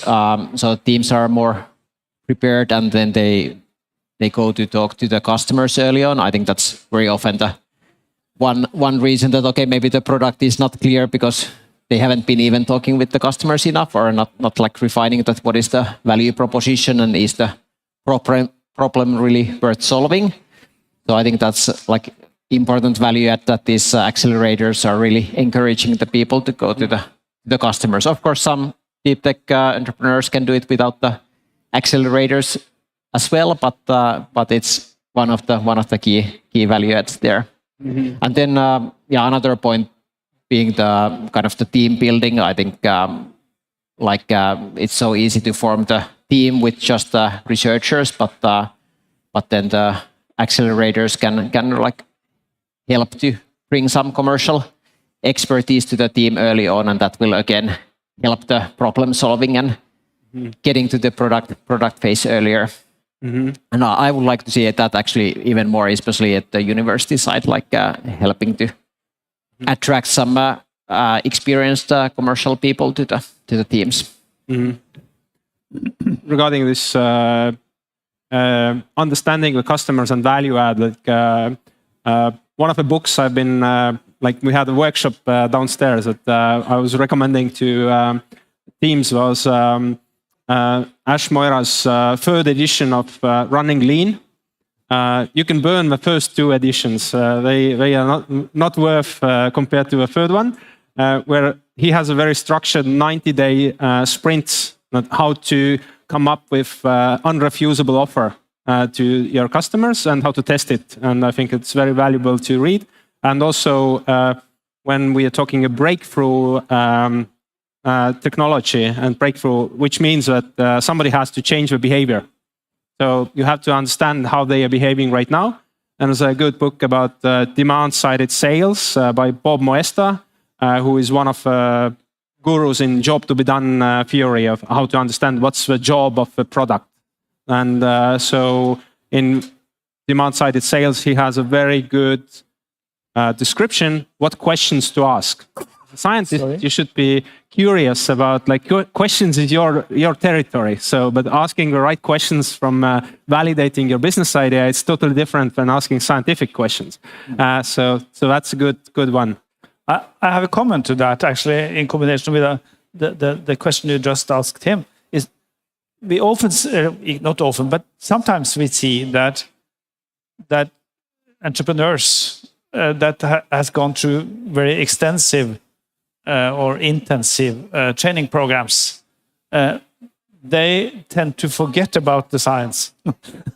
So they become too slick in their presentation. And I'm a scientist by training, and I need to understand the science.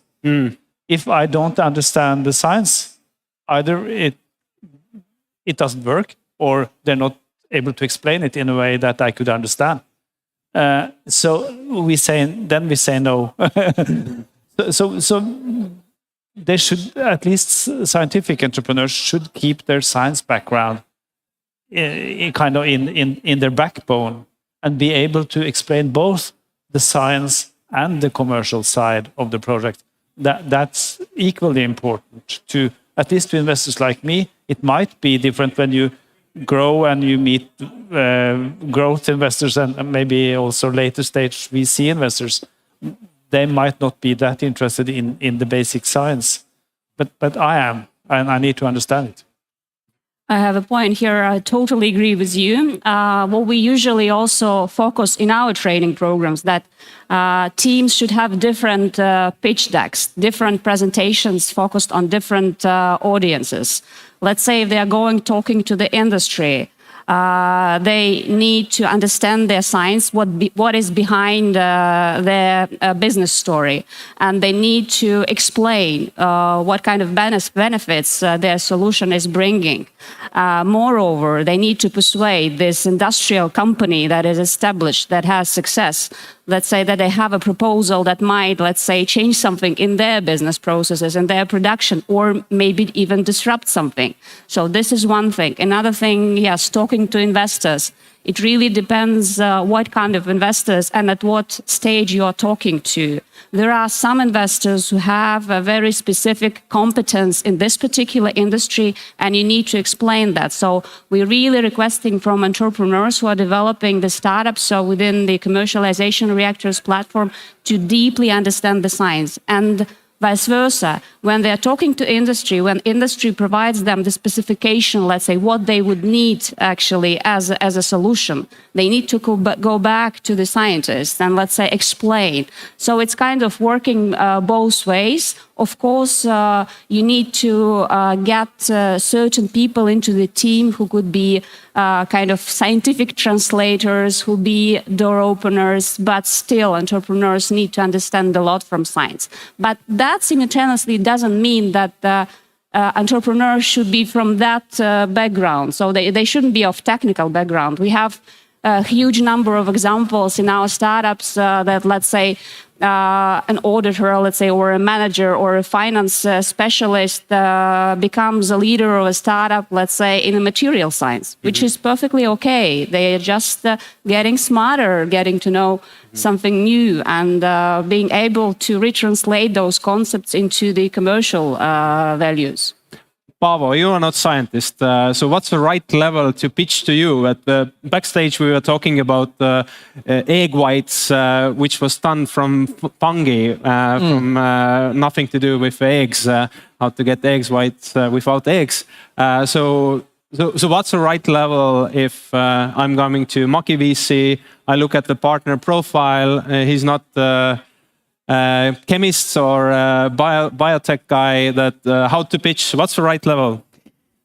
Yeah, I think always in the communication it's good to go like a top down, like it's also like a skill to be able to like tell the stuff in a very simple way, and then starting to elaborate them more and more. At some point we will reach the level where we don't understand anymore anything, and then it's good to stop, and maybe at that point we will ask someone else to like evaluate it a bit further. But yeah, so the trick is that start from simple and go more difficult, that you have add-on options. Like I think the trick is to be both deep and simple. And your aim is actually not to get a yes, but it's in the first meeting, your aim is to get the next meeting. Okay.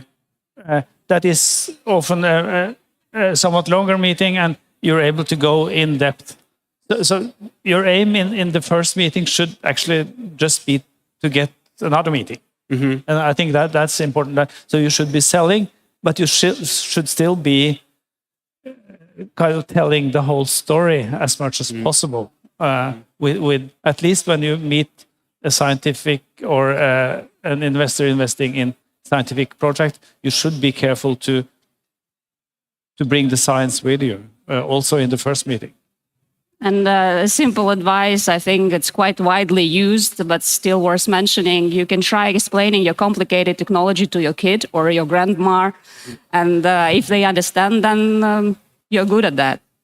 I think you can Google, it was New York Times or somebody else who did a series of how to explain quantum physics on different levels, like a 6-year-old, a teenager, a bachelor, and professor.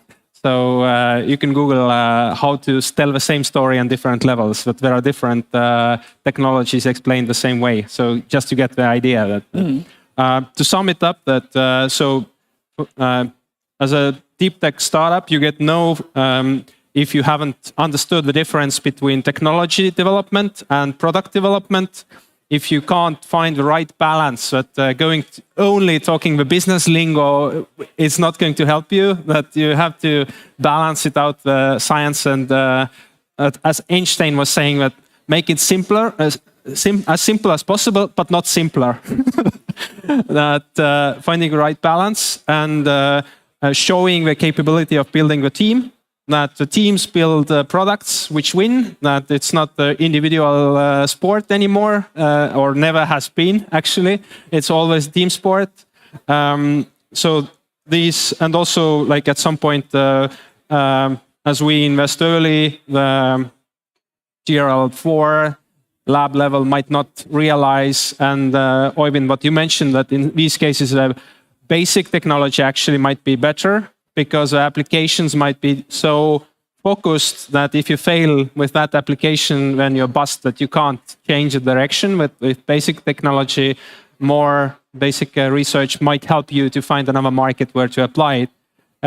So these are like main things. And for the lightning round, we all have our own portfolios, and our own portfolio startups also raise funding. So the lightning round question to each one of you would be that, what advice do you give your own portfolio startups to raise the next round? So Ilona, let's start from you. First of all, I think you need to have a very clear vision on what you are trying to develop. You have built your team to the extent that is capable of bringing the company up the next level. Let's say, be it another round, or let's say, be it a milestone like starting sales or something. You have built a certain relationship with the industry where you're planning to apply your technology. And you understand how you can generate revenues, that you are thinking global, you're not thinking very narrow, and you understand how to actually differentiate between different revenue streams. And another one very important point, I think we haven't touched it, it's the IP issue, that you have an IP strategy. Either you have your IP protected already, or you have it in the process and you understand how you will get to what level. Yeah, so how you will deal with IP issues. So I think these are very important issues. And I think another one that we usually also bring to the attention of our portfolio companies, that you should be prepared to pivot. So they are mainly also dealing with basic technologies that can be applied in different industries. And this readiness to pivot, not to stop at first failure, is also something that we usually recommend to keep in mind. Thank you. Oyvind, what do you recommend to your own portfolio startups? I tell them, or very often, I'm actually part of the development of the company presentation for my portfolio companies. And there we very often focus on value inflection points, because that's what important for investors. How can investing in this company increase the value of my investments?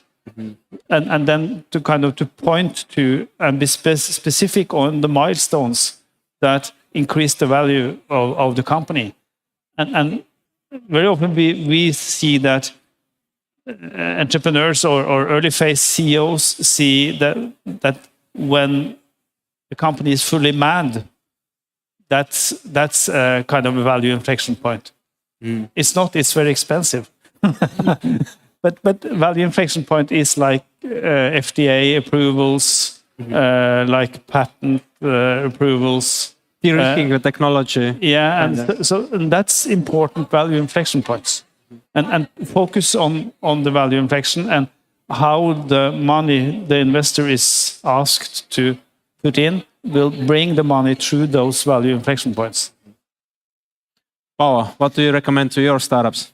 Yeah, so of course the most important work is done always between the fundraises. So like making sure that you're making progress in all the most important fronts, like getting the customer traction and building the team further, and maybe progressing with the IP. So really like showing this clearly, that what have you achieved already with the funding that you have got from Maki VC earlier. And then also one important thing is that during the fundraise process, you are able to bring in some good news, like showing that you're still all the time progressing, building the confidence that this is like a fast-moving company and it's worth like putting more gas.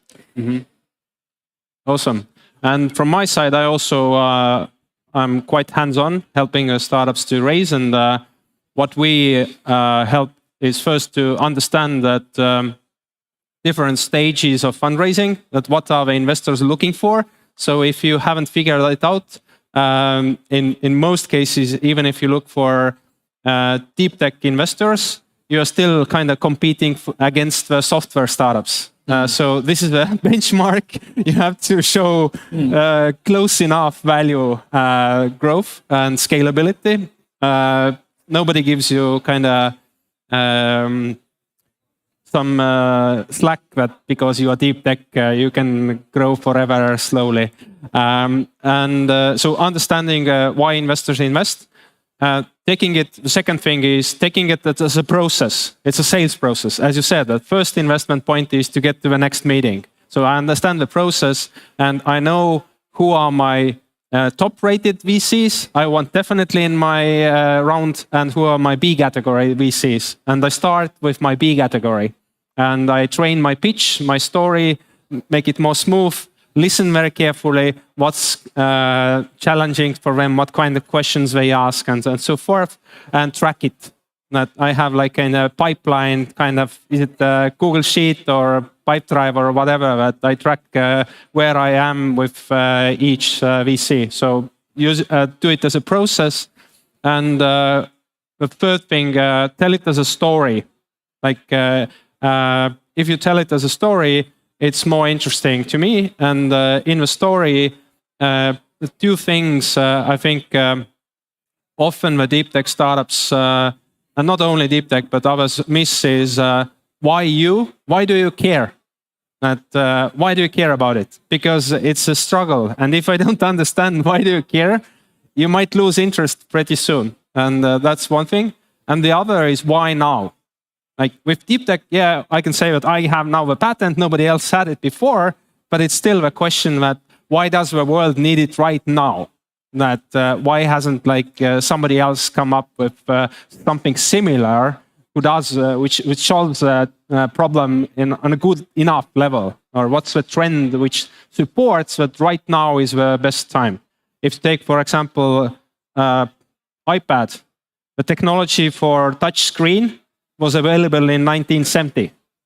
It was a company who produced this stuff, and they were way too ahead. And so Steve Jobs was just the guy who picked up the different components and put it together. So if there weren't crazy enough scientists who thought that the touchscreen would be a good idea in 1970, we wouldn't have an iPad now. So, but still, like, why now? Why you? And I think these are the main things I would leave you deep tech startups with. That I hope you got some insights into why we as investors say no and what to do in order to get yeses out of us. Thank you for a panelist.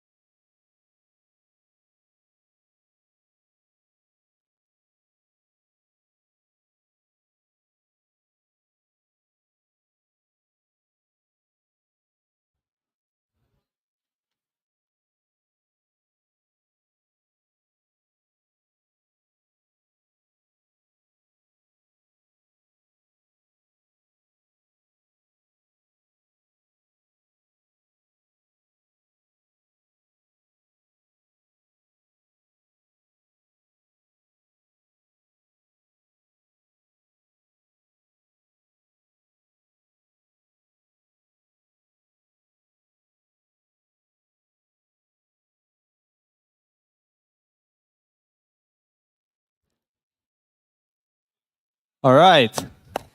Thank you, Kalev, for moderating that session. Also, thank you to the panelists, Paavo, Ilona, and Oyvind. And now we're going to be moving on. We got two serial super founders coming to have a fireside chat. Please welcome Maija Itkonen and Jane Valerud to the stage.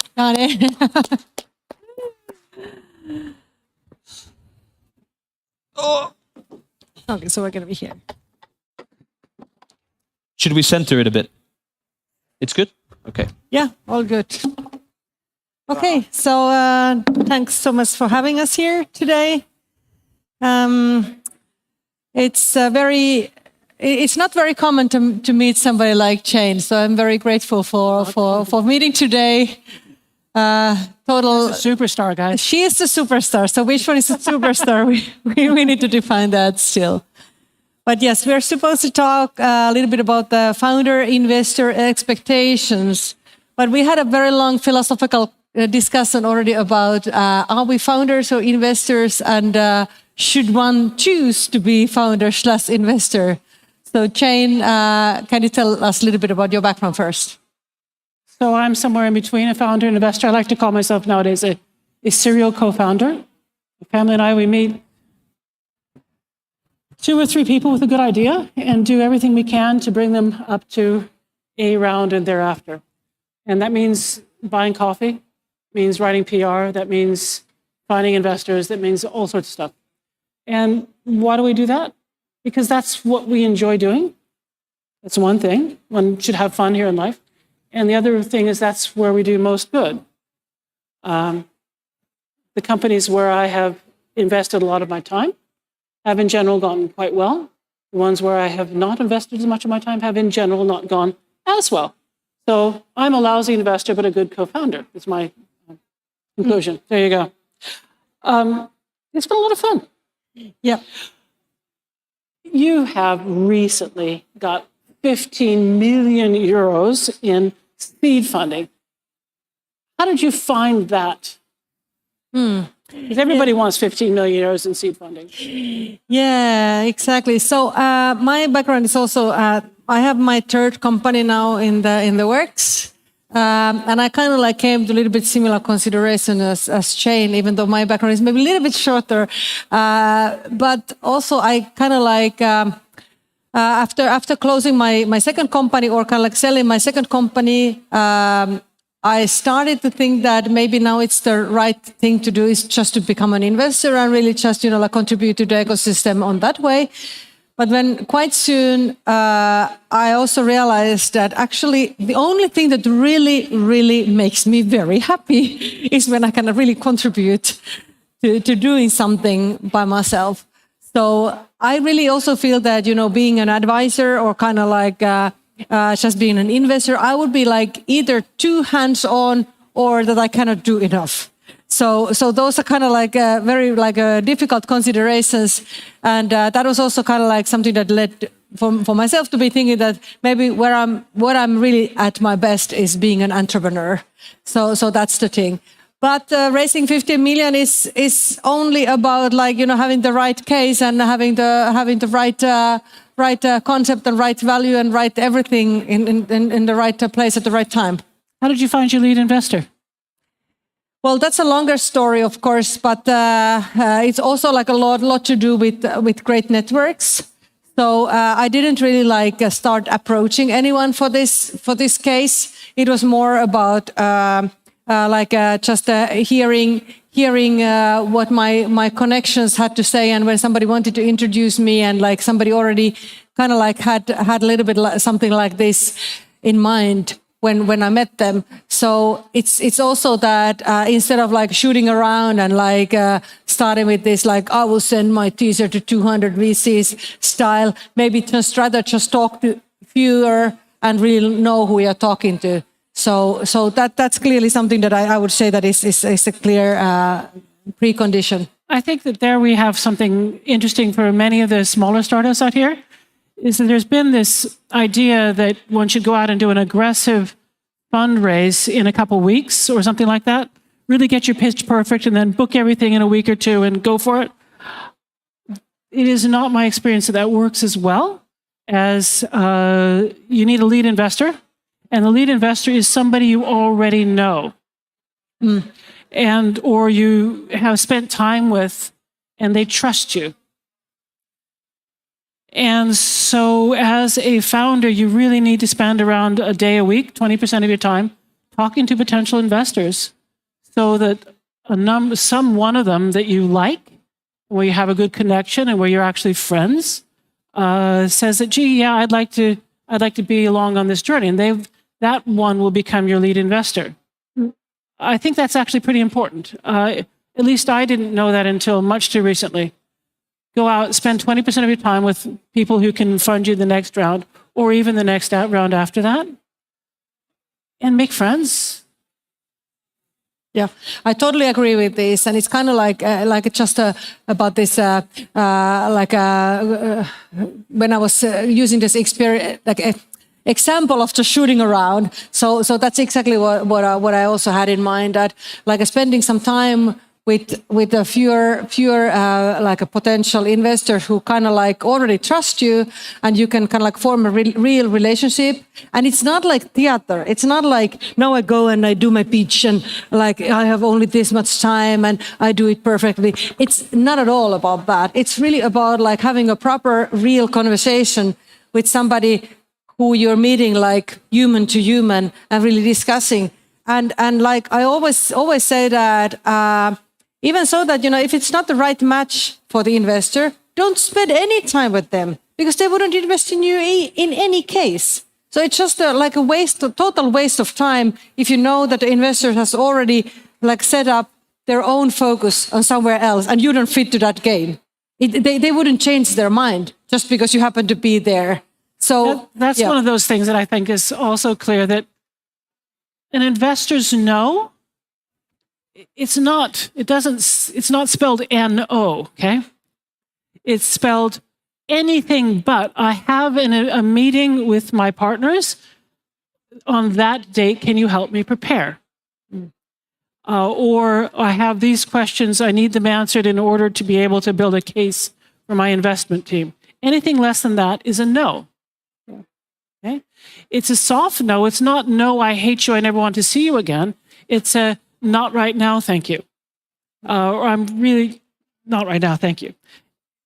And it's important for entrepreneurs out there to understand that that is a no, because then you will waste less time. When somebody says, this is great technology, how exciting, and I think that you're a great founder, well, that's very nice and complimentary. But if they don't say anything about, please answer these questions by then, or help me prepare, or I need a bit more deep dive on your competition, then it is a no. And be nice to them. Have a coffee with them every 3 months or 6 months, but don't spend more time than that, okay? That's one important thing. Yes. The other thing is that term sheets. Part of this shooting around is that there's this macho thing about collecting term sheets. What's your experience of term sheets? Yeah, I think that sometimes, you know, like the companies, the founders are like very eager to enter into term sheet phase. And also the investor might be also very eager to enter into the term sheet phase. So that's kind of like done. So let's just do that somehow quickly. And so that, you know, like then we have like locked something and that's great. But that's actually the moment where you really should stop. You really should stop and think and make sure that you really have included everything what you should. Because that's the main source for disappointments very early on, that there is something that you actually didn't think, or there is something that was missed or left out, and suddenly it's all coming to you when you're already supposed to be like entering to the deal closing, and then you face these things. So it's almost like, you know, when you go to a marathon, make sure that your shoes are properly fixed. But you probably spent some time choosing your shoes before you go off and run the marathon. Yeah. Exactly.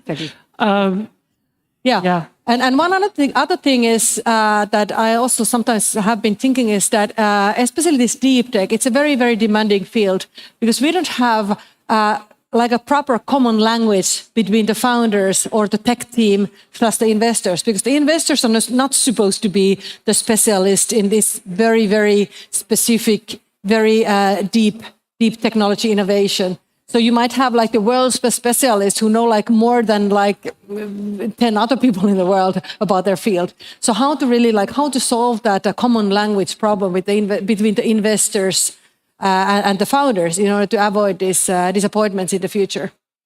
Yeah, I think that actually that's one of the skills that we all need to work harder on. Maybe not you, but for the rest of us, we need to work hard on being able to communicate in order to put together what the company does in a package that's easy to understand, that your mother's old friend also understands. It has to be at that level where you actually put it together like that. And it's something that everybody understands quite quickly. And if they're interested, they'll start to ask you questions. And of course, you know all the answers to all the questions, but somehow that first packaging and how to communicate clearly and concisely, that's awfully important. And if you don't have that skill in your team, get it. Okay? Yeah. Yeah, and I also believe that it's like an investor's responsibility as well to really like ask these questions. It's not like embarrassing or kind of like somehow like losing face or something. If you ask like, please explain to me one more time in common man's terms, what do you really have achieved in here? Because the team really needs to be able to do that. And if we think from the founder's perspective, that's our responsibility to really like serve that already before the asking. But if we just somehow forget about that, or somehow like we didn't understand that even that part needed like a clearer explanations, it is really the investor's duty to really go and ask very, very detailed questions, like however naive they might sound. But this is kind of like a barrier that we all need to overcome, so that we know that somebody is a specialist in something and another one is specialist in something else. And we really need to find this common ground. But it's also true that investors have learned from Warren Buffett and Charlie Munger not to invest in anything they don't understand. But is it really possible to understand it like deeply and thoroughly if you invest in space technology or like a deep... This is one of the challenges with deep tech. It means that with deep tech, you have to be extra good at explaining what you do and why it's necessary. Yeah. But this is clearly something that I also have... I have to say that I have been very surprised, like recently when I have been like seeing all kinds of people around the world and seeing that, you know, like there are also people, who, kind of like VCs who have invested in certain companies, and then the company is doing X, and I say like, okay, but you invested in them, so what did it like? Didn't you know this in advance? And so like, oh, we didn't do anything. I mean, we just, there was like a good syndicate that we just followed that. We didn't do like any. We didn't ask any questions. We just liked the story, and that was it. So what do you think about that approach? I think that that's changed, unfortunately or fortunately, that the money is a lot harder to find this year than it was last.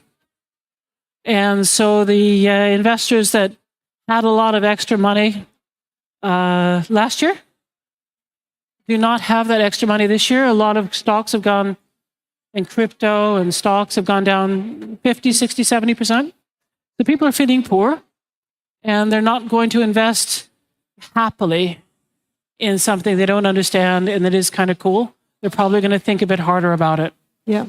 So what do you think, like how much the CEO and the founder should spend time for fundraising, and how big portion of time should that actually take, let's say, from a CEO's schedule? I think that a CEO, when not fundraising, should spend about 20% of their time, around 1 day a week, just talking to investors. Yep. New ones. Yep. A fair amount of the time is also spent on talking to your old investors, because I hope they're actually very helpful, and ask and talk with them and discuss them with them and see if you're doing the right thing and could they help you with. But 20% on the new ones. Yep.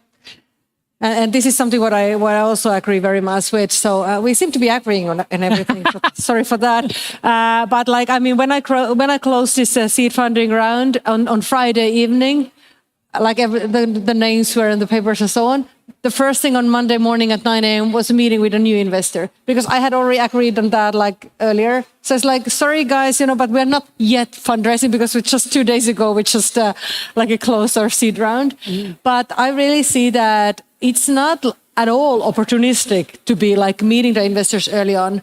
It's not about like kind of like that you're somehow like securing something already. It's more just kind of like being very open, being very transparent, like forming the relationships and kind of be yourself. Just to kind of like form these relationships early on, and kind of also give the other party a time to digest that. Okay, now I know that what this team is doing, and I know what to follow. And then when we meet next time, you kind of like, you already come as old friends. It's not like something that you would need to spend a lot of time on, just forming the basic relationship. That actually helps on deciding how much money to raise as well, because then you have discussed with your investor how much money, what needs to be done to come to the next level of company, right? If you have that list, and we have to get to that point to be really one step up, well, how much time and money will that take to get there? And then add some margin. That's how much money you need. And that actually, the amount of money you need has something to do then with your valuation, because you're looking at around a 20, 25, 30% dilution. for that money.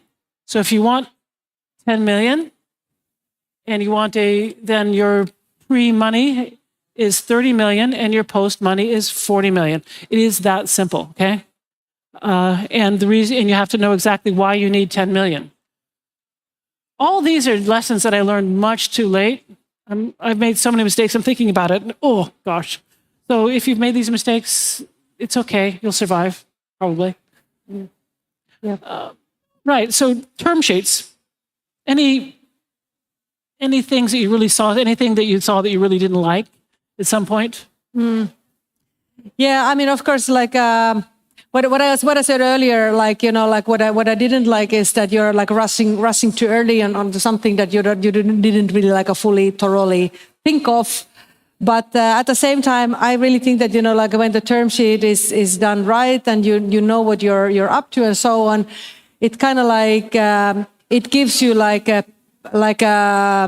even though it takes sometimes it takes quite a long time still before the whole round is closed, but it kind of like gives you the kind of like a steady cornerstone that you can rely on. But these all come together, you know, like you need to find the lead investor.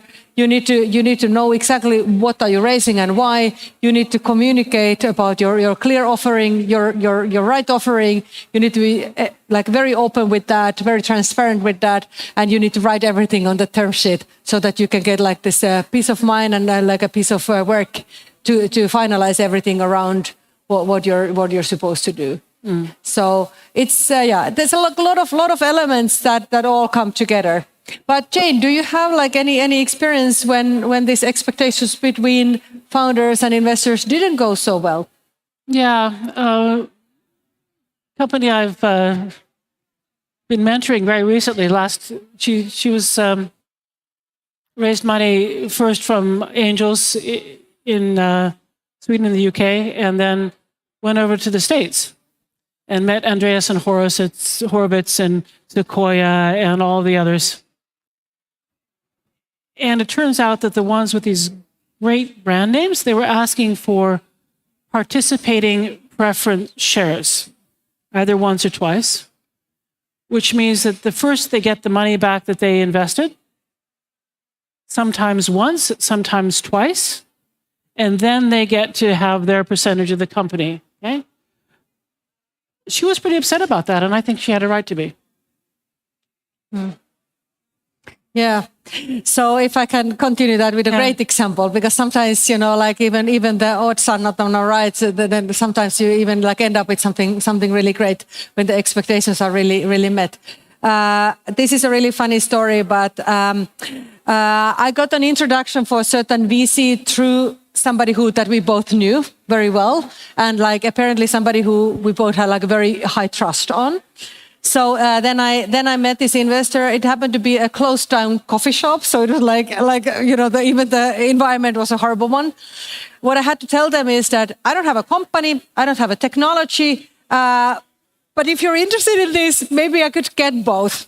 So that's just the thing, because I was in the middle of the spin-out process. I clearly didn't have a business ID. I didn't have yet the technology transfer license. So that was just unfortunately the case.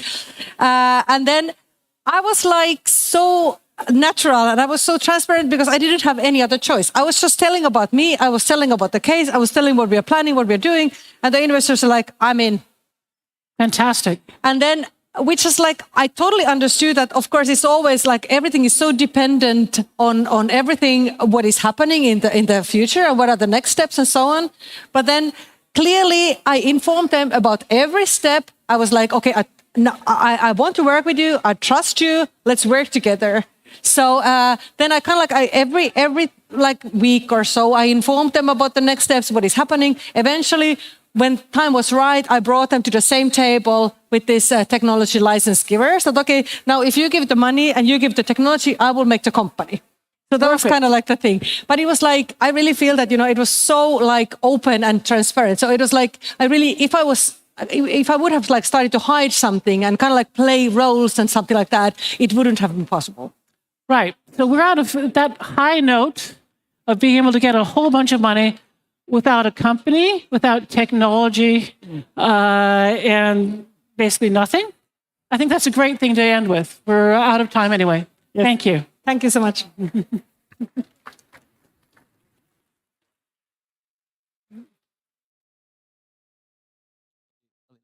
I will introduce.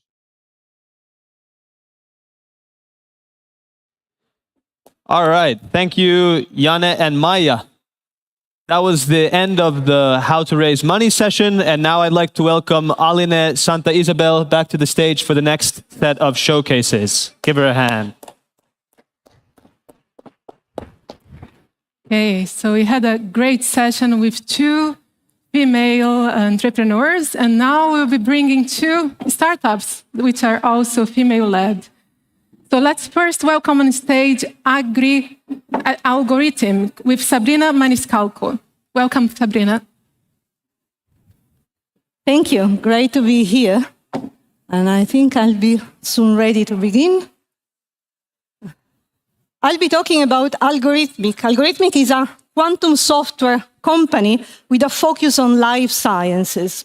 We will be the first company to prove useful quantum advantage, that is the superiority on any quantum software with respect to classical software on an industrially relevant use case. As you know, pharma companies are currently experiencing a major R&D challenge. The yearly spend has been increasing, a tenfold increase over the years, but the number of new molecular entities that are approved over the years remains approximately constant. What's the problem for that? The problem is that the current approaches are oversimplifying the relevant cell biology, and we need to find a solution for that. Algorithmic has a multi-scale, complex system approach. We start from the data-driven part that allows the identification of the relevant cell biology, and this is the framework that we call quantum network medicine. Then we model the protein structures, and in particular, the pockets.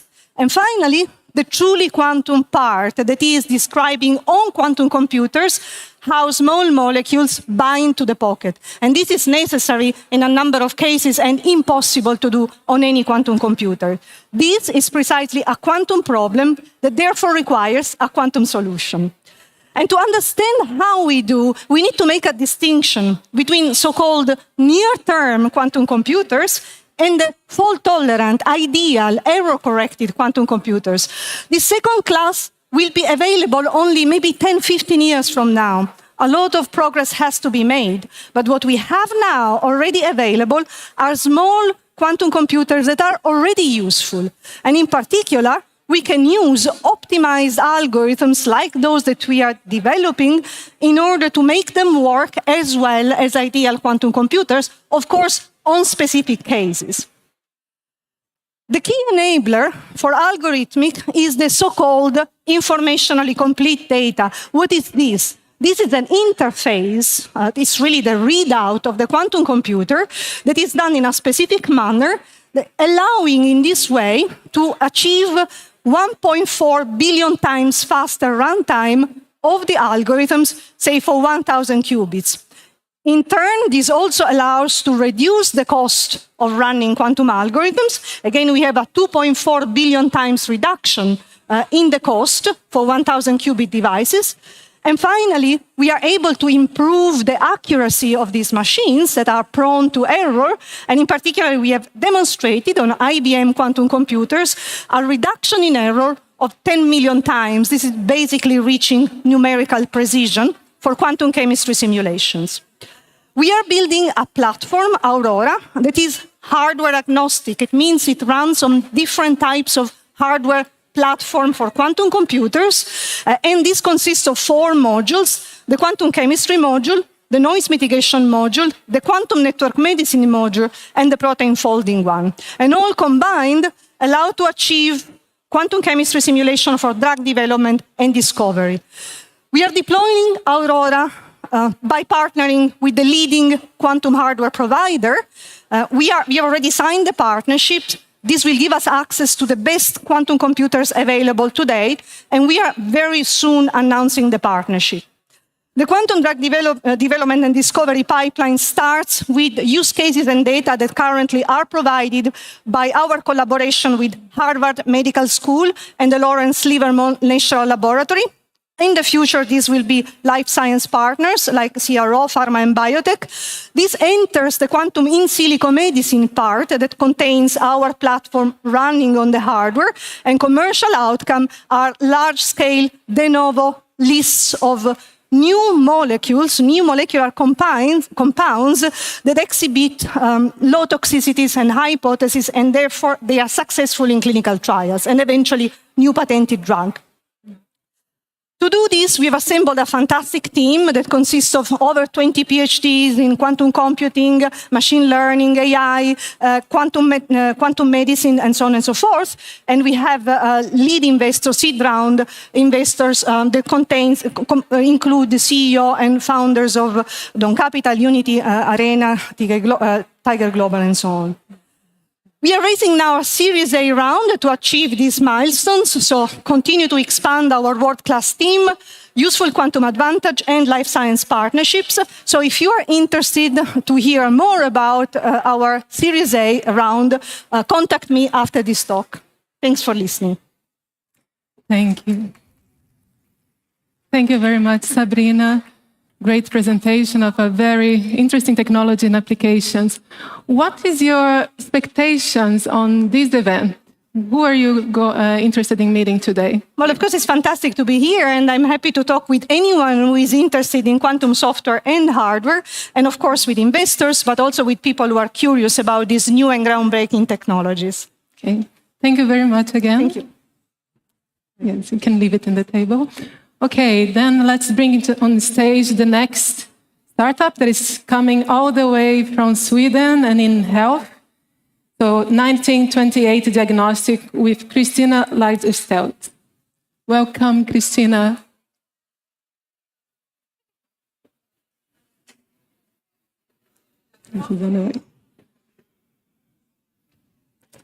Welcome.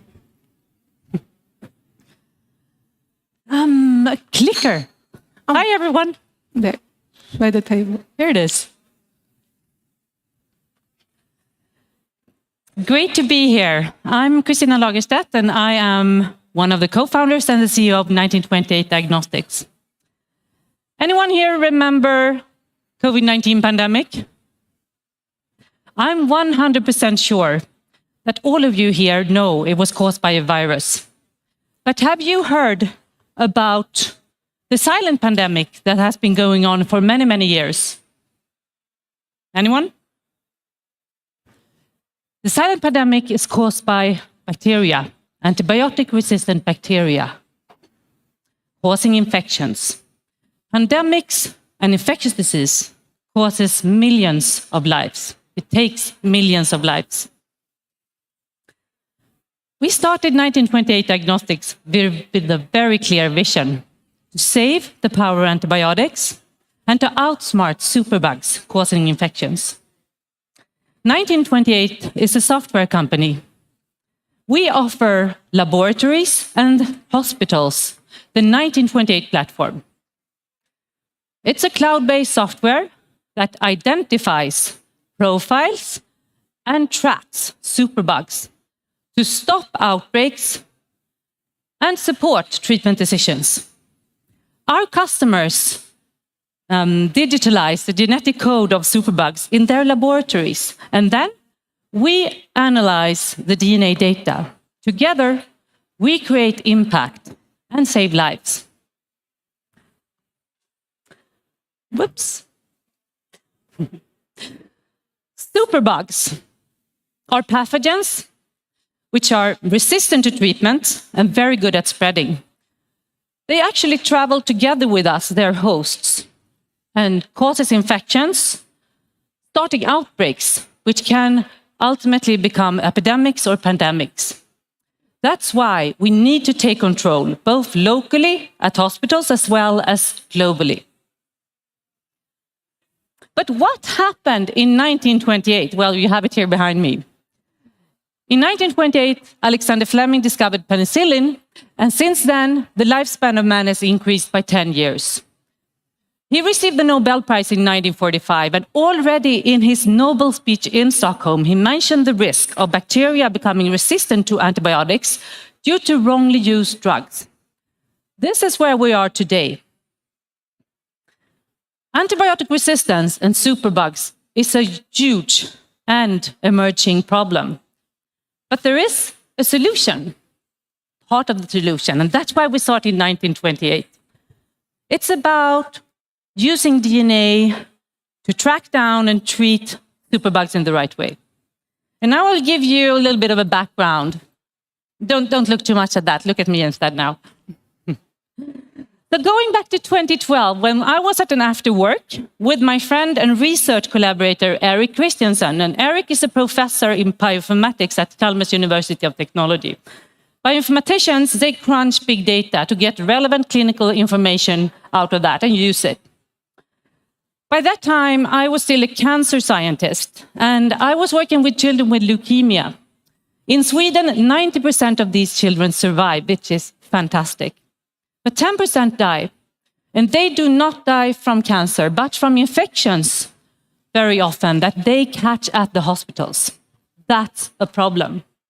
So we were sitting there thinking about to get an idea of how we can do something about this, because we were working with a technology called DNA sequencing, which was already at some hospitals in that time, 2012.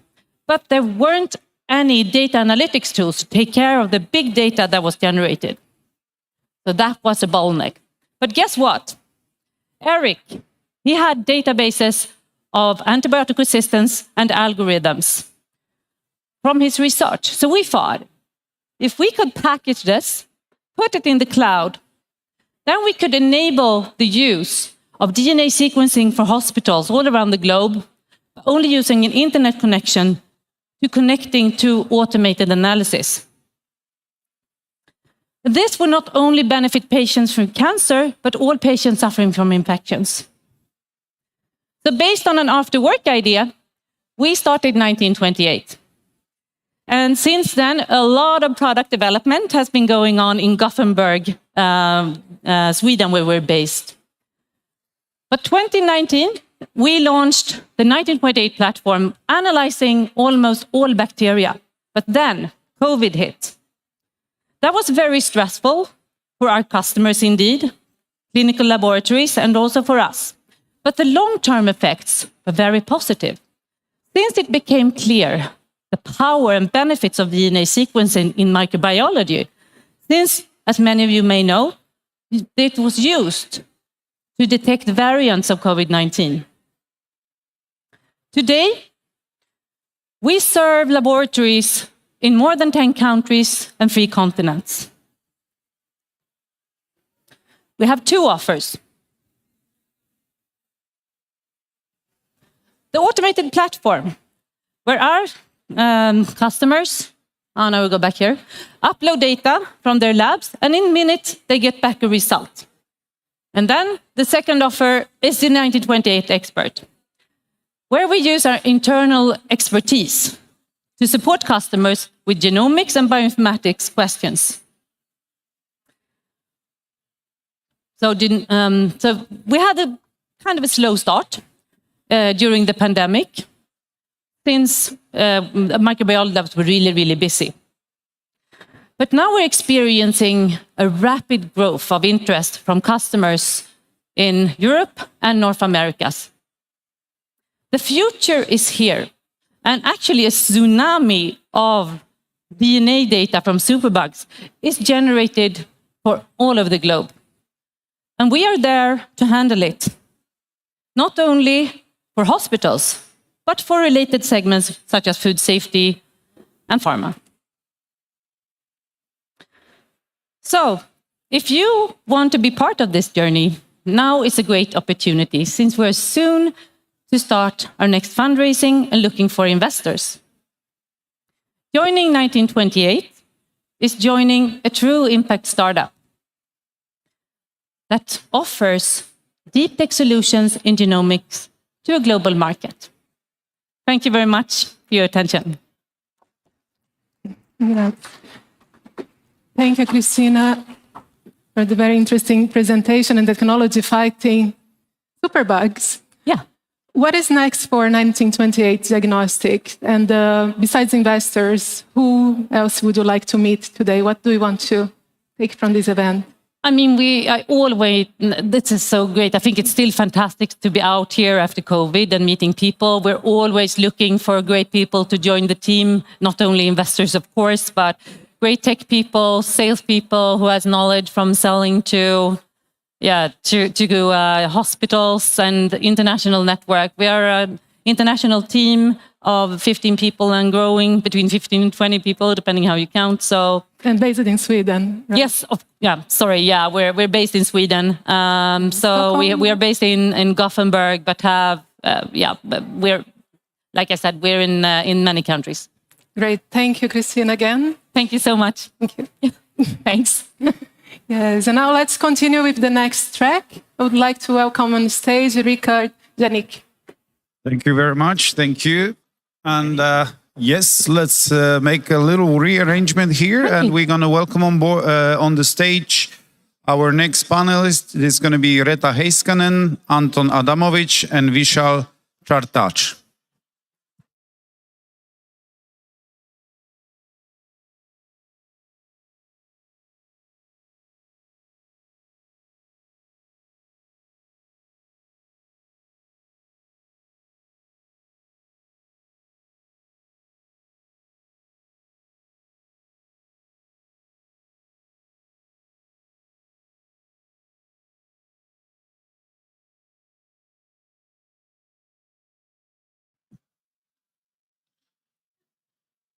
Okay, let's have a round of applause for the new panelists. It's going to be Reetta, Anton, and Vishal.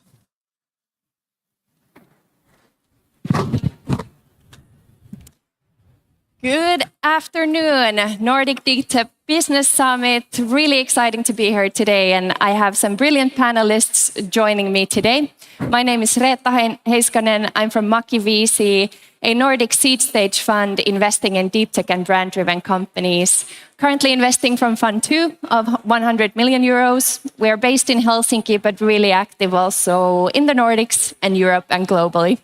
So today I'm joined by two panelists. We have Anton Adamovich. You are the CEO and co-founder of a biotech, Conellum, and you also work at the Commercialization Reactor Fund. Could you share us a bit what's new with Conellum and a short intro? Again, yes. Hi, everybody. Thanks for having me here. Conellum Biotech, this is my one hat. So I'm an entrepreneur in deep tech. So that's my startup. We do rapid quantitative microbiological diagnostics, basically throwing Petri plates into the past.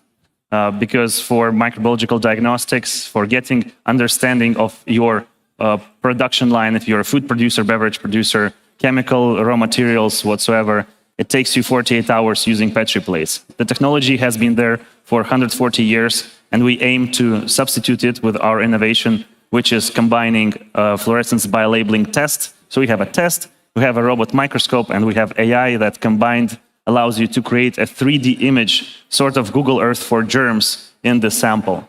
That's what we do, and it reduces waiting time from 48 hours to just 2 hours. So this is regarding Conellum. Thank you. And the second panelist is Vishal Chatra. Welcome. And you're the CEO and co-founder of Quantrolox, a really exciting company, a new startup that was spun out of actually Oxford University. And you want to use machine learning to control qubits inside of quantum computers. Could you share a bit like what is the stage of the company and how are you doing? Yeah, so we spun out last year. And we are very fortunate that my co-founders, they are all academics from the University of Oxford. And they had started to research this area of using machine learning for qubit control about 8 years ago. And we started to see success over the last 3 years where quite a few of academic labs around the world started to use the results from the lab. And now the challenge was to productize it and scale it. We were very fortunate that among the cohort of our seed VCs included Voima Ventures from Finland. And hence, that was also a precursor for us to move our headquarters from Oxford to actually Finland. And why is it hard? So a good way to think about it is that when you're trying to control qubits, qubits are essentially a manifestation of some quantum effect. Our focus is mainly on superconducting and spin qubits. And as you get smaller in size of things, and you can't get smaller than, well, you can get smaller than electrons, but really what we control, they get affected by all sorts of effects inside the environment, everything from cosmic radiation to people speaking, temperature, and so on and so forth. So the kind of equivalent, the way you want to think about it in the real world, is thinking about basically ping pong balls on a beach where you're trying to keep them at 1 meter off the ground at a certain spin, and there's a massive tropical storm kind of going out. And now you've got 1 million of them. And the way to do it would be to have some sort of air jets with some compressor connected to them that holds them there, taking into account all the kind of buffeting that's going on in the environment. So we essentially control ping pong balls, which are really electrons getting buffeted with everything that's happening around the world. So that's why it's hard. So with both of you, we'll focus today on how to build a strong team culture at a startup from day one, especially at a deep tech company. So I would like to kick off by asking, like, how do you build a strong culture in a deep tech company where a lot of the team is early on focused on the scientific solution? Are there any hot takes, and what are your experiences on this? Yeah, thanks a lot. So I think what really kind of differentiates a deep tech company from a typical company is because we are much closer to the science kind of part of it, or at the science stage. So that means by its very definition, each day when you're working, more things will not work than will work. And every now and then you will have a massive eureka moment. And in the beginning, there'll be few and far between. And over a period of time, they will increase. But by definition, by deep tech, you will have more kind of a not so good days and a few good days. Now, the important is that how do you kind of sustain yourself? So I think that's where the whole idea of having a common set of values comes. And the common set of values creates a common set of cultural behaviors that really glue the team together. So the first thing that we did as a company was, among our founders, apart from agree on the cap table, which you have to, we agreed on a common set of values, of which the key value was how do we enable human flourishing as a part of the key aspect of building the organization. And that involves everything from the happiness of the employees, their motivation levels, giving them a positive outlook, and how to maintain the positive outlook, because a happy employee is a productive employee. So my take on this question would be, well, first of all, giving a perspective of my second hat, which is co-director of startup creation at Commercialization Reactor. So this is actually an organization where we focus on separating science and entrepreneurship into two strong verticals. So, and answering your question, can you please repeat the final 3 words there? Yeah, at a deep tech, when people are so focused on the scientific solution, from early on, so how do you start building culture? The thing is that in order to do something about it, you need to find people who are not focused on science at all, who are focused on business, and this being their primary vector. So what we do at Commercialization Reactor is we scout for world-class scientists who focus on science, who are willing to stay scientists and do this as their career. And we search for entrepreneurs who are willing to pursue, actually non-technical entrepreneurs, so non-academic entrepreneurs who are willing to create something unique, remarkable, and join efforts with scientists to co-create a startup. So, and we bring them together via specific event and training cycle to work together and co-found companies, and both being founders. So entrepreneur doesn't care about science at all. He cares about applying this science somewhere. So, and that's his full-time job, looking for resources, building the culture of, let's say, pursuing the goals of creating value out of academic excellence. That's a really good point in bringing like the business skills into the company quite early on. Would you say that that would even be your first hire in the company? I think that's a very important part that that is there. So I think from our perspective, when we started to look at our first hires beyond the founders, the 2 people I reached out, who I knew from before, was our CTO, who I've worked with for a long time in the various startups, and also a CFO. And I think this is almost like kind of counterintuitive. Why do you need a CFO? Why? Because as deep tech companies, we rely quite heavily on the various grants and the kind of non-dilutive funding that comes from EU and, of course, from Business Finland.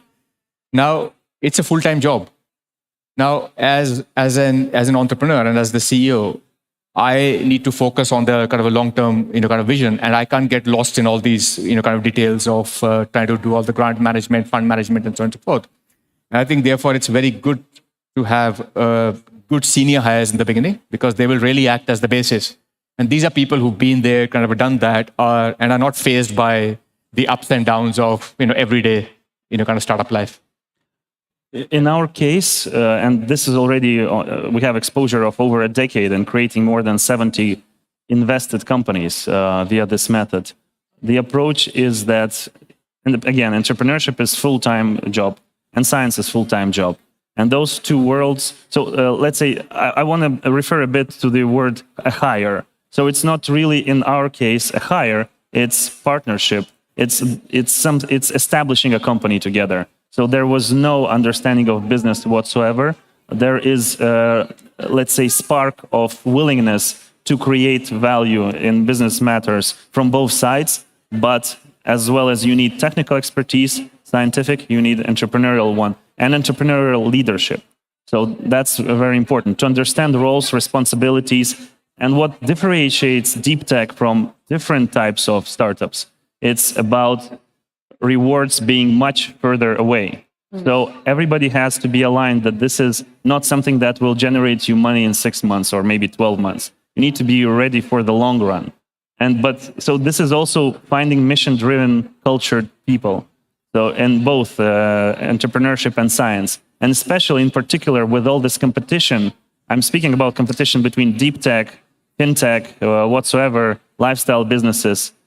Deep tech, it's much more complex in terms of pivoting, in terms of setting team motivation. So let's say, asking a question, when is it important to take care about the culture? You need to take care about the culture before the startup forms. So, and understand those risks, rewards, and objectives, and mission-driven principles of creating and forming and running a deep tech startup. Yeah, and I would just kind of pick up one keyword that you mentioned there was the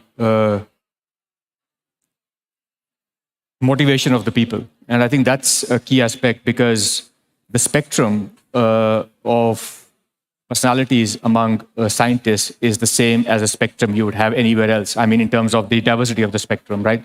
So same as in a single family, you have all sorts of personalities. In academia and in science, you have all sorts of personalities. That means their motivations are very different.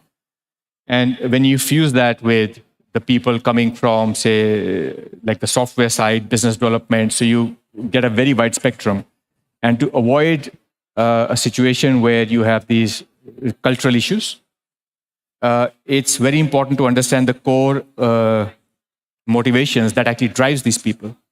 And the process is not as simple as asking them, what is your motivation? Because upon the time and who they're answering to, you will get answers that in terms of any sort of accuracy will be between 0 and 100 and anything in between. And how do you go and try and normalize that?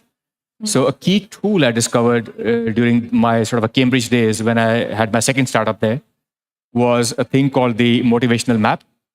And we had an independent consultant come from outside. And every year, 18 months, we would run this entire motivational map exercise through the entire organization. So we had a normalized view and we had a common language around which we could speak to each other. So for example, I and my sort of immediate reports, we have our motivational maps in between. We talk openly, what motivates us. And you'll be surprised how different things motivate each other. But the fact that we are open, that also allows us to understand each other's behaviors and not get offended by it. It's a great example.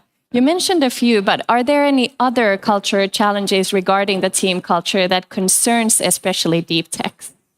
Other cultural aspects. So, you mean cultural aspects? Yeah, that's regarding the team culture. I would say that you need to understand the core of person's behavior. Why does he do things that he does?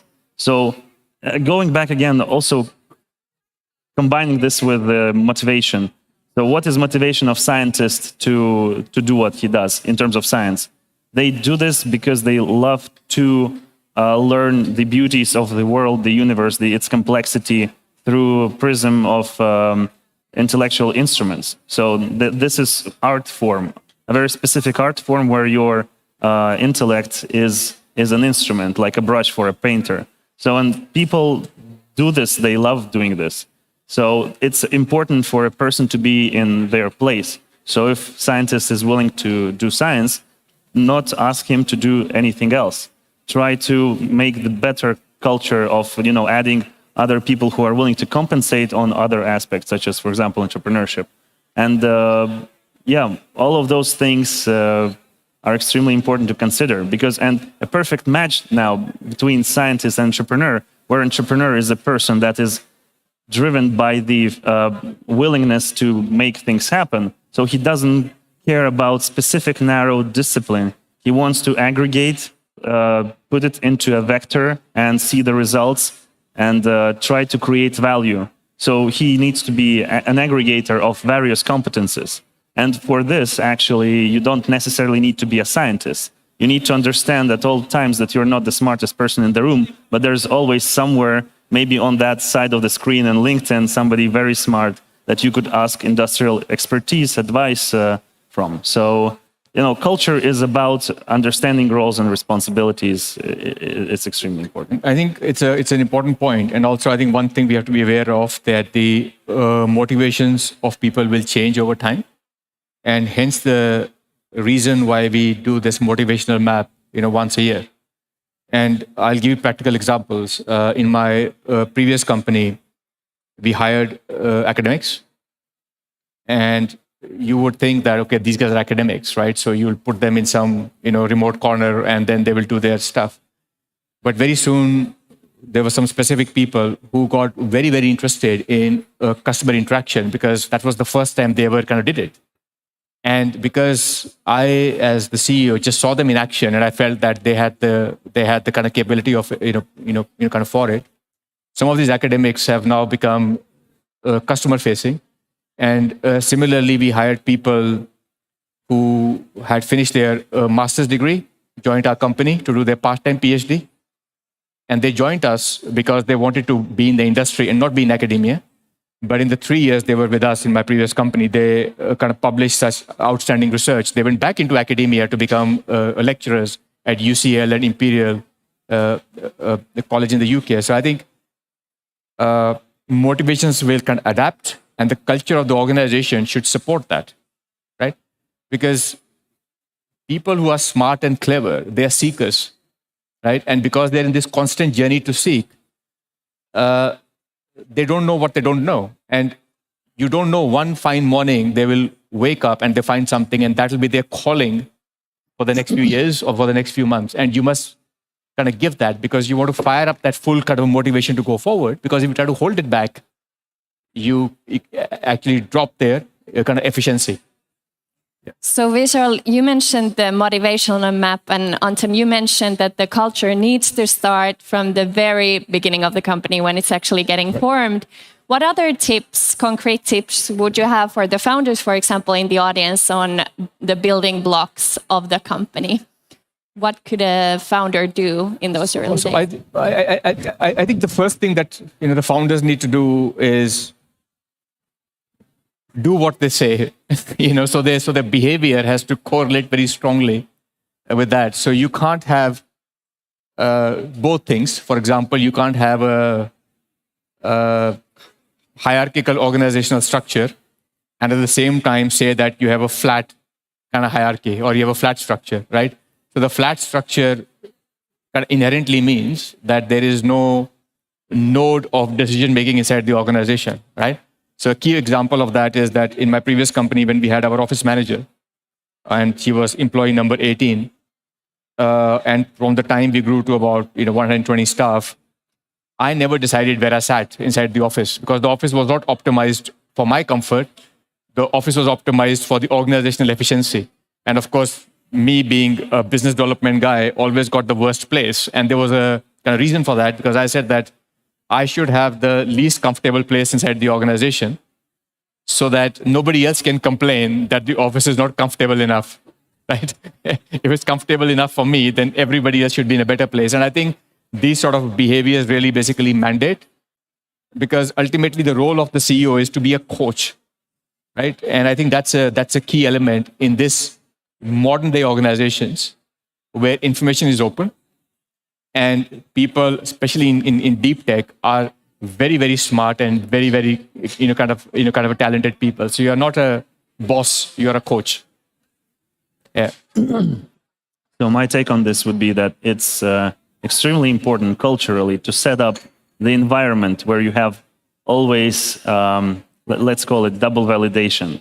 So that whatever you are saying, that whatever you show as a vector of development for the company, you have a very strong basis of why you go there, and somebody that can validate this from the industry, for example. So apart from consistency and just showing up and doing things that are important, it's very important because, especially working in an environment with scientists, people always seek for a second opinion.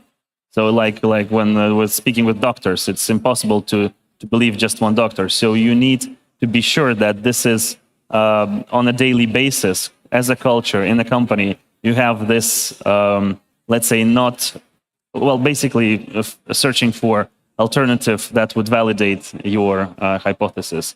So enhancing your team with competences that would more significant than any of yours. For example, I'm speaking about now scientists and entrepreneurs, where scientists usually think that they know where the direction of the business should go.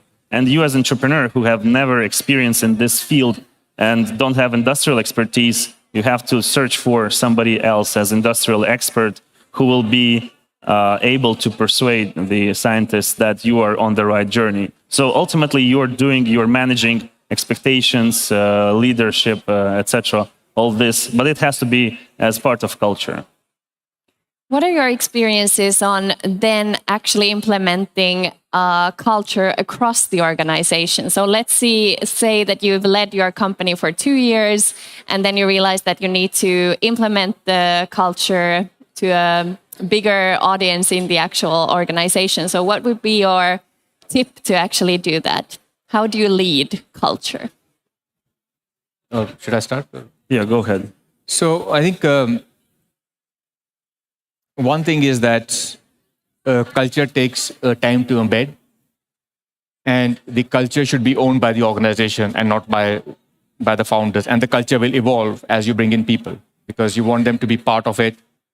One way we do it is that we have our quarterly planning sessions. But obviously, if you grow too fast, you bring in too many staff, there'll be like a tension between. So I think in that, the way to kind of reduce it at the point of hiring is that have the discussion about the values of the company a key part of the interview process. So even now, it's our CFO, who's also the head of the HR. She does a separate values interview, right? So we always try to make sure people are very much aligned with our values, and that's make sure that the kind of a culture will not, there won't be too much of a clash.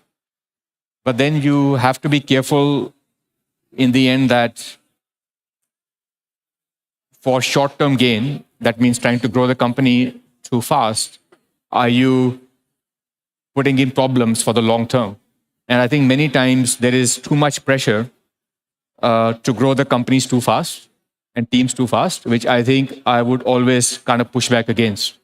And I can see it from first experience. So I have grown companies slow and I've grown companies fast. And in retrospective, in every team that have grown fast, I would just do one thing differently. I would do it slower. Even this morning, I was having a session with some entrepreneurs, and I was asked, "How do you scale fast?" And after kind of understanding the business, my advice was, "Don't scale fast." Yeah, I mean, I can only Especially agree deep with tech. Yeah, with this particular thing, I can only agree. Just like putting emphasis on the early stage culture development, because old things cast long shadows, which means that you really have to take care of a very early stage culture. And then, I mean, you articulated it pretty well. I don't know what to add. Have you followed some order when hiring? You mentioned that the business hires definitely should be hired quite early, but any other tips on who to hire and in what order? I guess having started from the world of corporate, I always found it very strange that they used to first build an org chart and then start hiring people. So it was, to me, sort of a counterintuitive, because first you know what you want to do, then you decide what people you need, and then you think about the organization, right? Like that's what you would do in the army, right? You wouldn't first send an army, then figure out what is the end mission. So I think what I've done in my teams, both in corporate and outside, is I've always tried to build this kind of a functional map of what needs to be done, right? And many times that things needs to be done don't fall into any concrete block from Harvard kind of business university school of job definitions. That's just complete nonsense. So because what you really want to do, you kind of step back, and when you bring in good people, and all good people are, sort of multi-talented, and you say, I have all those things to do. Which of these do you think you can help with? And you'll be surprised, they pick up stuff that belongs to 3 or 5 different job definitions. And I think that's what we sort of try to hire and kind of organically. So always start with a functional map of things to do rather than job roles. Yeah, understanding the picture, the big picture, it's exactly the most important thing. And you can only get it by speaking with people who are smarter than yourself.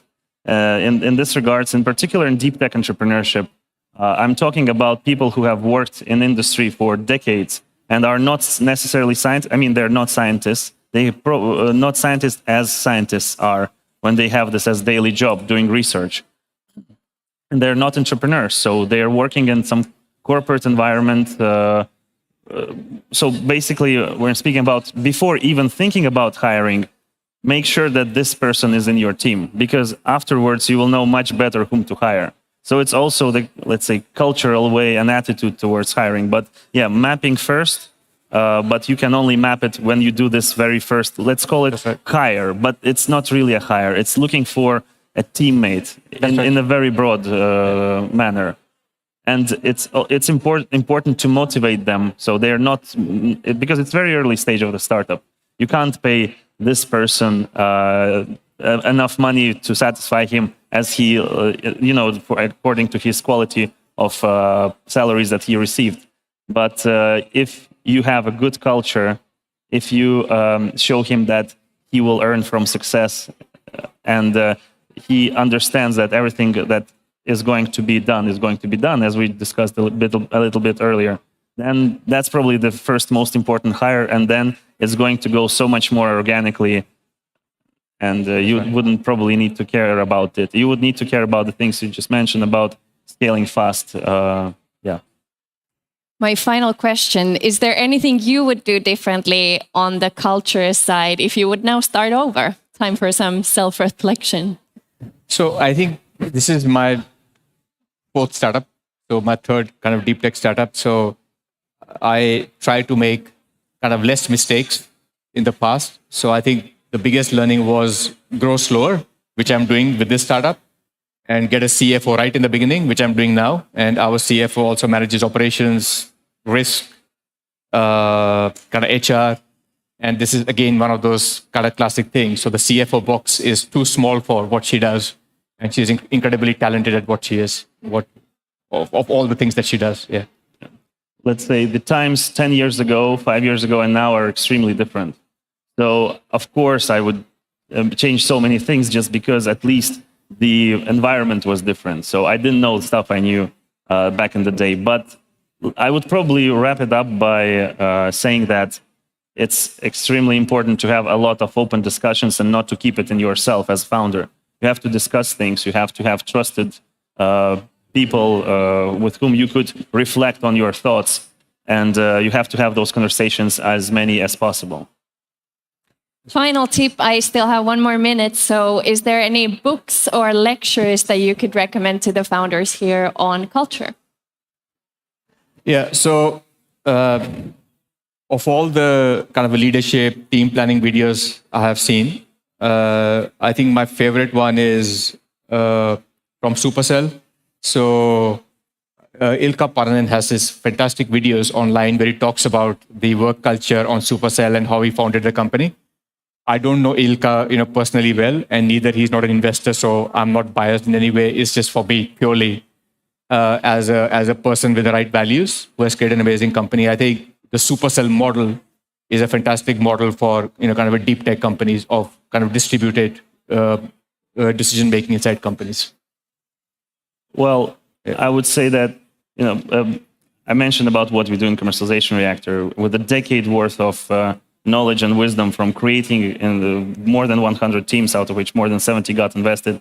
So we actually look for a lot of those, let's say, cultural influencers, etc. And also, from broad speakers such as, Steve Blank, Bob Dorf, etc.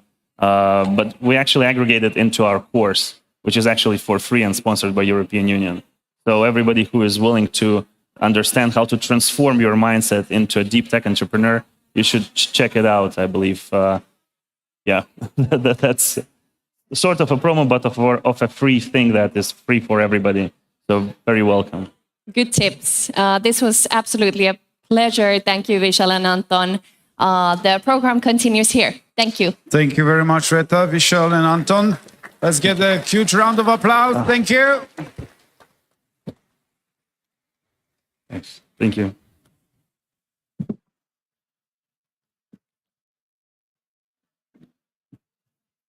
And the next on stage, I would like to invite Katarina Gianelli and Anne Badan. They're going to tell us about creating an environment for growth.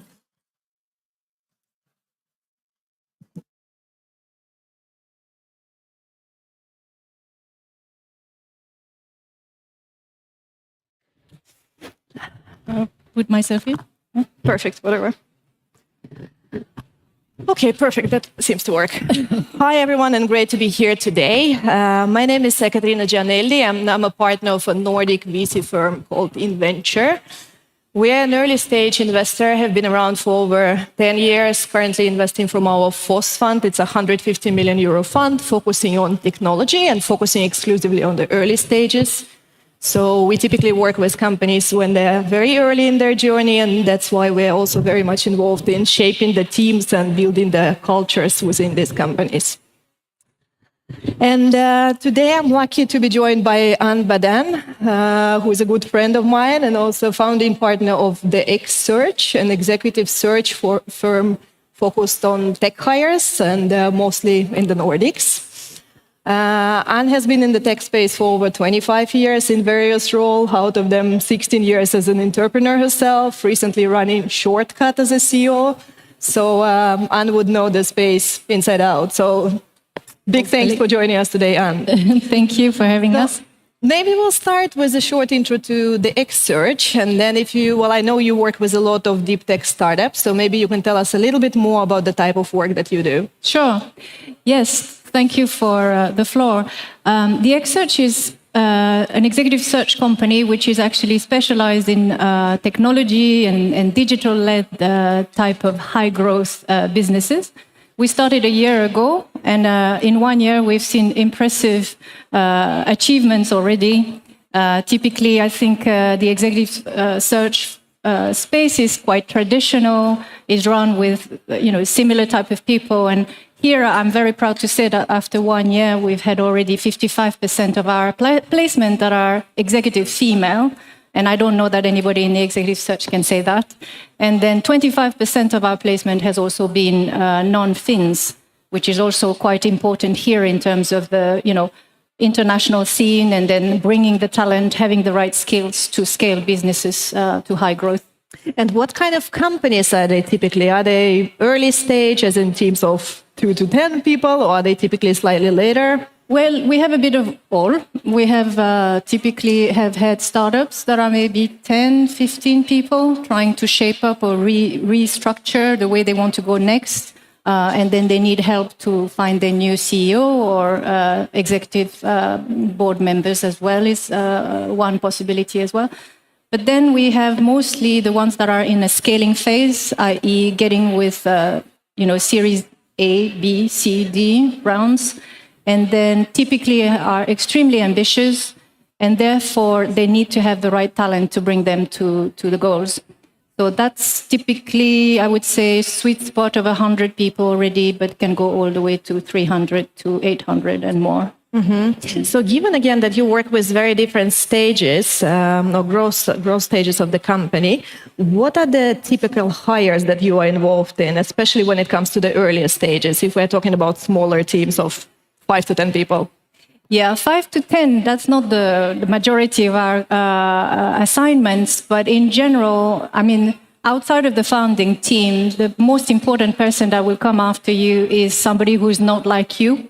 So often, especially in the deep tech environment, you would think academia researcher or scientist or innovators are maybe more from the technical side, and they would potentially require someone with a commercial background, and not just potentially, most likely.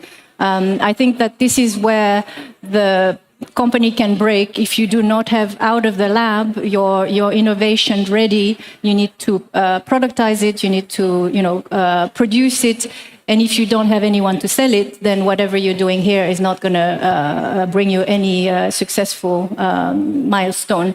So often the most important hire is going to be after the founder, and it's someone who's not like them. And then mostly on the business side, so I would say commercial lead or chief commercial officer, someone who takes care of business development and sales, looking at the growth path. And then also somebody who is able to translate, the values of the product and then talk to, in layman's terms sometimes, because when you're talking to customers or, partners and so on, you need to be also able to convey what your product is going to do and what impact it's going to have, and then being able to lock meetings and deals and partnerships. Exactly. So that's one, but we have also many other roles that are super crucial, that are often kind of overlooked or not thought as so important. But CFO is a very recurring role, especially at different stages. You need different types of people. If you have not thought very well about how you want to grow your team, you may have a right person for just right now, but not for the next 18 to 24 months. And this is often a mistake, by the way, because you need to have flexibility with the talent you have, in the sense that 18 months down the line, you might need other skills, or you have shifted a little bit your business model or whatever. And then if you had actually hired somebody who had a very narrow type of profile and might not be able to adapt, then you might have lost already resources, time, and money here by that mistake.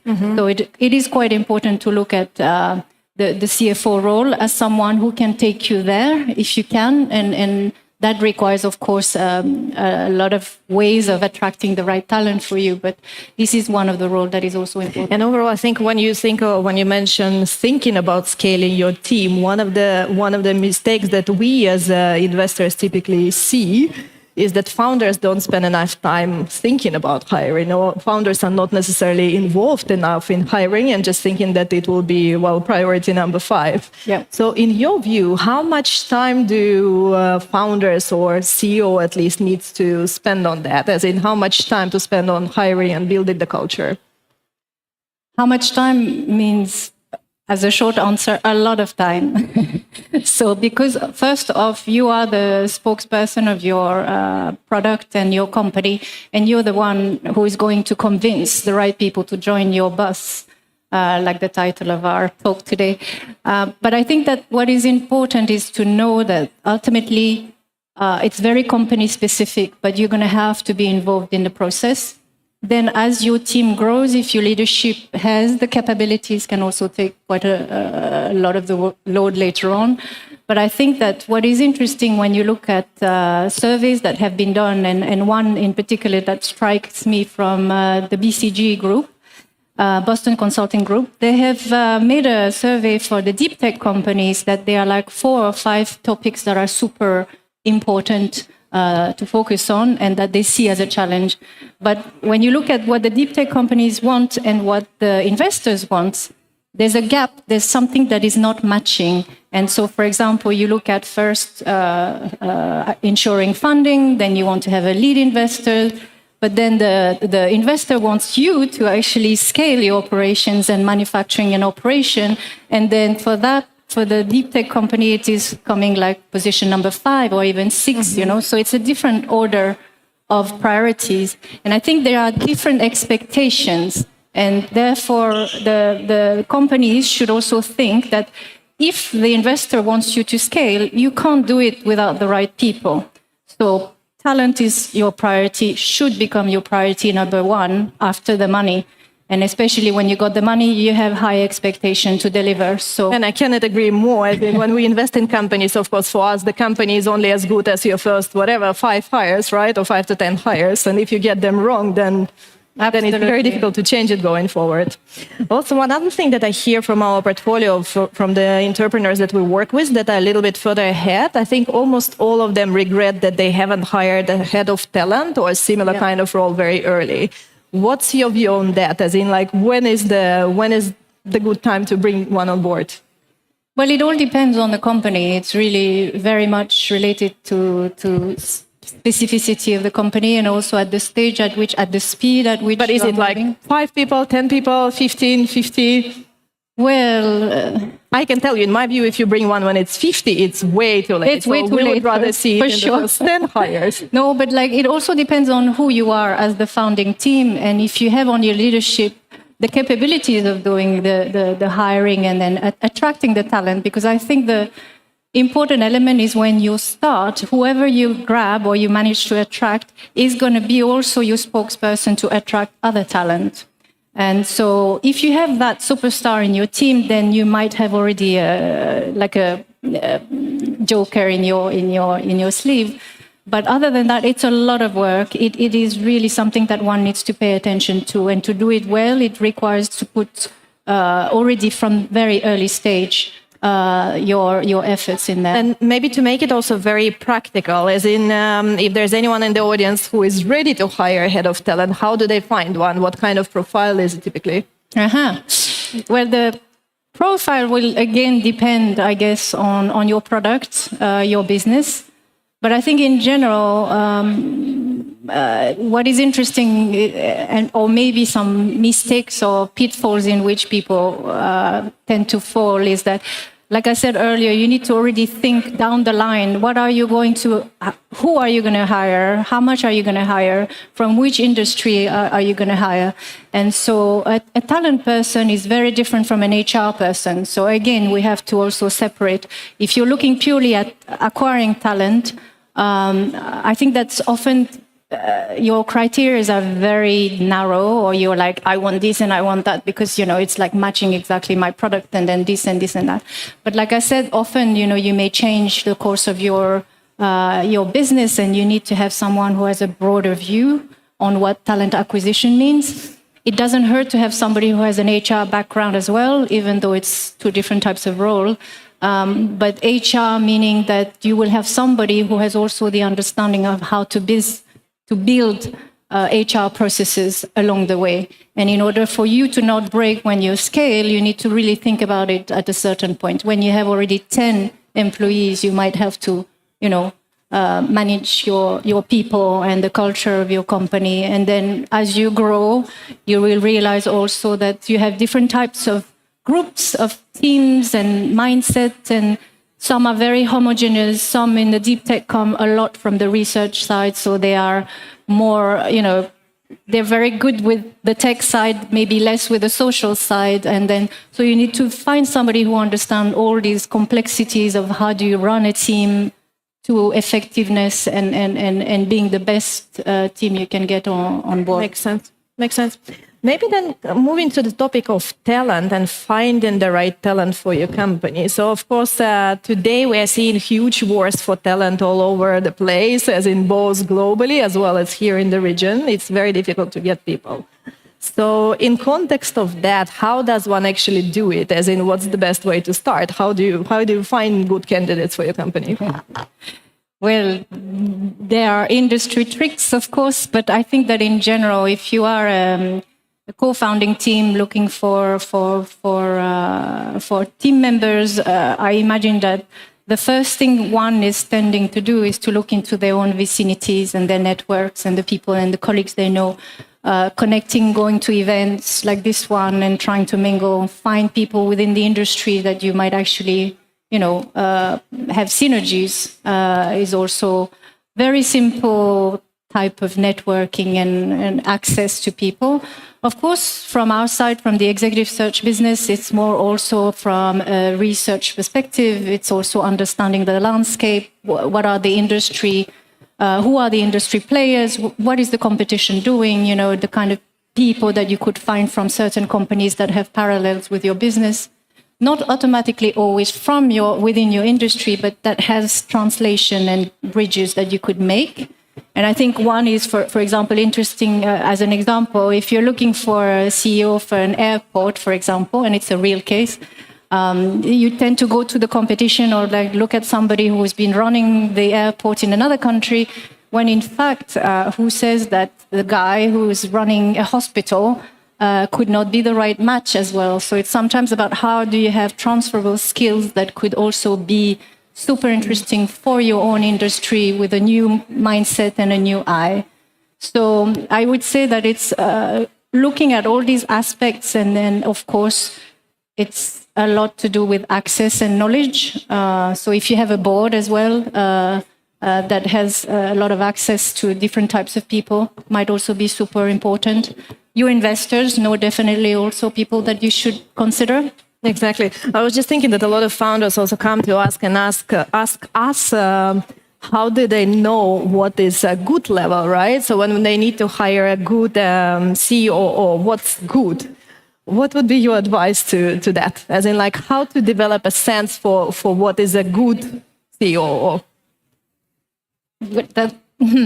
That's an interesting question that I would actually be interested to turn to you, because often... So I think, of course, in my view, the best way to find it out is to hang out with people who are in the companies that are a little bit further ahead. As in, if I was the one searching for head of product, I would try to identify all the head of products in the industry, approach them and try to get to know them and get their tips or get some candidates from them or referred by them. Mm-hmm. That's probably the quickest way, but I don't know if there are any other tips from you. Well, I think that what does best look like is very subjective in many ways. It's also depending on the company and who are the people who are already there, because what you want is not the best, but the best fit, in a sense that who do you not have on your team, for example, might be the best then that you need. Also, I think, especially when we look at the deep tech industry, or you're thinking of B2B, it's often innovation that needs to be commercialized. You need partners, you need people who, most of the time, your biggest customers are going to be corporates.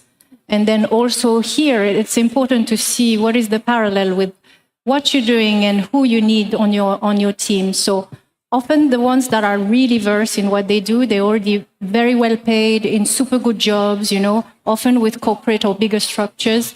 And then these guys are often overlooked because you think, they're too expensive, they're too this, they're too that. How am I going to, convince them to join me? When in fact they could be the best that you may want, because often startups are thinking, I need someone, hands-on, scruffy, who can do things, and then kind of jack of all trades. That takes me to the next topic, maybe on the incentives, as in if you are to hire this top talent, how do you incentivize them, and what's your view on the ESOP programs, for example, so employer share ownership program? Does everyone have to be part of it? What's the right way of thinking about it, etc.? So when thinking of attracting talent, because there are different levels, of course, that you need to look into your talent, is first step is how you're going to attract them. And indeed, the SOPs are practices that are getting more and more popular here in Europe, whether it's from traditional startups, deep tech startups. Deep techs are eventually taking way longer than other consumer products, for instance. So you need people who are patient, people who are motivated, that are ambitious, who will connect with your mission, or have a deep understanding of what you're trying to achieve here. And then with the ambition and the culture of the leadership team, the culture of the business, you can attract really the right people just with that. And then you have to look at the soft values. And here we're not talking about, smoothie bars and board games with your team, but more looking at, what is the driver behind the product, and are the people really excited about, the future and the impact of what you can bring to the industry. But then what is also important is like how you're going to retain them in your team. And so the ESOP is a very good way of making sure that you can retain the talent, because often if you offer it to the leadership team or even lower, there are some other companies that offer it to everyone, but with vested period. Do you think that's already the market standard? Excuse me? Do you think that's the market standard already, No, as in offering it to everyone? No, it's not the market standard, but there are some companies that are putting it to everyone because they have I think in my view, it is already the market standard, or about to become the market standard. Actually, the talent is hoping and expecting it because they've seen really interesting exit from VCs, so they want to be on the same train, and so they are willing to go down on their salary base in order to get that plan. But I think it also depends on, as a founder, you don't want to dilute your equity, of course, So the investors want you to do it because they want you to be highly ambitious, go faster to the end, of the tunnel for them. So they are pushing often the founders to do that. But I think for an employee, it's interesting in a sense that it also allows them to be more faithful and committed to the task, and they have stakes in the company, so they're going to probably work their ass off. I personally think it's a must nowadays. Yeah. But just thinking we're running out of time, maybe a couple of key takeaways for the audience.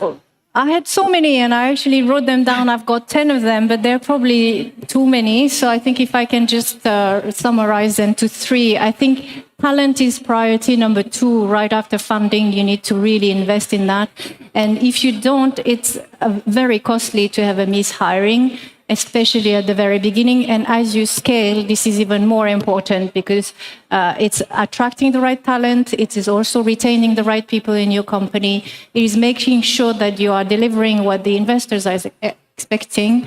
And then I think that in general, this is one of the top topic that is now in the forefront. Money is not anymore an issue, especially with the European tech startup that I built. There's a lot of money out there, but talent and the war for talent is the biggest issue. I guess we have to wrap up now, unfortunately, as we're out of time. But thank you so much, Anne, for joining us today. Thank you for the chat.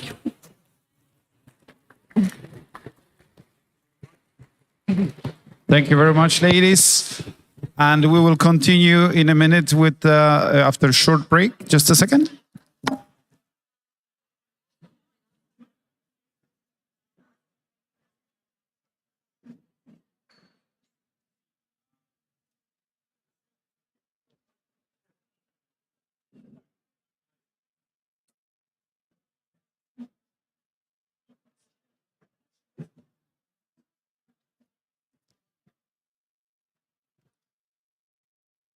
Okay, and I would like to welcome on the stage now Lotta Partanen from VTT. Welcome on stage. Just a round applause, please. The stage is yours. Rock and roll.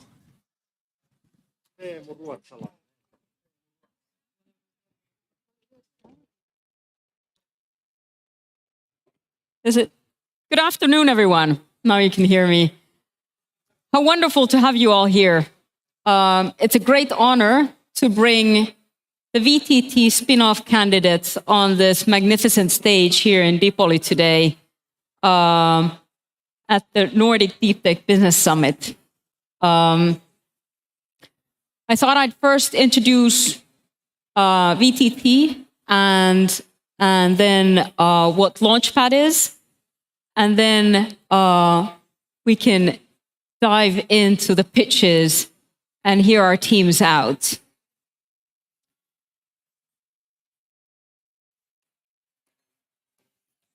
So a few words about VTT. VTT is a research and development partner that is owned by Finnish state.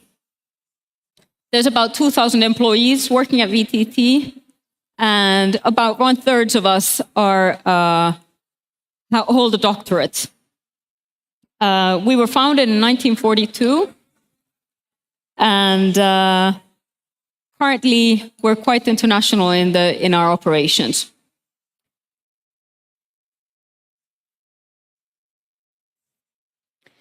So VTT's purpose is to bring together people, business, science, and technology to solve world's great problems, and hence, of course, create sustainable growth and well-being. Here's a brief timeline of VTT. Founded in 1942, you can imagine there were quite a few troubles in the world at the time. And VTT focused at solving the national challenges. Now, if you look then to today, our focus is very much in global challenges. So 2 years ago, we published a vision paper on the path of exponential hope. And there we outlined 5 technologies that we believed would make a great difference in the world. And if we look at this then, and reflect a little bit on what our incubator has already in its 3.5 years of existence achieved, we have spun off 3 teams in new proteins or in protein production. And if we then look at the lineup that is going to be on stage today, we will find quantum computing there, chemical recycling of plastics, as well as new material or novel material use. So why we're here and why we're doing this is because in order to make the greatest impact of change is by spinning off startups.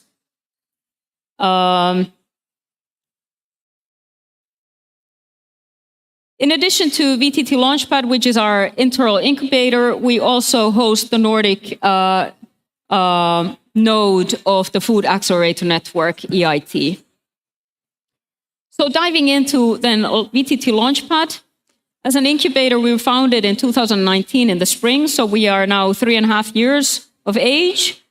Now, historically, of course, VTT has been spinning off companies over the decades.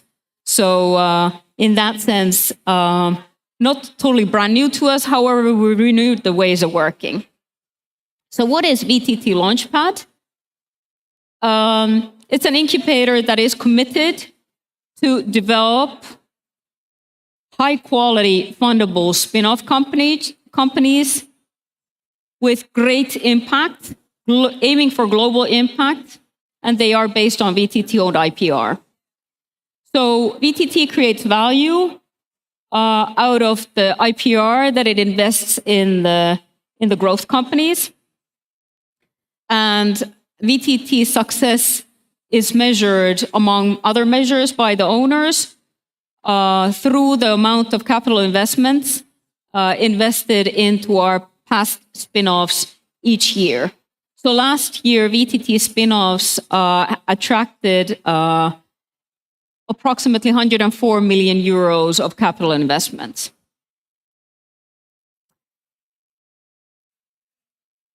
What I like to always bring out is that there are 2 significantly and fundamentally different ways for us to commercialize IPR.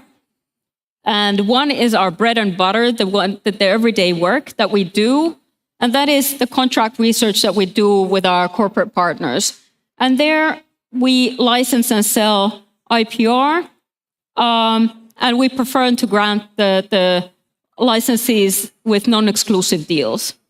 And of course, it's priced at market value. Now where we operate with the startups is the orange box, preferably, where we can actually carve out the IPR. It's clearly specified. And then we invested in kind into startups. So these are two very different ways of handling IPR in commercialization. So then, just a brief slide on definition of a VTT spin-off currently. It is a company that VTT has invested its IPR into in kind in exchange for preferred shares alongside with capital investors with equal terms. The IPR has been clearly specified and valued by a third party before the investment. And our target is typically the maximum of 10% of the startup. And we're really aiming for a great growth path for the company. So here's a team slide. Picture needs to be updated. We have a new member, Mio Silvenonen, joined us in the spring, working on business analytics. I'm Lotta Partanen. I lead incubation and acceleration. I always forget to introduce myself. Apologies.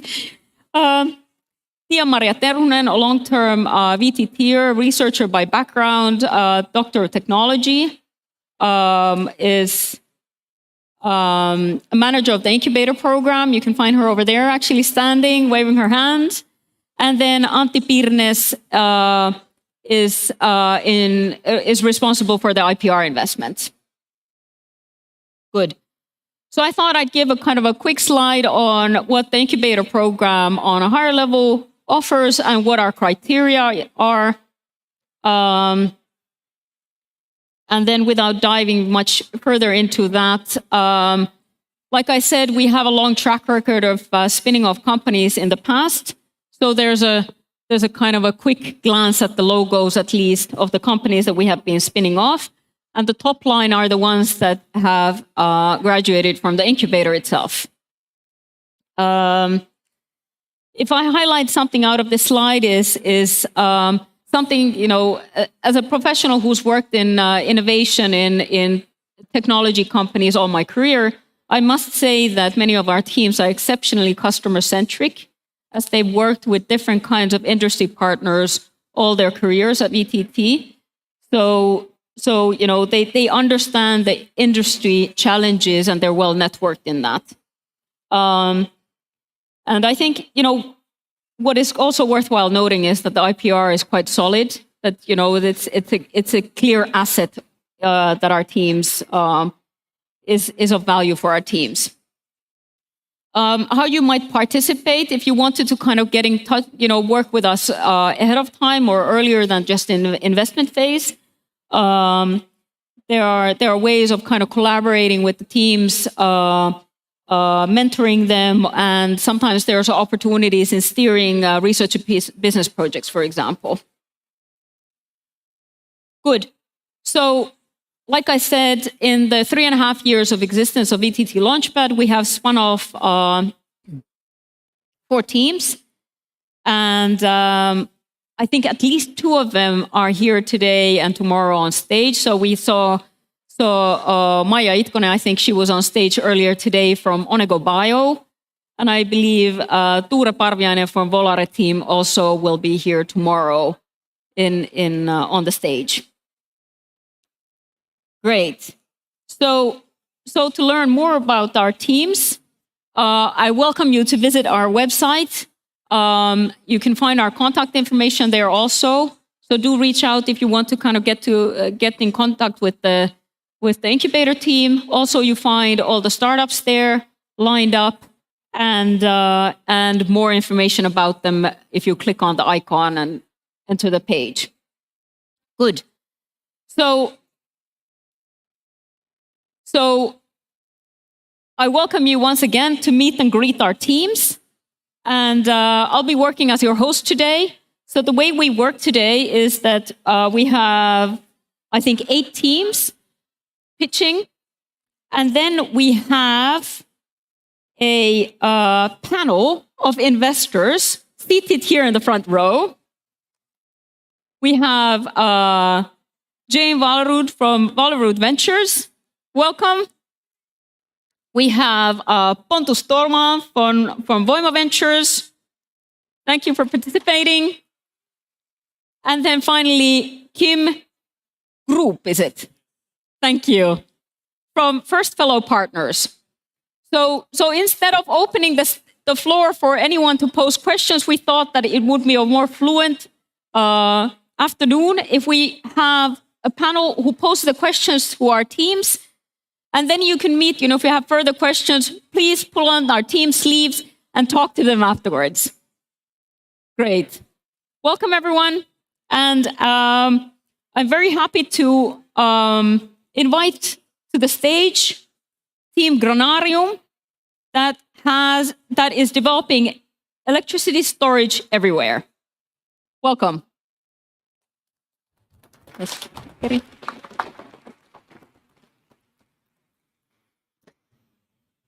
Hi all, I'm Paula from Granarium.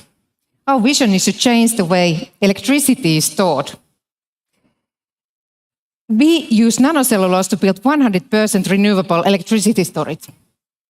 Our mission is sustainable and safe solutions where the instant high peak power is needed. According to the GTK study, nearly 38,000 terawatt hours extra power is needed to completely phase out fossil fuels. This means that new solutions to store electricity are needed quickly to cover the increasing demand and need for the transition to renewables. The current battery solutions will not cover this massive need alone, and they consume non-sustainable, scarce and unethical resources. Now we studied whether it would be possible to build an electricity storage by using only renewable materials. Supercapacitor is very interesting technology as it uses carbon-based materials to store electricity. However, it uses also synthetic binders like electrolytes and that are not environmental friendly. And we realized that we'll have one technology that uses only renewable materials, and we can build new type of supercapacitor. High consistency nanocellulose can bind different types of biocarbons that can act as an electricity storage. High consistency nanocellulose is a unique material component that has a range of different material sources: wood pulp, textile fibers, agro-residuals. And these are all affordable materials. And we want to make sustainable material choices. Like activated carbon, all are 100% renewable. Supercapacitor, well, it's super fast and efficient in charging and discharging. The power density, it's very high, and from seconds to minutes. And therefore, we are concentrating into the use cases where the high specific power is needed. It has very long life cycle compared to the batteries, and therefore it's almost service-free. And it can survive well in demanding conditions. To sum up, we can build 100% renewable electricity storage, supercapacitor. We'll have infinite supply of materials that enables also local, responsible, and self-sufficient production. The characteristics of the material enables design freedom and makes our solution easy to integrate. The production is simple and low cost, which makes larger size supercapacitors very capex effective and scalable. The solution is super fast, from seconds to minutes, so where that type of operating power is needed. And finally, it's safe and secure. We do not need any harmful chemicals nor safety facilities in the production. Our first commercial application would be electricity grid stabilizer. Now, transition to new renewable energy solutions has raised new type of challenges. The current power grid network is not designed to support and secure stable distribution of renewables. This is globally recognized challenge. There are two leading needs. The new renewable energy production systems require solutions to stabilize the production interruptions and voltage fluctuations. Also, they need backup power to cover the supply fails of windmills and solar power plants. And secondly, the old mechanical energy systems like water power plants, they are slow. And they are in danger to be removed from the energy reserve markets. And that would be quite a waste. So we can provide small-scale, fast reserve for both of these cases. Our solution is cost-efficient, scalable, and safe, and that would free the scarce lithium reserves into more efficient use cases. We have built a simple model to explain the business logic. With 20 million investment, we would produce 30 electricity storages size of sea container. The capacity of one sea container size electricity storage would be 100 kilowatt hours. As a direct comparison, there would be water power plant backup storage using similar capacity and using traditional supercapacitor. So the use case is already in action. And so basically we can provide enough time or power to quick and secure the production interruptions and fluctuations or superfast charging. The spin-off milestones, we'll have now research to business process ongoing until February 2023. By then we are aiming to reach the spin-off readiness as well as our larger size functional demo is ready. After that, we will build, test, and optimize the commercial pilot production, as well as the pilot cases in a real environment. Once we'll have validated results, we will build the industrial scale pilot plant. These are the most critical milestones to ensure the scale, continuum, and pathway for the new innovations, like utilizing the design freedom and building a new product concepts. This is our core team. I'll have 20 plus years from leadership, startups, innovation, and product making, while Otto Ville has broad experience of developing new high-value use cases of cellulose-based materials, and production methods. We are looking for 2 million seed funding to ramp up the pilot production, accelerating the product development, building the winning team, and finally releasing the first commercial-sized pilots. Thank you. Otto Ville, please join. This is the team. Thank you, Paula. Excellent pitch. Can you say something about technology readiness level? So you're building a pilot plant next year, but how well have you got it to function in the VTT laboratories? Well, we have tested the functionality in the laboratory level, and currently we are building a functional prototype. So we are aiming for a technology readiness level around 5 or 6 during this year. And continuing on that unit economics, have you gained an understanding of how you would be in unit economics compared to existing supercapacitors? We have made some extensive calculations on how expensive the production would be, how expensive the materials would be. And we know for quite certain that we are going to be a lot cheaper. So thank you for the presentation. So now having the co-founders on the stage, Yes. what kind of domain expertise do you see yourself lacking in order to successfully validate the pilot line phase and also kind of start on production level and then, thinking ahead for the commercialization? What would be the, let's say, the top 3 critical recruits you would like to bring on board? Good question.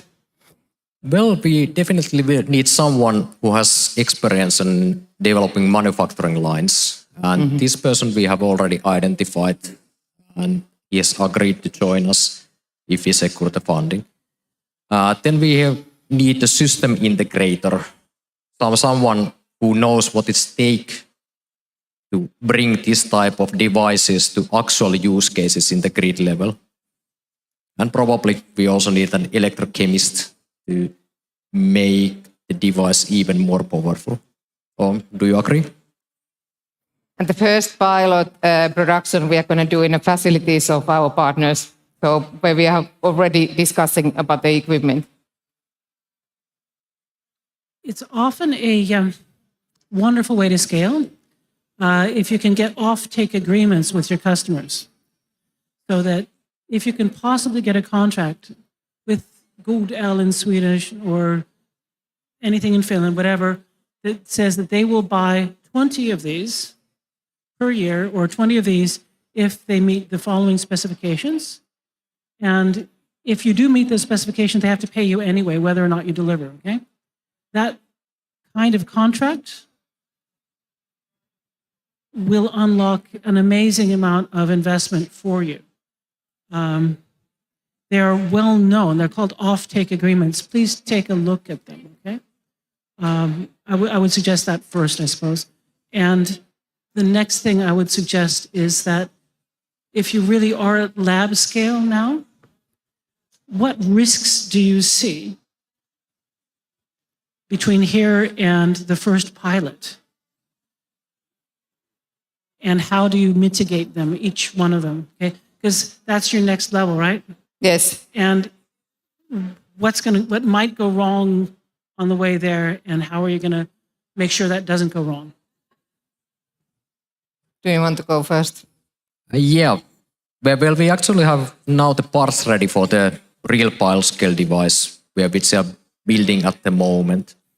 So we are moving from centimeter scale to 1 meter scale. But after that, of course, when we move from 1 meter to real sea container size scale, that's something that we just need to do with our selected partners. So we are teaming with the manufacturers who know to upscale. Okay, so one risk is scaling from 1 meter to 4 meters. I can imagine another, or 10 meters. Another risk might be that the two of you don't get along. Another risk is you don't actually get to spin out. Another one is that you don't actually get the off-take agreements. And that's just me sitting here thinking wildly. There must be others. Luckily, we get along quite well. So. Can you see this? Love. Yes, it's where we have spent the last 14 months working really tightly together. So at this point, I can for certainly say that we probably get along better than, for example, me and my wife at the moment. So. Oops. But just in a professional way. And seriously, we have been discussing tough things. Who we are and what does it make to build a startup? I have that experience from background, and it's not easy. And it takes quite a bit of a guts and really like a thickening your back. But nonetheless, this is such a unique innovation that makes my heart to pump. So. We share the similar values, sustainability and the will to not mess up with our world anymore. So one more. You said you're going to be cheaper than your competition. That's not a good idea. How about more expensive? Sorry, I need to intervene. We need to move on with the program. Perhaps you can continue the discussion in a moment. Thank you. Thank you very much for the team. Thanks for the active and interesting questions for the panel.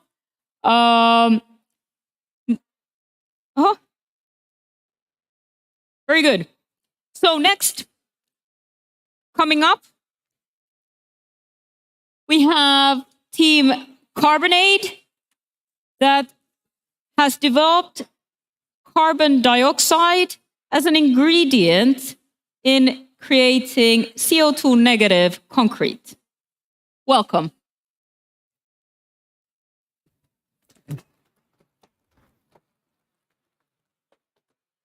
So hello, my name is Tapio Vemas and I'm here to present Team Carbonade. So the Carbonade is providing technology for concrete manufacturers to use and store CO2 into concrete. The concrete itself is a little bit of a problem because it causes 6 to 7% of the global CO2 emissions. And there are no realistic alternatives for concrete because we consume 10 billion cubic meters of concrete per year. The big carbon footprint comes from the production of cement, that is a binder material in concrete. And producing cement, it causes close to 1-to-1 CO2 emissions per ton. So there are no industrially feasible solutions to decrease the carbon footprint of concrete. But the legislation is tightening. In 25, we have a new construction law applied in Finland. That will set an emission limit for the housing, so something needs to be done. On the other hand, we have seen more and more carbon capture projects coming in place. But when you capture the CO2, you have to do something with it. You can use it to make some short-term materials, like synthetic fuels, plastics, use it as food products and things like that. Or you can store it permanently, meaning that you transport it somewhere and put it on the geological deposits. There are not that many industrially feasible technologies that can provide both aspects.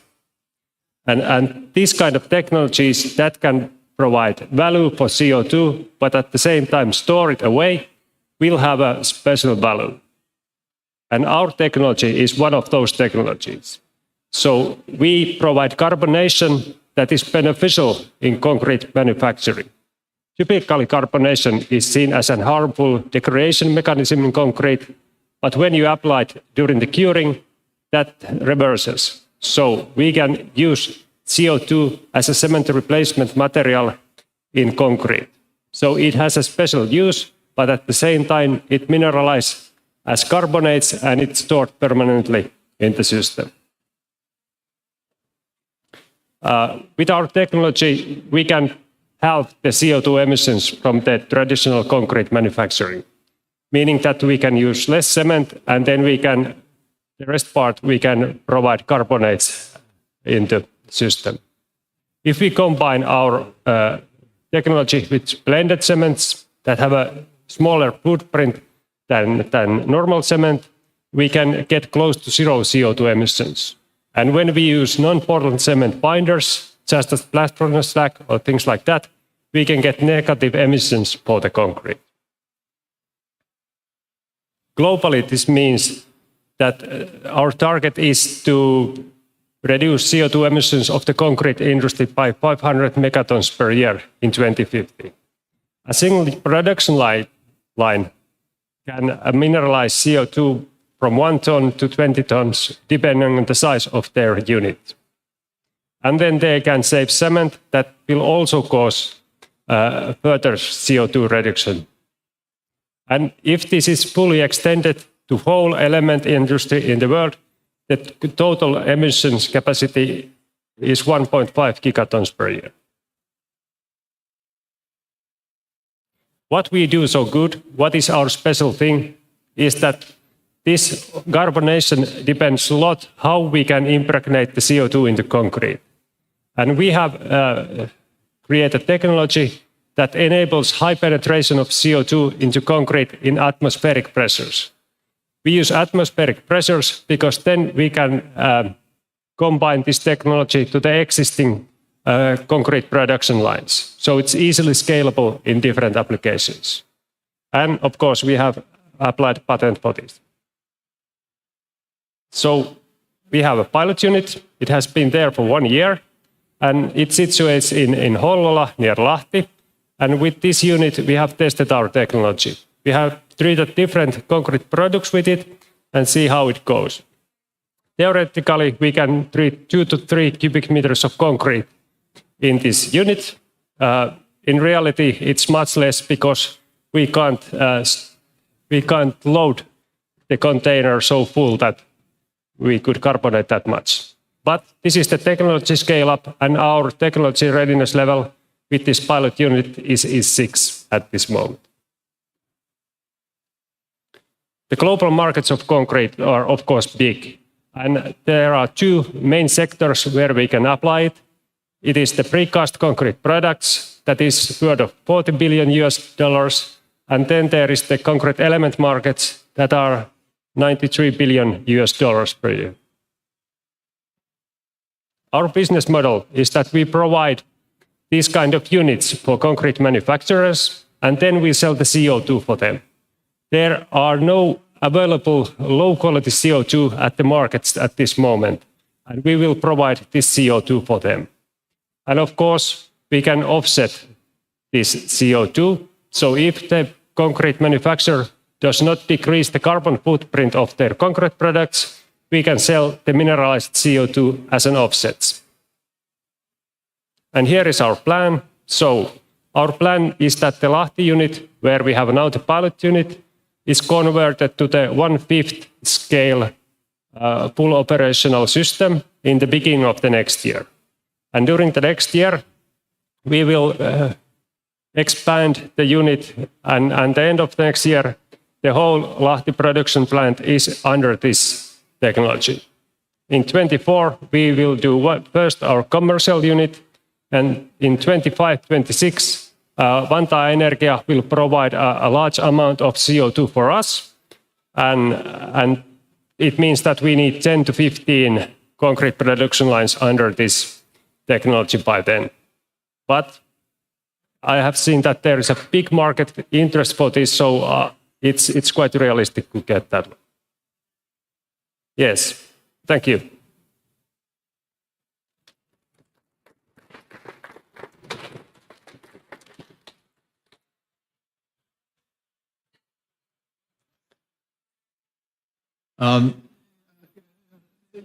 I think it's evident about the emission reduction possibility and the regulation that will play a role there.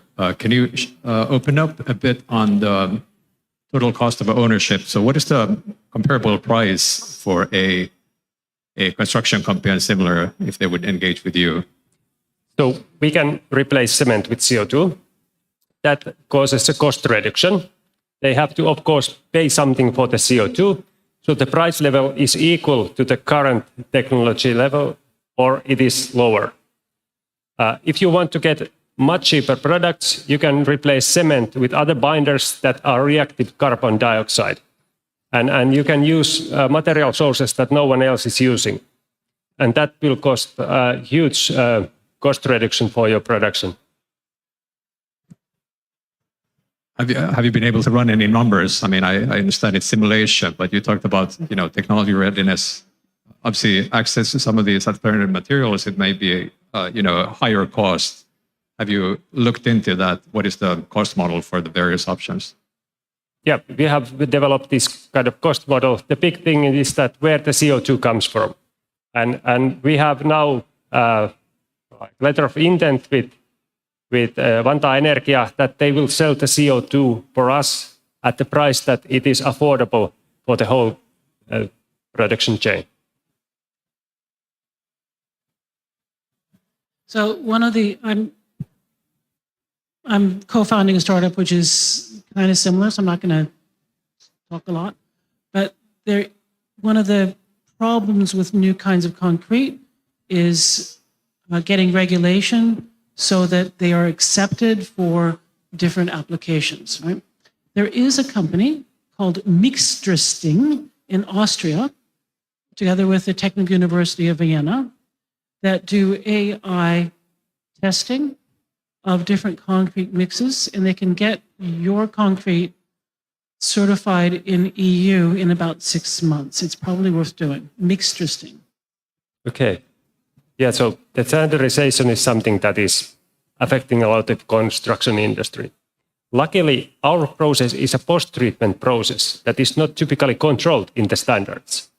So if we just can provide the fact that we don't change that much of the composition, we should not have problems with the standards. All right, because that was going to be my question also. Do you think it will be easy to sell to consumers this kind of a concrete or people who are in charge of building projects that it will be as tolerable as your Portland cement? Yeah, actually we go to the nearer thermodynamic equilibrium. So typically, the surface of the concrete carbonates during the first years, like few millimeters on the top of it. And that makes it less soluble for water. So it's not difficult to sell this because these kind of things are already known by the industry. And at this moment, there is a great need for this kind of products. So actually, they are already willing to take some risks with the products. Of course, not in the structural members of the things, but like pavements, it's something that they are willing to. It can cost more, and it can be like that. There is a need for these things. That's for sure. That's for sure. Thank you. Thank you. Thank you, Tapio.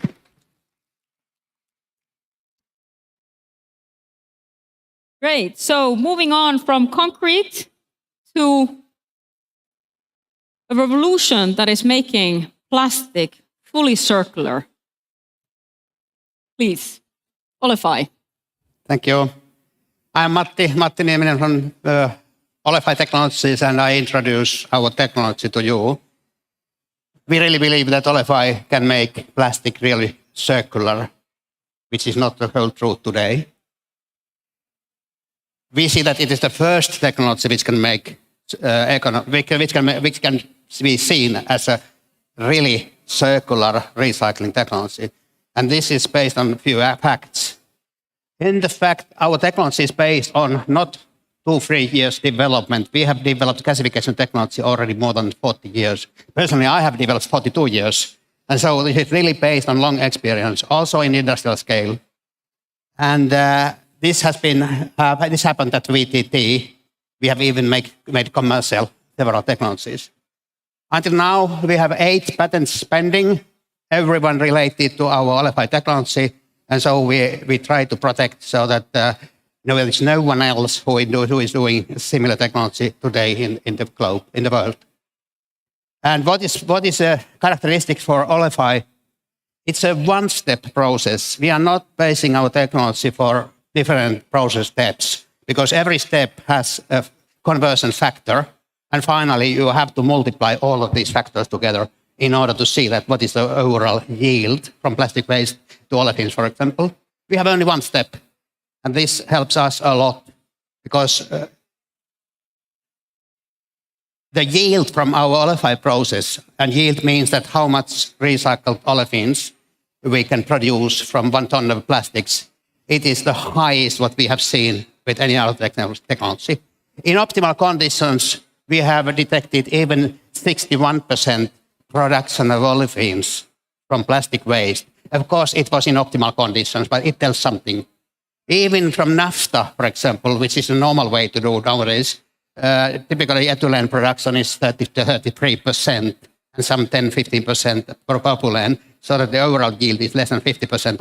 We can make more than 61. In addition to that, we have even 11% aromatics, recycled, chemically recycled, virgin-grade aromatics, which are also valuable products for our process. And the rest, roughly 28%, this is used for energy production in the process, so that we don't need any external energy. We are self-sufficient from energy point of view. And this is also a benefit. And if you look at CO2 emissions or greenhouse gas emissions, we have estimated, we can't make the detailed estimate now because we have to know the site to which we compare. But we have estimated 50 to even 66% reduction of CO2 emissions compared to traditional naphtha cracker. And our product is recycled. So if I compare to other technologies, we have even more than 50% higher yield in some cases. So this is really important issue from economic point of view. We can also accept rather low quality plastic waste for our feed so that it can contain contaminants. And our products, they are equal to virgin grade plastics, olefins. But what makes Olefy then economically feasible? This is from our pilot plant. If we first look, this is a conventional naphtha cracker. So that this is used nowadays to produce polyolefins, plastic pack material, for example. So it's a huge industrial plant and very expensive. A greenfield investment up to $6 billion US dollars to invest on such. It's absolutely too much for us. Olefy does not have such kind of money. We are not even dreaming that, no. Our idea is, and this is one part of our innovation, we will integrate our facilities to the steam cracker because the product from our process, it's a mixture of gases. And the most expensive part of the process is how to separate different fractions. And we are now utilizing the existing cryogenic distillation system, which exists at each steam cracker in the world. And this makes, we can save even billions, to be honest. And this is very essential for us. We can have there several, and the target is to have several Olefy modules together. Another issue having very essential impact for us is that the price value of the product is 2 to 4 times higher compared to naphtha-made polyolefins. This makes good for us. And the available market in roughly 450, 500 steam crackers in the world, each of them has several furnaces, and each furnace can be replaced by several Olefy reactors. So we have a potential for thousands of reactors. And briefly said, Olefy Technologies, it's a spin-off company from VTT, and we are now commercializing this technology. VTT has committed to transfer IPR in exchange to the equity. And now we are looking for investors, primary investors, but also strategic partners. We are negotiating, and we have negotiated already more than 2 years with technology providers, steam cracker operators, also global brand owners. And so we are really ready to go ahead. We have already the 3 persons in our team. Of course, technology is very much based on VTT technology. Patrice Arnes, my colleague, is also here. And then finally, what are the numbers we are looking for now? The first 2 years, during the period, we will make the preliminary design, detailed design of the demo plant. We make a feed study for the demonstration plant. We make the feasibility studies. And after 2 years, we have a complete readiness for investment decision on the demo plant. Why we do it so carefully is that the investment on the demo plant, it's about 100 million euros. This is not any small-scale activity. We are talking about heavy petrochemical industry, and that's why it's rather expensive. We have negotiated with many of the operators, and they see that this is completely okay. And now we are looking for this seed investment for this 50 million euros. And our mission is that we see that Olefy saves the planet for our children and grandchildren, but very important, economically attractive way. Thank you.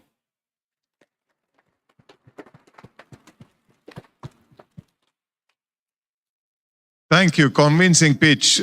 How much of today's plastic waste in percentage could you push through your process at the moment? Excellent question. 63%.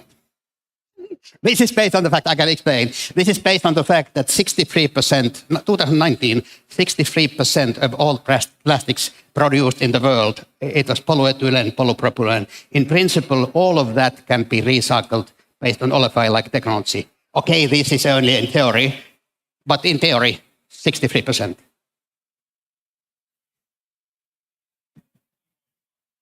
If you look ahead 5 years, 10 years, what do you see as the main business? Is it to, be a key partner also building up the, similar, let's say, waste production facilities or cleaning facilities, or is it more licensing to different companies? If you mean our business.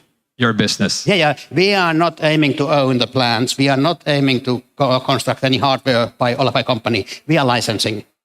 And that's why we have been negotiating already a couple of years with technology providers, so that we work together. We know that from investor point of view, it would be much better to have the complete freedom, but without technology provider, we are very, very small. So we need the technology provider. And finally, of course, we also need the petrochemical operator. And then we need also different kind of actors. But most important is technology provider as well as the petrochemical operator. Really exciting if we can actually use our plastic waste. It's just wonderful. Okay.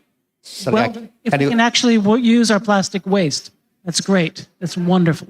Okay. you're asking for a fair amount of money. And that's a reasonable amount of money. It's just a lot for me, and I think for Pontus. Don't know about you. Maybe you have an extra 100 million euros to play with. Because it's so much money, you probably need to get the petrochemical company involved. Yes. And you also probably need to get an extremely good storyteller involved, because this is all about storytelling. And I would suggest the people doing ocean cleanup. No, yeah. I agree that the amount for as a seed funding it's large. I agree.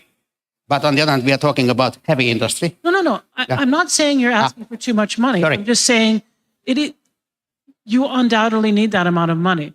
But that means you have to look at an investor profile, which is different from the one sitting here. Yeah. We don't have 100 million euros. No. Okay? We just don't. No. Okay? But given that, then in order to get that kind of investment, then maybe you could get the cracker companies to invest in you. Yeah. They're making a lot of money right now. Okay? Yep. The other thing you can need to do is have a storytelling around it, because that will make it possible to get European funding. Okay? I would suggest then one of the best storytellers is this guy doing ocean cleanup from the Netherlands. Yep. You need somebody to say, we're taking the Pacific garbage patch and turning it into raw virgin materials, or something, something that just makes people stand up and cheer. Yeah. Because 100 million euros, you need to cheer. Yep. To be honest, our target has been all the time that steam cracker operator will be the main investor to the demo plant. Yes, exactly. But we have prepared to collect also about 30 million euros from Olefai point of view, because we need access to the results from the demo plant. If we are not an investor, we have difficulties in that.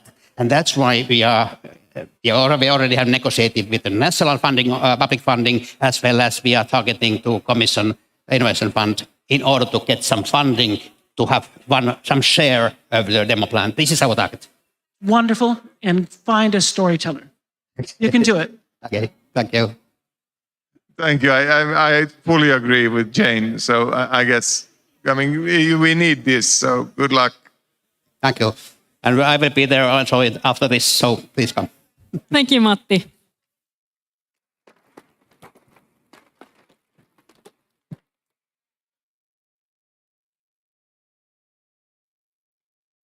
Next, coming up, we have the Of You team that outshines visual experiences. Welcome.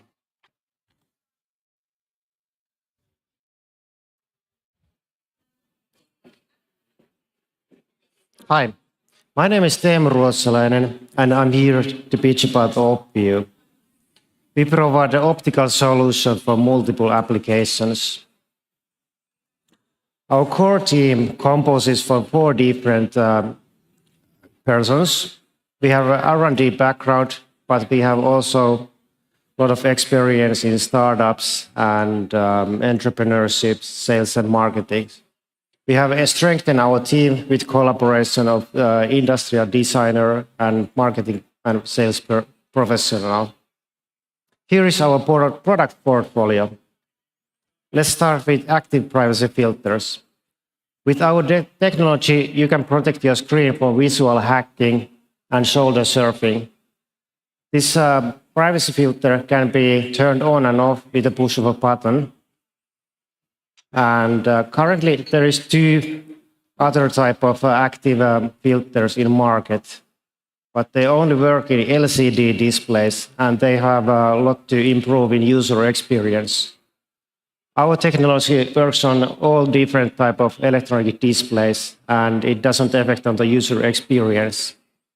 It can be also used broadly in laptops, desktop, ATM, kiosk, tablets, and cell phones. We are currently having a discussion with 2 major computer brands. And here is our product demo video. It doesn't, it's on. So with the push of a button, you can protect your screen and protect the side view from visual hacking. And it doesn't affect on the user experience. So user has a crystal clear view. Our second product is smart windows. We provide smart windows which have one-way transparent properties, and that's unique. All the other smart windows block the view on both sides. Our system can be used in office booths, public-private buildings, and households, so basically everywhere where there's windows. Our system can be also retrofitted, and currently we are having a negotiation with the booth manufacturer. And here is product demo, 10 by 10 centimeters of a smart window. Here it is in off states. And here you can see our window in on states. On the left-hand side, you can see the view from inside to outside. And from right-hand side, you can see a picture from outside to inside. So this is truly one-way transparent window. And here is artist's illustration how our windows could be used in households. So you can have your privacy and view at the same time. Our third product is transparent design, lighting elements, and decorative surfaces. So same technology with a little bit of alternation can be also used in illuminating surfaces. And here is an example of illuminating wall. And our fourth product is signages. So where there is need of delicate light, we can have it, for example, in museums and so on. And let's go to the global market size. So currently, high-end lighting market is $15.5 billion. Smart window market size a little bit more than $1 billion. And a privacy protector market size, $700 million. Our business model bases on product sales and licensing. And with this business model, after 4 operative years, we will have 10 million euro revenue and 5 million euro profit. We have strong IPR and knowledge. We have 3 patents and more patents to become. We have also a lot of know-how, and we have been recognized by Launchpad, Business Finland, and last year we won an innovation competition called Start Me Up. Until this point, we have spent 750,000 euros in technology development. And currently, we are looking for $1.5 million seed funding with a 3.8 million euro pre-money valuation. We have already one handshake for investors, and we are looking for more. Money will be spent on product launches together with customer, productization, brand, IPR, and we will also grow our team and need premises. Thank you for your attention. Thank you. Every startup needs someone who's really enthusiastic about the technology, someone who's really screaming that they need one. So you had a bit of a few routes to market with a couple of different products. So can you tell us, where do you find that closest product market fit where you are at the moment? So who is going to be your first customer, and how can you be certain that they are sort of screaming for this kind of a product? Well, with computer manufacturers, we have a discussion for a long time already. And now we are delivering them a technology demonstrator on their own laptops, and they are really interested on that. So we see this as a good lead. And also this office booth manufacturer, we just made a demo for them, and we got good comments about it, and now we are discussing it further. Your different market segments, I don't know, but it seems likely that they are rather different. Okay? That you'll have a different production volume, you'll have a different sales cycle, the people you're talking to will be different people. And that means it might be difficult to do all 3 or 4 at once to start with. And I guess that's the same question that Pontus asked.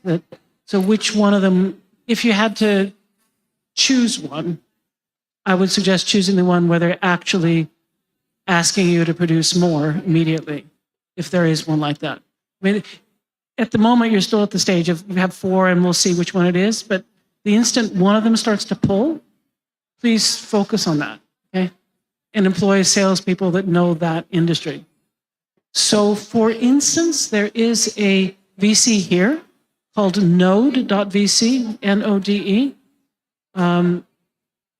They come from a company called Tobii, it's Swedish, most of them. And they have done huge technology integrations with laptop manufacturers. So if you want that kind of focus, then I would suggest talking to Morten Skogul, who's here. Yeah? Yeah. I was wondering as well how much you can actually produce. How big a surface can you produce at the moment? Where are you in TRL? Can you repeat it? I didn't. So that was just the whole market thing. Okay. The next thing is how big a surface can you produce at the moment, and what's your scale-up plan? So in displays, we have our demo is 15.6 inches, so it's laptop size, and now we are doing a little bit bigger. We have also made a 41 inches monitor, this working demo. And what comes to Windows is that we need to upscale it. Our demonstrator was 40 centimeters times 70 centimeters, so that's really small for Windows size, but it can be upscaled. There's a company also here called PFAL, Solar Technologies. There's another company here, another startup, that when I met them, they could make maybe 3-4 centimeters square. And now they're up to maybe a piece of paper. And that what they're doing now is selling very small pieces.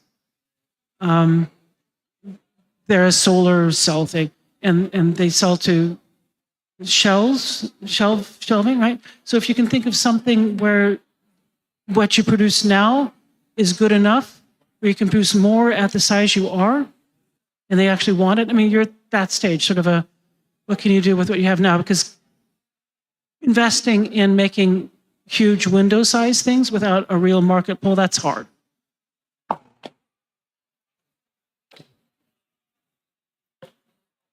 Perhaps just to continue on that thread of thought, I mean, obviously there are different kind of application opportunities, different kind of markets with different kind of setups. So my question, without understanding this market at all, is it a kind of a 3 different products trying to find a market, or is there always already kind of a must-have need out there?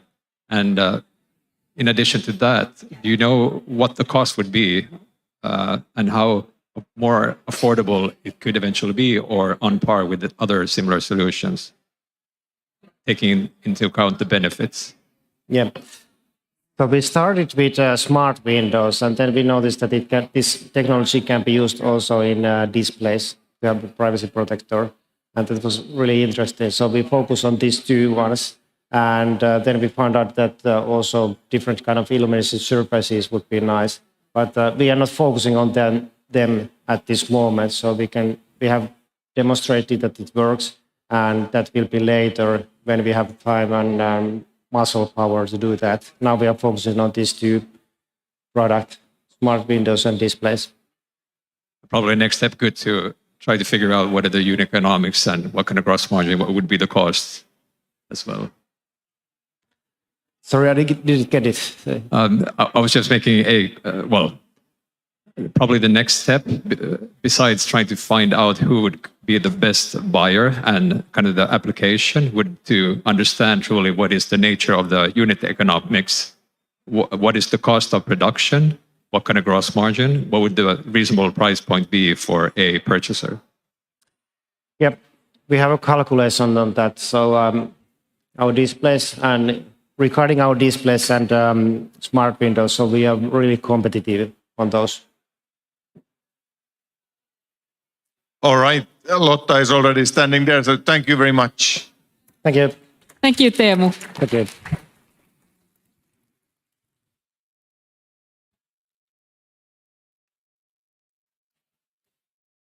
Great. 4 more to go. Coming up, we have the Warming Surfaces company that wants to provide us with the simplicity of control of warmth at the simplicity of controlling light. Welcome. All right. Hello, everyone. My name is Jani Mikael Kuusisto. Our company name hopefully says what we're all about. But I'll talk about a very basic need, which is warmth. And all of a sudden, with the skyrocketing energy prices, it's also becoming a luxury of sorts. Warming is a factor that has been actually overlooked for quite some time. Yes, we have the heat pumps. Yes, we as homeowners have always been a little bit concerned about the energy costs when we heat our buildings, our homes in the winter. But of course, this year in particular, it's become very crucial. But from a global perspective and a sustainability perspective, this has been a problem for a long time. 63% of all the energy consumed in residential buildings in the EU go to warming up the spaces that we live in. Talk about global warming. 63%. Over 20% of the CO2 emissions in the EU come from heating buildings. And in North America, 48% of all the energy consumed go to heating. And the reason for that is that we still heat the buildings in a similar fashion as our ancestors did living in the caves. We light a fire, and then we expect the heat to spread to us through the air. We're warming the air. But if there are any architects in the room right now, one of the first things you learn when you start studying architecture is the reason we feel cold is because the surfaces around us are sucking heat from us. So you're standing in a room, those cold surfaces are drawing energy from you, and thereby you feel cold. So our solution is to bring warmth to surfaces, energy efficiently, and in a manner that uses much less resources than what we've used resources up until now. This is a technology that is entering a conservative space. We know there's a lot of built infrastructure. Our claim is not that you go and destroy all your heating systems that are already there. Our claim is go and reduce your temperature levels. We've all finally started to learn this. Even the Minister of Trade is now telling us, reduce your heating by 1 Celsius and you'll save 5% in energy costs. What we're saying is you can retrofit these warming surfaces very easily. They're very rapid to control, and we can quickly provide over 20% energy savings in your total energy bill. Our vision is to control heating or warmth like you control lighting.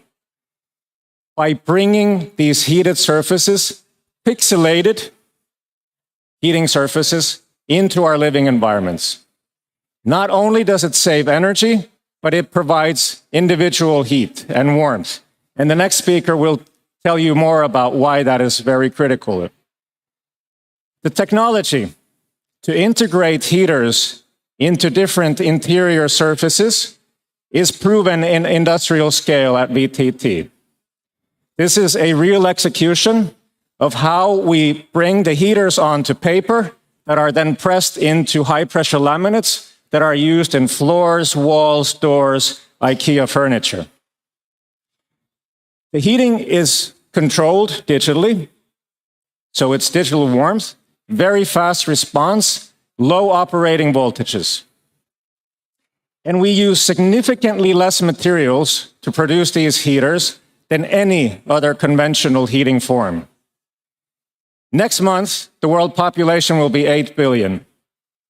2050, the world population will be 10 billion. The UN has said that we need to build 13,000 new buildings per day if we're going to house all the people in the planet. We cannot continue to build like we conventionally did. And that applies also to heating. We cannot have bulky, heavy radiators. We need to have thin surfaces. The metal that we apply is either aluminum or copper, vastly available, fully recyclable, and we apply them at ultra-thin layers, 200 micron layers. You know floor heating. I'm just going to say one quick thing. Now when you have your floor heating below the floor, this is an insulating material. 80% of that heat wants to go down, and it's very slow to come up. We bring it to the top surface. So talk about deep tech. This is very superficial technology. The heating is right there. And it's not only laminates, but also textiles and many different materials. And I just want to give some perspective on the market opportunity. 3.6 billion square meters of flooring materials are installed every year in North America. Most of those go into old buildings. Meanwhile, floor heating is not installed into old buildings because you need thick layers of material. Ours requires 200 microns. That's 0.2 millimeters. We have go-to-market partners. We're launching our first product next May. You see from their factory that it is already being applied in large area. These will go into hotel room walls. Many other areas where we can apply the heaters, our focus is interior surfaces. 3 middle-aged men starting this company, 20 years of experience, all of us in this printed electronics. And we're looking for a seed round of financing to be raised next spring. We just closed our pre-seed and are starting the company this month. And it would be great to see more investors join us. Thank you.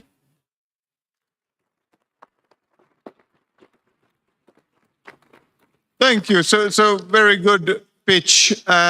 Who loves this product and why? I mean, you said that you are now scaling with an industrial partner. So Yes. can you open up that partner and a bit sort of the use case that they envision?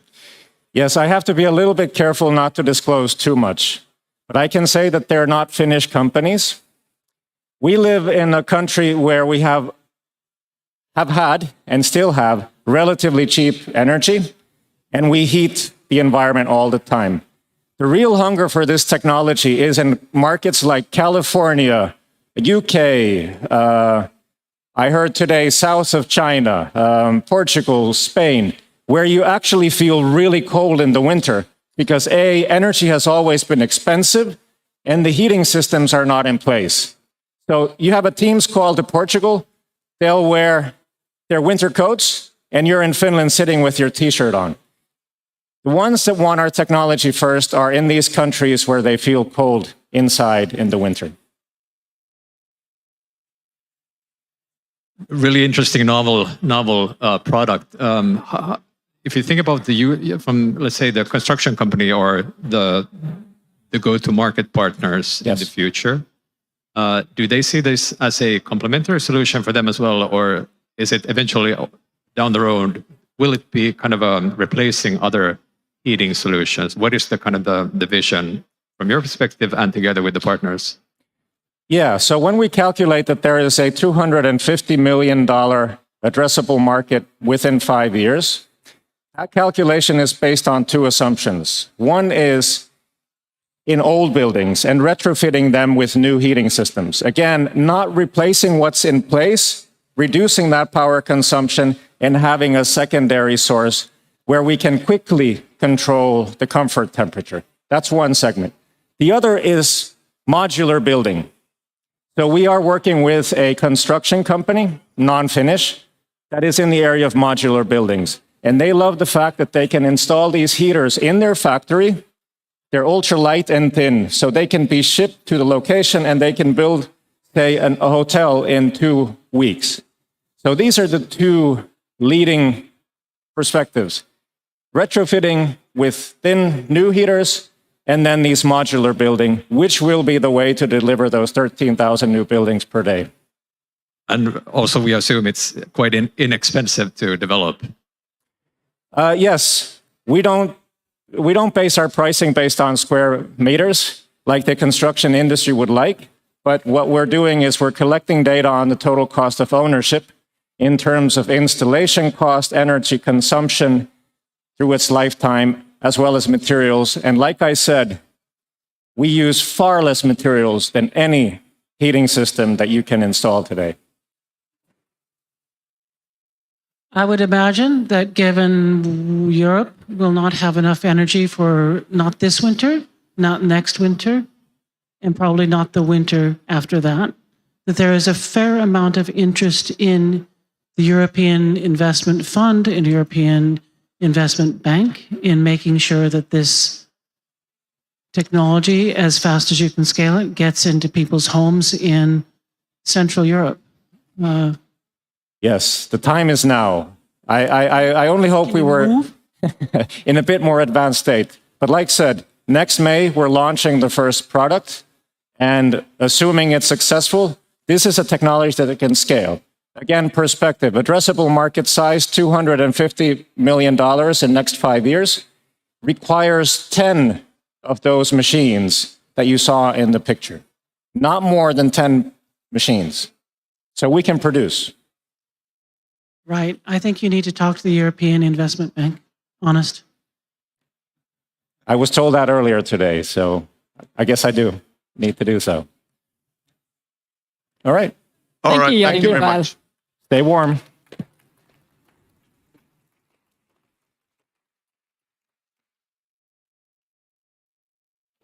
So moving from the environmental heat to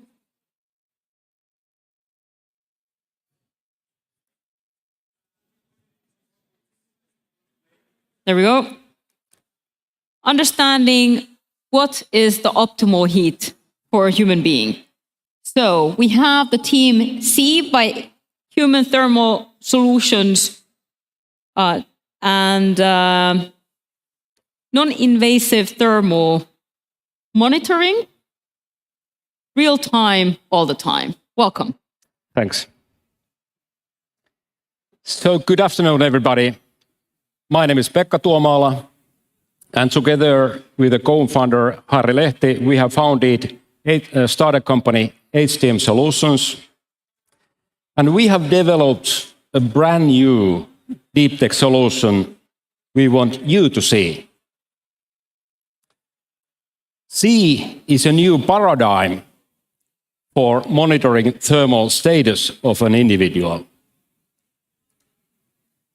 A cold fact behind all this is that over 70,000 people died during heat waves in Europe in year 2003.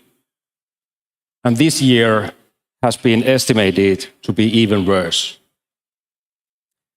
According to International Labour Organization, they have estimated that economic losses because of heat stress is huge. It's $2.4 billion. In a little bit different numbers, this heat loss during heat stress is corresponding to 80 million jobs. So obviously something needs to be done. Solving these challenges, first of all, requires something from policymakers. We can bring something technical investment possible to this, and naturally behavioral changes are needed. And actually what C is all about, it's a platform making invisible to visible. If I ask you guys, how do you feel from thermal sensation point of view, it's hard to even describe, but we make it visible. And actually, we are doing something that has not been feasible earlier. There are a number of companies who has put quite a bit of money and effort to solve and tackle this problem, but we are able, for the very first time, monitor this thermal satisfaction of a person real time and in non-invasive manner. And by the way, this non-invasive manner makes that no scratches are made to skin, no penetration to human body. It's like monitoring your heart rate by your smartwatch. Purpose for this whole effort is that we save lives for the workers working in hostile conditions. We also bring peace of mind to both workers and their superiors. And we bring new tools to manage the risk in these hostile conditions. Actually, we have already developed a working product being up and run on mobile phone, and we have validated this methodology by comparing the results which we have obtained by this software-based application to real actual measurements. There are some military tests, some emergency services, Academy Finland tests with fire students, and probably one worth mentioning is also in Doha in year 2019. A 50K walker in World Championship, they ingested a telemetric pill, which was measuring the core temperature of these athletes during this awful 4.5-hour walking competition. And when we compare our results to those results, we are more than pleased. It's good enough. Our product makes this thermal sensation and hazards visual, as I told you earlier. We can monitor the thermal status of these firefighters, for example. This data can be delivered wirelessly to supervisor, and also it can be stored for log and reports. And above all, because it's online, real-time, it can give you warnings, alerts, and estimate the safe operating time left. There are other business segments, naturally, mining, construction, and much more. For example, those citizens which died during these heat waves. We have estimated that the market size, the future market size of this application is huge. In occupational health, in consumer business, in healthcare, it's multi-billion. And our share, we have estimated it's hundreds of millions of euros a year. So we are visualizing and bringing the peace of mind for the workers. And here is our plan for the future. We have this application up and running, and we intend to raise funding, seed funding, in order to take those necessary next steps. And naturally, we would use this investment by doing collaboration with different disciplines, doing, measuring, and learning what we have achieved in this pilot phase. We have listed a number of partners because we simply can't do this by ourselves. Technical partners, distribution partners, and ecosystem partners. Here is our team. This whole package has been, the core of this package has been developed at VTT, and we have also partners which have been developing this very first app. And at the moment, we are looking for 800,000 investment as a seed fund, and we would like to find such investors who could share our vision of this technology, bring not only money, but also the connections and networks, and being willing to commit to this application for the long period of time. Earlier today, actually, one famous person on this very stage mentioned something about this. We are not doing something ordinary and ask why. We really dream of things that never were, and we ask why not? So thank you very much. I'll do my best to answer the questions. And later on, please contact Harry and me. There's a booth over there. Thank you so much. Thank you, Pekka. Good pitch. So once again, you have a few customer segments. I can understand they're all pretty similar. So you could very well tackle all of them. But who of them is like most eagerly awaiting for your product to get out there on the market? Simple answer. Firefighters. Because actually, they are fighting for their life. At the moment, there simply are no any services available for those guys doing this very, very valuable job. Same thing in construction business. We all know that 6,500 construction workers have died in Doha when building those football competition facilities. So the most meaningful business areas at the starting point would be these extreme condition workers. But my guess is that the biggest impact this whole technology will make in healthcare segment, in hospitals. It's hard to reach, so that's why we need to pay attention for these lowest hanging fruits and convince ourselves, our partners, and then move on to consumer business eventually in 5 years' time, for example, to this healthcare business. But what sort of level is the technology? I mean, how fast could you get like a complete system to a couple of Finnish firefighter units and really gain sort of usage information and feedback? And because I think that building on the story, it would be so great to hear also from actual usage in the field. So maybe you already have, but if you don't, how much more effort, money, time would you need to get this into a couple of firefighter units? Yeah. I start where we are at the moment. We have an app being able to calculate a single person's thermal status. And I would estimate that something between 1.5 years, we are able to launch this kind of program and service to firefighters. And actually, in this Emergency Academy Finland in Kuopio, they have already asked us, why on earth couldn't you generate something valuable for us? Because actually, they are at the moment measuring the core temperature of these firefighter students by an ingestible pill. And by the way, the cost level is 70 euros a piece, and it's disposable. Hey, I was still wondering, what is the actual product? I mean, do you have a separate, your own hardware, or how do you do the invasive measuring? Are you using the existing functionality of your smartphone, and just so the innovation is on the app layer, application layer, and how you do the analytics, or somehow kind of bring the information in a reasonable fashion to the user? Yeah, first the first part. Our focus is on software. We are world's best in solving thermal status of a human being. So we focus on software.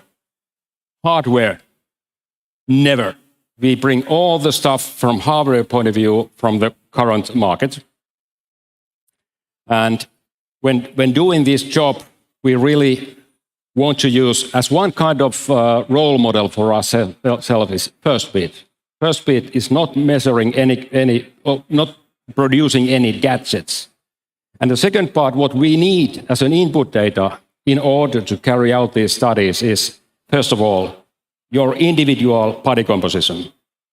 That's personalized analysis. That needs to be given once.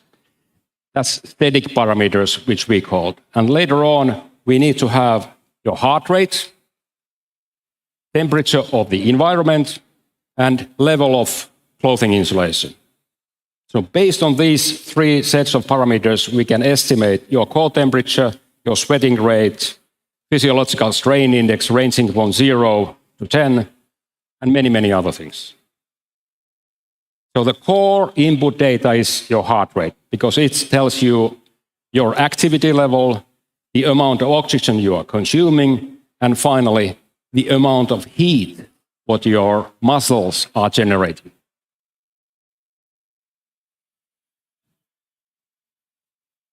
So onboarding for this for a firefighter, they would download your app, they would connect their Apple Watch or something to give the heart rate. Yeah. And then they would input a fair amount of personal information and then start. Yeah, that's it. Unfortunately, one of the things I've done that's not gone very well was a personal thing that measured heartbeat and a bunch of other stuff. And we found it was very difficult to get people, before they understood how good it was, get them to actually input, how tall they were and how much they weighed and how much they exercised. Yeah. That's a barrier. You need to. How are you going to get past that? We are planning to collaborate with the end users. We are not telling what are their ultimate needs. We just bring something new on the table. It's a new paradigm. We offer something new. So we really want to collaborate with clothing manufacturers. Can those sensors be integrated to your T-shirt, for example? And other stuff like that. But it's a challenge. We need time and seed money to do that. All right, thank you very much. Thanks. Thank you, Pekka. 2 more teams to go.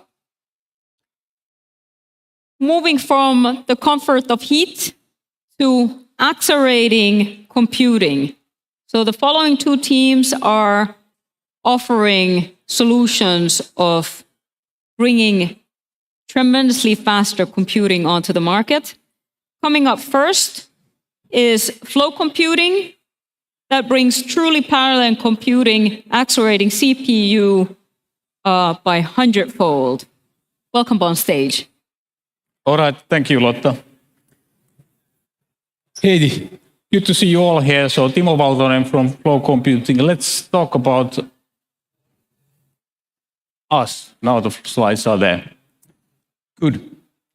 So overall, what we were basically seeing in the world, so there's talks about Moore's law being dead. So let me go into more detail what's that could be about. So some examples on that one. The current CPUs really do have problems with their processing capability, and that's because of coherency issues and synchronization issues are not optimal. The traditional way to handle with this has been adding cores, adding hardware. You're not really diving in deep into the problem where the performance lag is coming from. Yet again, so there would be places where you really need high performance. So there's sort of emerging applications, autonomous vehicles, real-time 3D, AI, and others that are really requiring a lot of more processing capability that there currently is available. And then quantum computing, even though there's sort of a lot of hype, a lot of activity around the quantum computing, it's not there yet. So it will take some years, it could take some decades. Practical applications are still limited, so it's not going to save us short or medium term.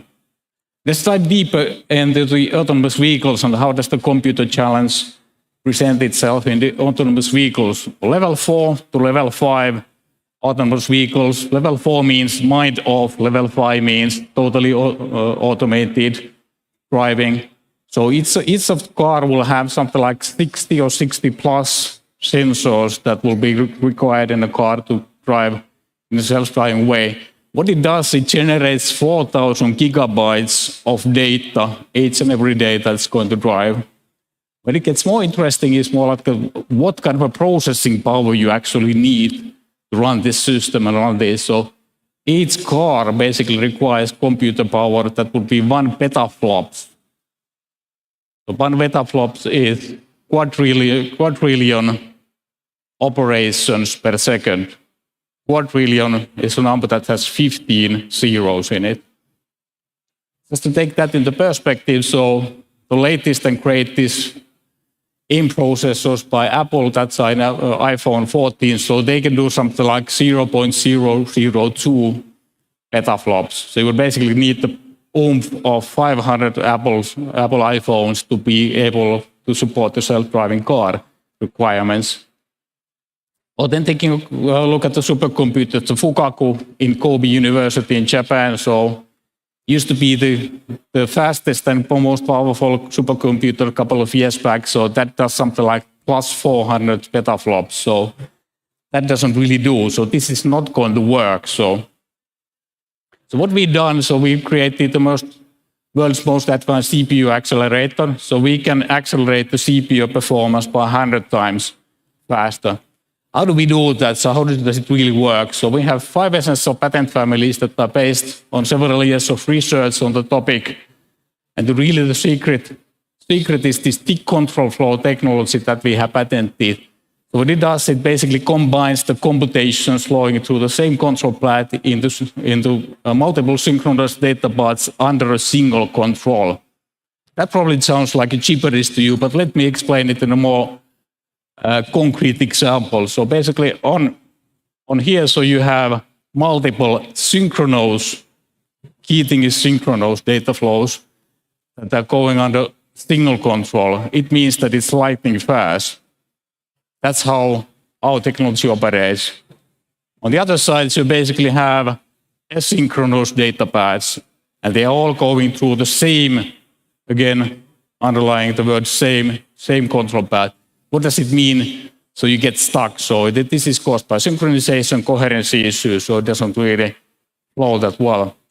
So how does it really work in practice? How do you sort of implement this? So take a CPU from company X, so Intel and so on. So basically it will act as a front end of this constellation, and it will take care of the optimized low latency serial processing of the computation. What do we do? So then we combine our CPU accelerator as a backend, which will be handling the parallel processing of the constellation, and it will be optimized for extremely high throughput. So it really brings the oomph on the table.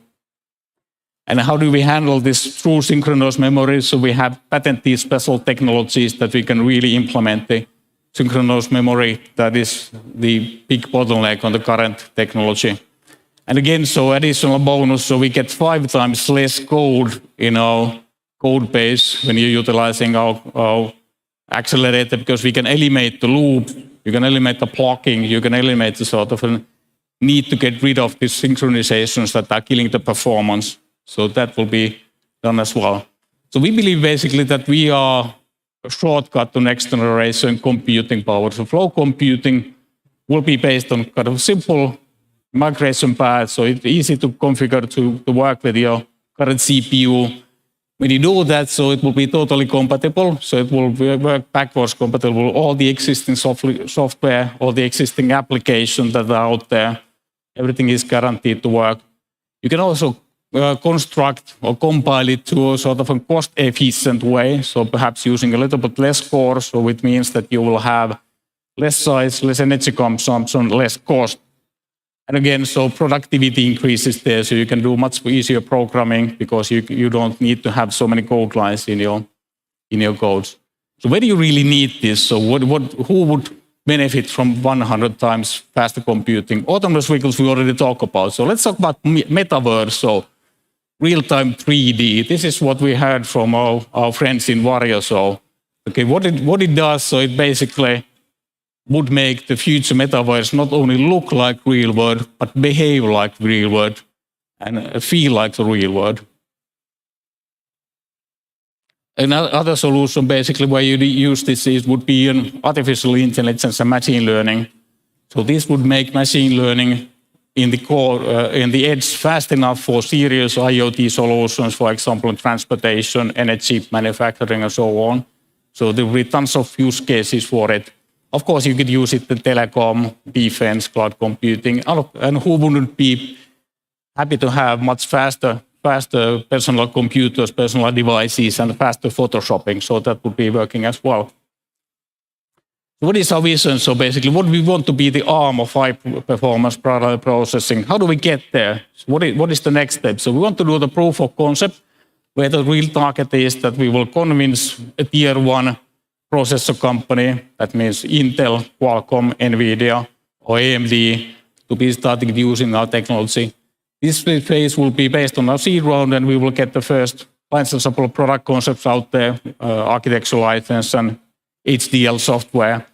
The next step will be the actual CPU accelerator that will be working together with these partners, existing CPUs, and this is the time when the significant licensing revenue will start to come in. And probably a strategic investor like Intel Capital will join in as an investor as well. And where we ultimately want to be is that there would be a next generation GPU that will be based on our technology and on our architecture. This would be really cash flow positive and potential IPO time of our company. What are we asking? So what we basically would like to have in the seed round is 2.5 to 3 million seed, which will be used for hiring the key persons in software development, in API development, hardware design flows, and so on. And we are targeting it to do it around during the first quarter of next year. So, and again, so to finalize, here's our amazing team. So I've been planning our moonshot for a while, and then Martti Forsell here in the middle has been the key innovator, CTO, chief architect for this flow computing technology, studying and patenting this for several years, and Jussi Roivainen has been designing it for several years as well, together with Martti. And we have now been joined by a couple of advisors. So Jussi Mäkinen from Varjo has been advising us to get the branding, marketing a bit right. And in order to tackle what ARM has been doing, so we are now in serious discussion with an really senior person from ARM who could help us with the licensing business model, open up the gates to the right places, to the right companies, and help us to get the productization right. So thank you for this, and open for questions. So go ahead.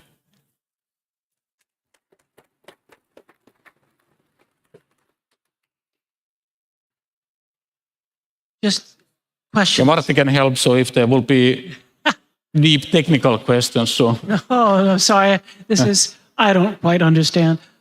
You said that you could do the same thing with much less software, many fewer code lines, but that means you'd have to rewrite all the software. That's a big barrier. But then you said it's backwards compatible. What's actually the truth? Can you put this in now and use the existing software, or do you have to rewrite everything to take advantage of 100 times? The existing software and application will work. So what you do, you modify some instruction level set code so it will fit together. So you basically do some modification in order to get us to work together with the existing CPU. But all application, all software that has been written, for example, to Intel processor would not need to be redone. It would already work. But of course, we need to do some software work to get us fit together. So if you think about the application of the new generation smart cars, what have you done, or what do you know differently that allows you to truly kind of have a unfair competitive advantage towards, or if you compare yourself to other companies providing edge computing alternatives, low, getting the right latency and still the right battery consumption, let's say in the automotive application area. What's different with your approach, and how have you been able to prove that already? I think what we have done differently, so the parallel processing has been there, and parallel programming has been there for decades. Nobody has so far cracked this tough question about how do you do synchronization, how do you do coherency. But we have sort of done that so in a way that can be actually implemented, and you get rid of these problems that it previously has been providing. So there hasn't been the performance improvement so far, hasn't been available. It had been sort of difficult to get in touch. But Martti can sort of elaborate a bit more. Yeah, I would say that all existing commercial processors have the same problem that we are speaking about here. That there are a lot of cases, parallel patterns that they don't execute efficiently, and actually programmers are so used to it, and then they just take it as a given, so that we can say with 100 processors, we can achieve speed up of 10, and we are happy about it. So this is the case nowadays, and we can provide full speed up and 100x speed up. And do you know what the energy consumption would be in that kind of case? I mean, energy consumption is basically a parameter that you can play with. So if you take all the performance improvement that you can get from us, so that you can use it for performance totally. But of course, what you can do, so you don't have to take the full performance out of us. So you could basically start reducing the number of cores. You can start reducing sort of the number of sort of cooling devices that you would have there. So you basically don't have to use it as energy consuming way as you do currently. You can optimize it in a different way. Yeah, there can be trade-offs between performance and energy consumption. And it means that if you don't need 100x faster, you can make you can have energy savings instead of that. Keep the same performance. No, I think this really sounds fascinating, and I mean, continuing on Moore's law at these times would be so great. But what do you still need in order to have like a set demo that you have like this system up and running, and you can show that you are able to deliver with this technology what you have visioned? We're already working on it, so we basically have a working demonstrator in place. So we have a HDL solution implemented on our backend. Now we are working on FPGA proof of concept. So we are getting quite a lot of sort of both simulation and hardware in place and software that is convincing. But I think the next step, so what we're trying to do with the proof of concept is that it would be starting to run a bit more commercial instruction sets like ARM instruction set or RISC-V or x86. Yeah, and then also do commercial configuration. So our current proof of concept is scaled down version. It is not having the full resources of a big design.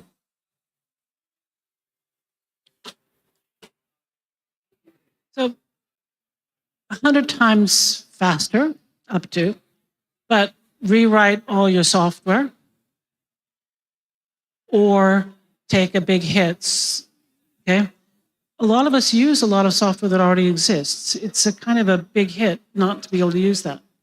You'd have to have an entirely novel application, no more Linux. Or you have, what if you're just running regular software that all of us know about, what kind of speed up can you do with that? The current software base. It's a bit difficult to hear your question, but what we do, so it's 100 times faster. You don't need to rewrite the software. All the compatibility will be there, so it's backwards compatible with the existing application or software. What you need to do in order to implement it, for example, against Intel, so you need to modify the Intel APIs to work with us. So you need some software work. You don't need to work with all the application and software, but basically you need to fit, because we would be the back end, so the Intel processor would be the front end. You need to do some software to work to fit them together. So okay, that sounds like the exact thing you need to get done so that people like me don't get worried. How long does it take to get your Intel API working? That seems to be the next necessary. Yeah, that depends when they will open up. So that's a question and discussion we're having. So they would need to open up their APIs to us and work together. So that's exactly the convincing part that we are doing. And these companies we are talking, they are hard companies to find the right person. So we have booked now meetings with the sort of not Intel, but one of the competitors to meet sort of an chief architects of the CPU design. When you start to speak about the right terms, we haven't really found that person or those persons in Intel, because we need to sort of get into that level So the difficult, that's exactly as you could say, go-to-market is easy and really, really difficult. The easy part is that we exactly know who we want to target. So we target Intel, AMD, Qualcomm, and NVIDIA, and Apple actually, because they are doing the system on chips as well. So we target 5 companies. The difficult part is that they are really damn big and complicated hardware companies. How do we find the chief architects? How do we find the people who actually making the decision what kind of architectures they are doing and will be willing to open up the APIs to us? And that's also why we are talking now and getting this ARM help on board. So because that will help us to identify the right persons to talk to. So Usually, the way to do that is instead of pushing from you into Intel, is to find the car manufacturer or the end user says that you absolutely want that. And they are a big enough customer of Intel that Intel will then feel more forced to open up to you. You can't do it by yourself. You've got to go to the customer beyond Intel. That basically is a bit like sort of a tieto every part or vario part. So you have this that, okay, we would need to have it in our classes. We would need to have it in order to do the IoT. So that's a kind of working as well. If you haven't looked into it, I mean, as an example, Intel, they have Intel Ignite, their accelerator startup program. So, I mean, ARM and others, I assume they have similar. So it should be quite easy to reach out to them. We have been talking with them when we have an open invitation basically to join into Intel Accelerator program anytime we want. So they are hungry to get us in. To sort of, but that's something we don't know exactly what if we want to do that. We don't get too attached to the ecosystem because it might be against some of the other players, but we'll see. Well, good luck. I mean, we need this on the market, so we all keep our fingers crossed. All right. Hey, thanks for your support. Yeah, thank you. Thank you. Thank you. Thanks, team.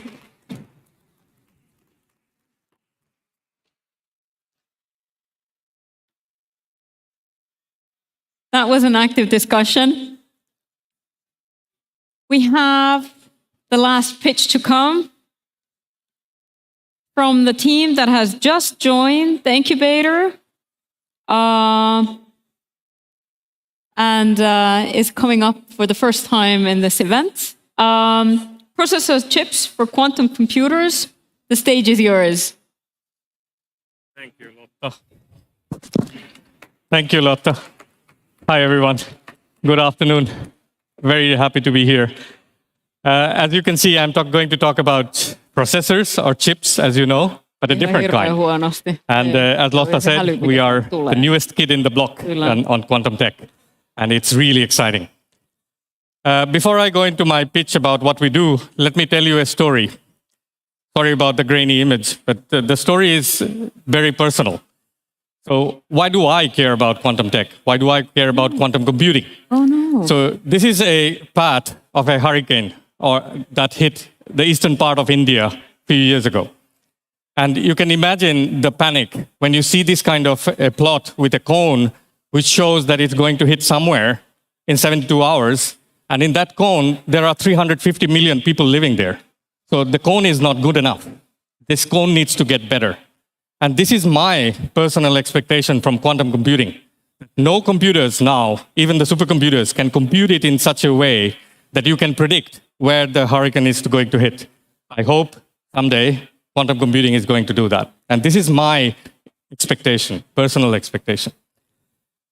So this is how I see quantum computing. But then going forward, I would share another grainy image. If you understand this image, if I can explain this to image, this is half of my pitch. You see the two logos, right? And you understand from the previous pitch what processors are. And Intel is a processor maker. But then you see the brand. Then you see Apple. You see Mr. Jobs taking it from Mr. Ottolini, the chip. And why is it important? I think we all understand now with the chip crisis why it is important. Because it is a very, very important part of the value chain. If you don't have processors, you don't have good iPhones. You have nothing. So you need the processors. And that's what the heart of all computing devices are. And this is the pitch. So this is what we are trying to do. But we are trying to do it from the quantum perspective. And from that point of view, if we look at the present, this is how it looks like now. So IBM's quantum computer has 433 qubits. I'm not going into the technical details of what qubits are, but please accept my point that qubits are the ones that make quantum computing possible. And 433 is what it is. It's very good. Trust me, it's very good. But the cone that I showed before, it just gets a bit narrower. It doesn't get into a line. It doesn't tell me where it's going to hit. So we need a bit more. And it's the experts who say that it needs to be more. It's not me who personally says. So we are looking at quantum computing from an era where we are talking about tens and hundreds of qubits and looking into the million qubit era. And we have a long, long way to go. And this is the journey that we need to take. It's a marathon, but we need to take it now if we want to get there at some point. And this is how we see it from our perspective. So 2016, when the whole thing started, there were 5 qubits. In 2025, we will have 1,000 qubits. But then we are going into the million qubits. Is it a linear progress? No, it's not. It's very, very hard. And this is where all the challenges lie. Where do we get the scalability from? How do we make sure that the 1,000 qubits become a million qubits? If you take the 1,000 qubit machines now and you say it's going to be million, you have to take it with a pinch of salt. There are a lot of challenges there. And just to make sure what you understand, we are not talking about this quantum science. We are talking about the engineering. It's a hardcore engineering problem. Who gets there first wins the race. And that's why timing is extremely crucial for this purpose. So whoever has the capacity and potential to do the engineering will get there faster and will be the winner. And this is what we are hoping for with our team. And then let's take a step back with the semiconductors again. And if you know the story of computers, classical computers, if you have been to the Quantum Computer History Museum ever, you will know how that came. And it's the scalability of semiconductors which make these processors work. That it can scale from where it was 20 years ago or even 40 years ago and where it is now. So this is what makes things work. And this is the uniqueness of semiconductors which make it possible. Our question is, why aren't we using that to make quantum chips as well? Why are we trying to find a different solution? Why don't we fall back to the semiconductor, which we know it works? We know it has a scalability. We can make it work. And this is our core sort of question that we ask as a team. And this is what we do. And when I say what we do, I'm not really exaggerating, and I will show you in a minute why I'm not, but we are going for the best semiconductor quantum chips in the world. And I choose the word carefully here, saying we are the best semiconductor quantum chips, because that's our first step. Eventually, we would like to become the best quantum chips in the world. But one step at a time, right? So this is our first ambition. And the reason I can make this claim is because of the team. And here you can see some of the achievements that we have in the team. We are not taking things just out of thin air. We have proved it. This is 20 years of hardcore research which has gone into this. And now we are confident enough to say we can get there. And then looking at competition, obviously there is competition. We are not the only one in the world thinking about this. And you can see some obvious names there. And the reason I put it there is to tell you what the difference is between us and Intel. So if I tell you a bit in a rudimentary way, Intel is having a fantastic sort of program going. What they are trying to do is take their fantastic processor that you have in your phones and put it in a cryogenic or a low temperature process and make it work as a quantum. We don't do that. We don't take that processor and put it there. We start from materials and devices which we know works at low temperature, and we scale it up from there. So the approach is a bit different, but we know there is a scalability, so we can make it work. So that is why we are still competitive to Intel's idea. And then there are other competitors coming from different parts of the world, and we are keeping an eye on that, and we know what they are going for. So we are aware of the competition. So this is the question. This is the question we ask ourselves. This is the question I pose to, or put it in front of you, that whoever wins this scalability race will be the eventual winner. With that, I come to an end. I put some numbers here just for you to know that where we are going for and what we are going for. 20% of that business is already quite lucrative. Thank you very much for your attention.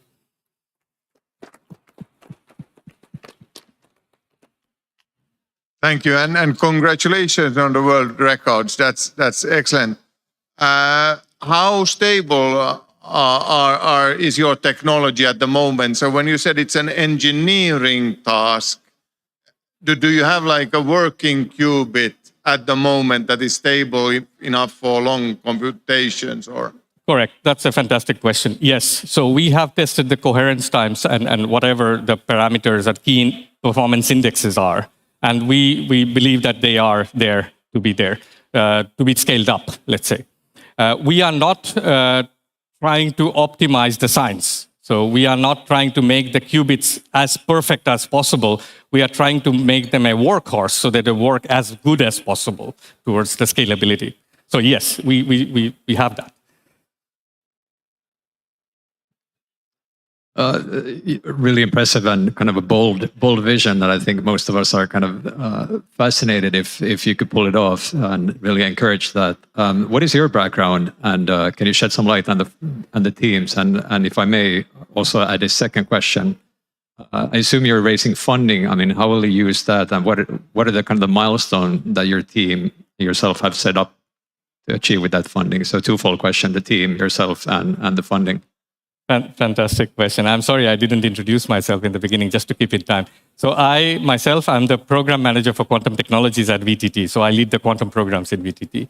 As a background, I have a PhD in applied physics, and that was a long time ago, but I have been involved in innovation management since early 2000s. So that's my background. And the team, I'm the small player there. The team is, I cannot disclose them because we haven't come out in public, but they are very well-recognized global experts in this field. So let's put it this way. So if you Google VTT quantum semiconducting quantum cube technology, you will find them. And so they are there. And the next question is about the funding, right? So yeah, we are very cost conscious about time. We want to go now because the competition is heating up. We think that it's extremely important that we start as soon as possible. So we are trying to close a round as soon as we can.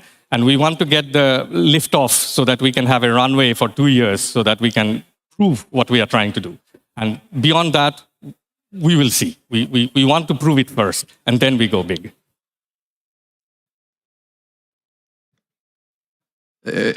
So just to kind of clarify, I mean, how much are you're looking to raise, and what are the kind of the internal milestones that you could, look yourself in the mirror, or the team look yourself in the mirror and say, hey, now we convinced, or we reached these let's say milestones or kind of targets? Yes, excellent point. I should have clarified that. From a milestone perspective, we are looking at patents. That's the first couple of years. We are going to go all in on patents. The second point is developing the process so that we can show the scale. So we would start with 2 qubits, but we intend to go to 10 qubits in 2 years. And again, I should ask you not to put too much attention to the numbers. It's the scalability promise that comes with it that is key. And for the first couple of years, we believe we can have a good start if we reach or if we have 2 million in the pocket to be relaxed to go there. But we are not only focusing on VC funding, we are looking for public funding as well, just to make sure that we have sufficient critical mass when we go forward. How do you see the funding landscape within quantum? Now there's a huge excitement and on overall, not just about you, sort of. What do you think will be the next breakthroughs in quantum that will keep up this sort of excitement about this new technology? Excellent question. Well, first of all, Europe has vetted on this quantum flagship from a public funding perspective, and that is a 1 billion promise for 10 years. And that program has been running, and it's a fantastic opportunity for startups to come and create companies there. Going forward, I think we need to have what I mentioned, scalability, because quantum computing, we have demonstrated, companies have demonstrated it works. Now it's about what's next. How far can you go? Because with the quantum computers that we have right now, you can use it in a way so that you can accelerate some of the classical computing. So we call it the quantum accelerator. But to do real quantum computing, you need to get to a point where you can have a full-scale quantum computer. So that would be the question coming up. That where are you? But that full-scale quantum computer will probably not be anywhere near in the near future. So will there be like some commercial wins that you believe could sort of keep up the enthusiasm? Absolutely, absolutely. First of all, we have to show the scalability. That's the first thing. And within that, what we will do, and every other quantum computing company will do, is go into this quantum accelerator model. So work with supercomputers and other computer structures to build the accelerator so that you can reduce the computation time to a certain extent using quantum processes. And then the other thing for us is, as you probably realized, we are not a full stack quantum computing company. We are focusing on processes because we think that is hard enough. So we will be partnering with system integrators. And that is where the interesting bits will happen, because system integrators are also getting their devices and systems better. So it's a parallel process. So we improve, they improve, and the whole thing then goes forward in a very scalable way. So this is critical, that the partnerships are built and the market are then addressing or getting addressed by those partnerships from the processes side. Excellent, thank you. I don't know if we have any more questions, but we're really hoping to see this on the market. Thank you very much. Thank you for your encouragement. Thank you very much. So that was the last pitch. Fantastic. Thank you very much for all the questions. I guess it's time for the closing words. Yeah. Well, first I want to thank Lotta and VTT for this awesome session you guys just ran, very interactive. Also, thank you to the jury, Kim, Janne, and Pontus for presenting all those questions. So yeah, it's been a full jam-packed day of information, panels within investors and startups and corporates and service providers, providing information on legal side, everything. Now it's time to just relax and go into the after-work mingling. So now we can just, move over to the back of the room. In 5 minutes, we're going to be closing off this area. Without further ado, we'll just close up this first day of NORDEEP Summit. Thank you, everyone. Thank you to the audience. Thank you. Thank you. See you at the drinks. See ya.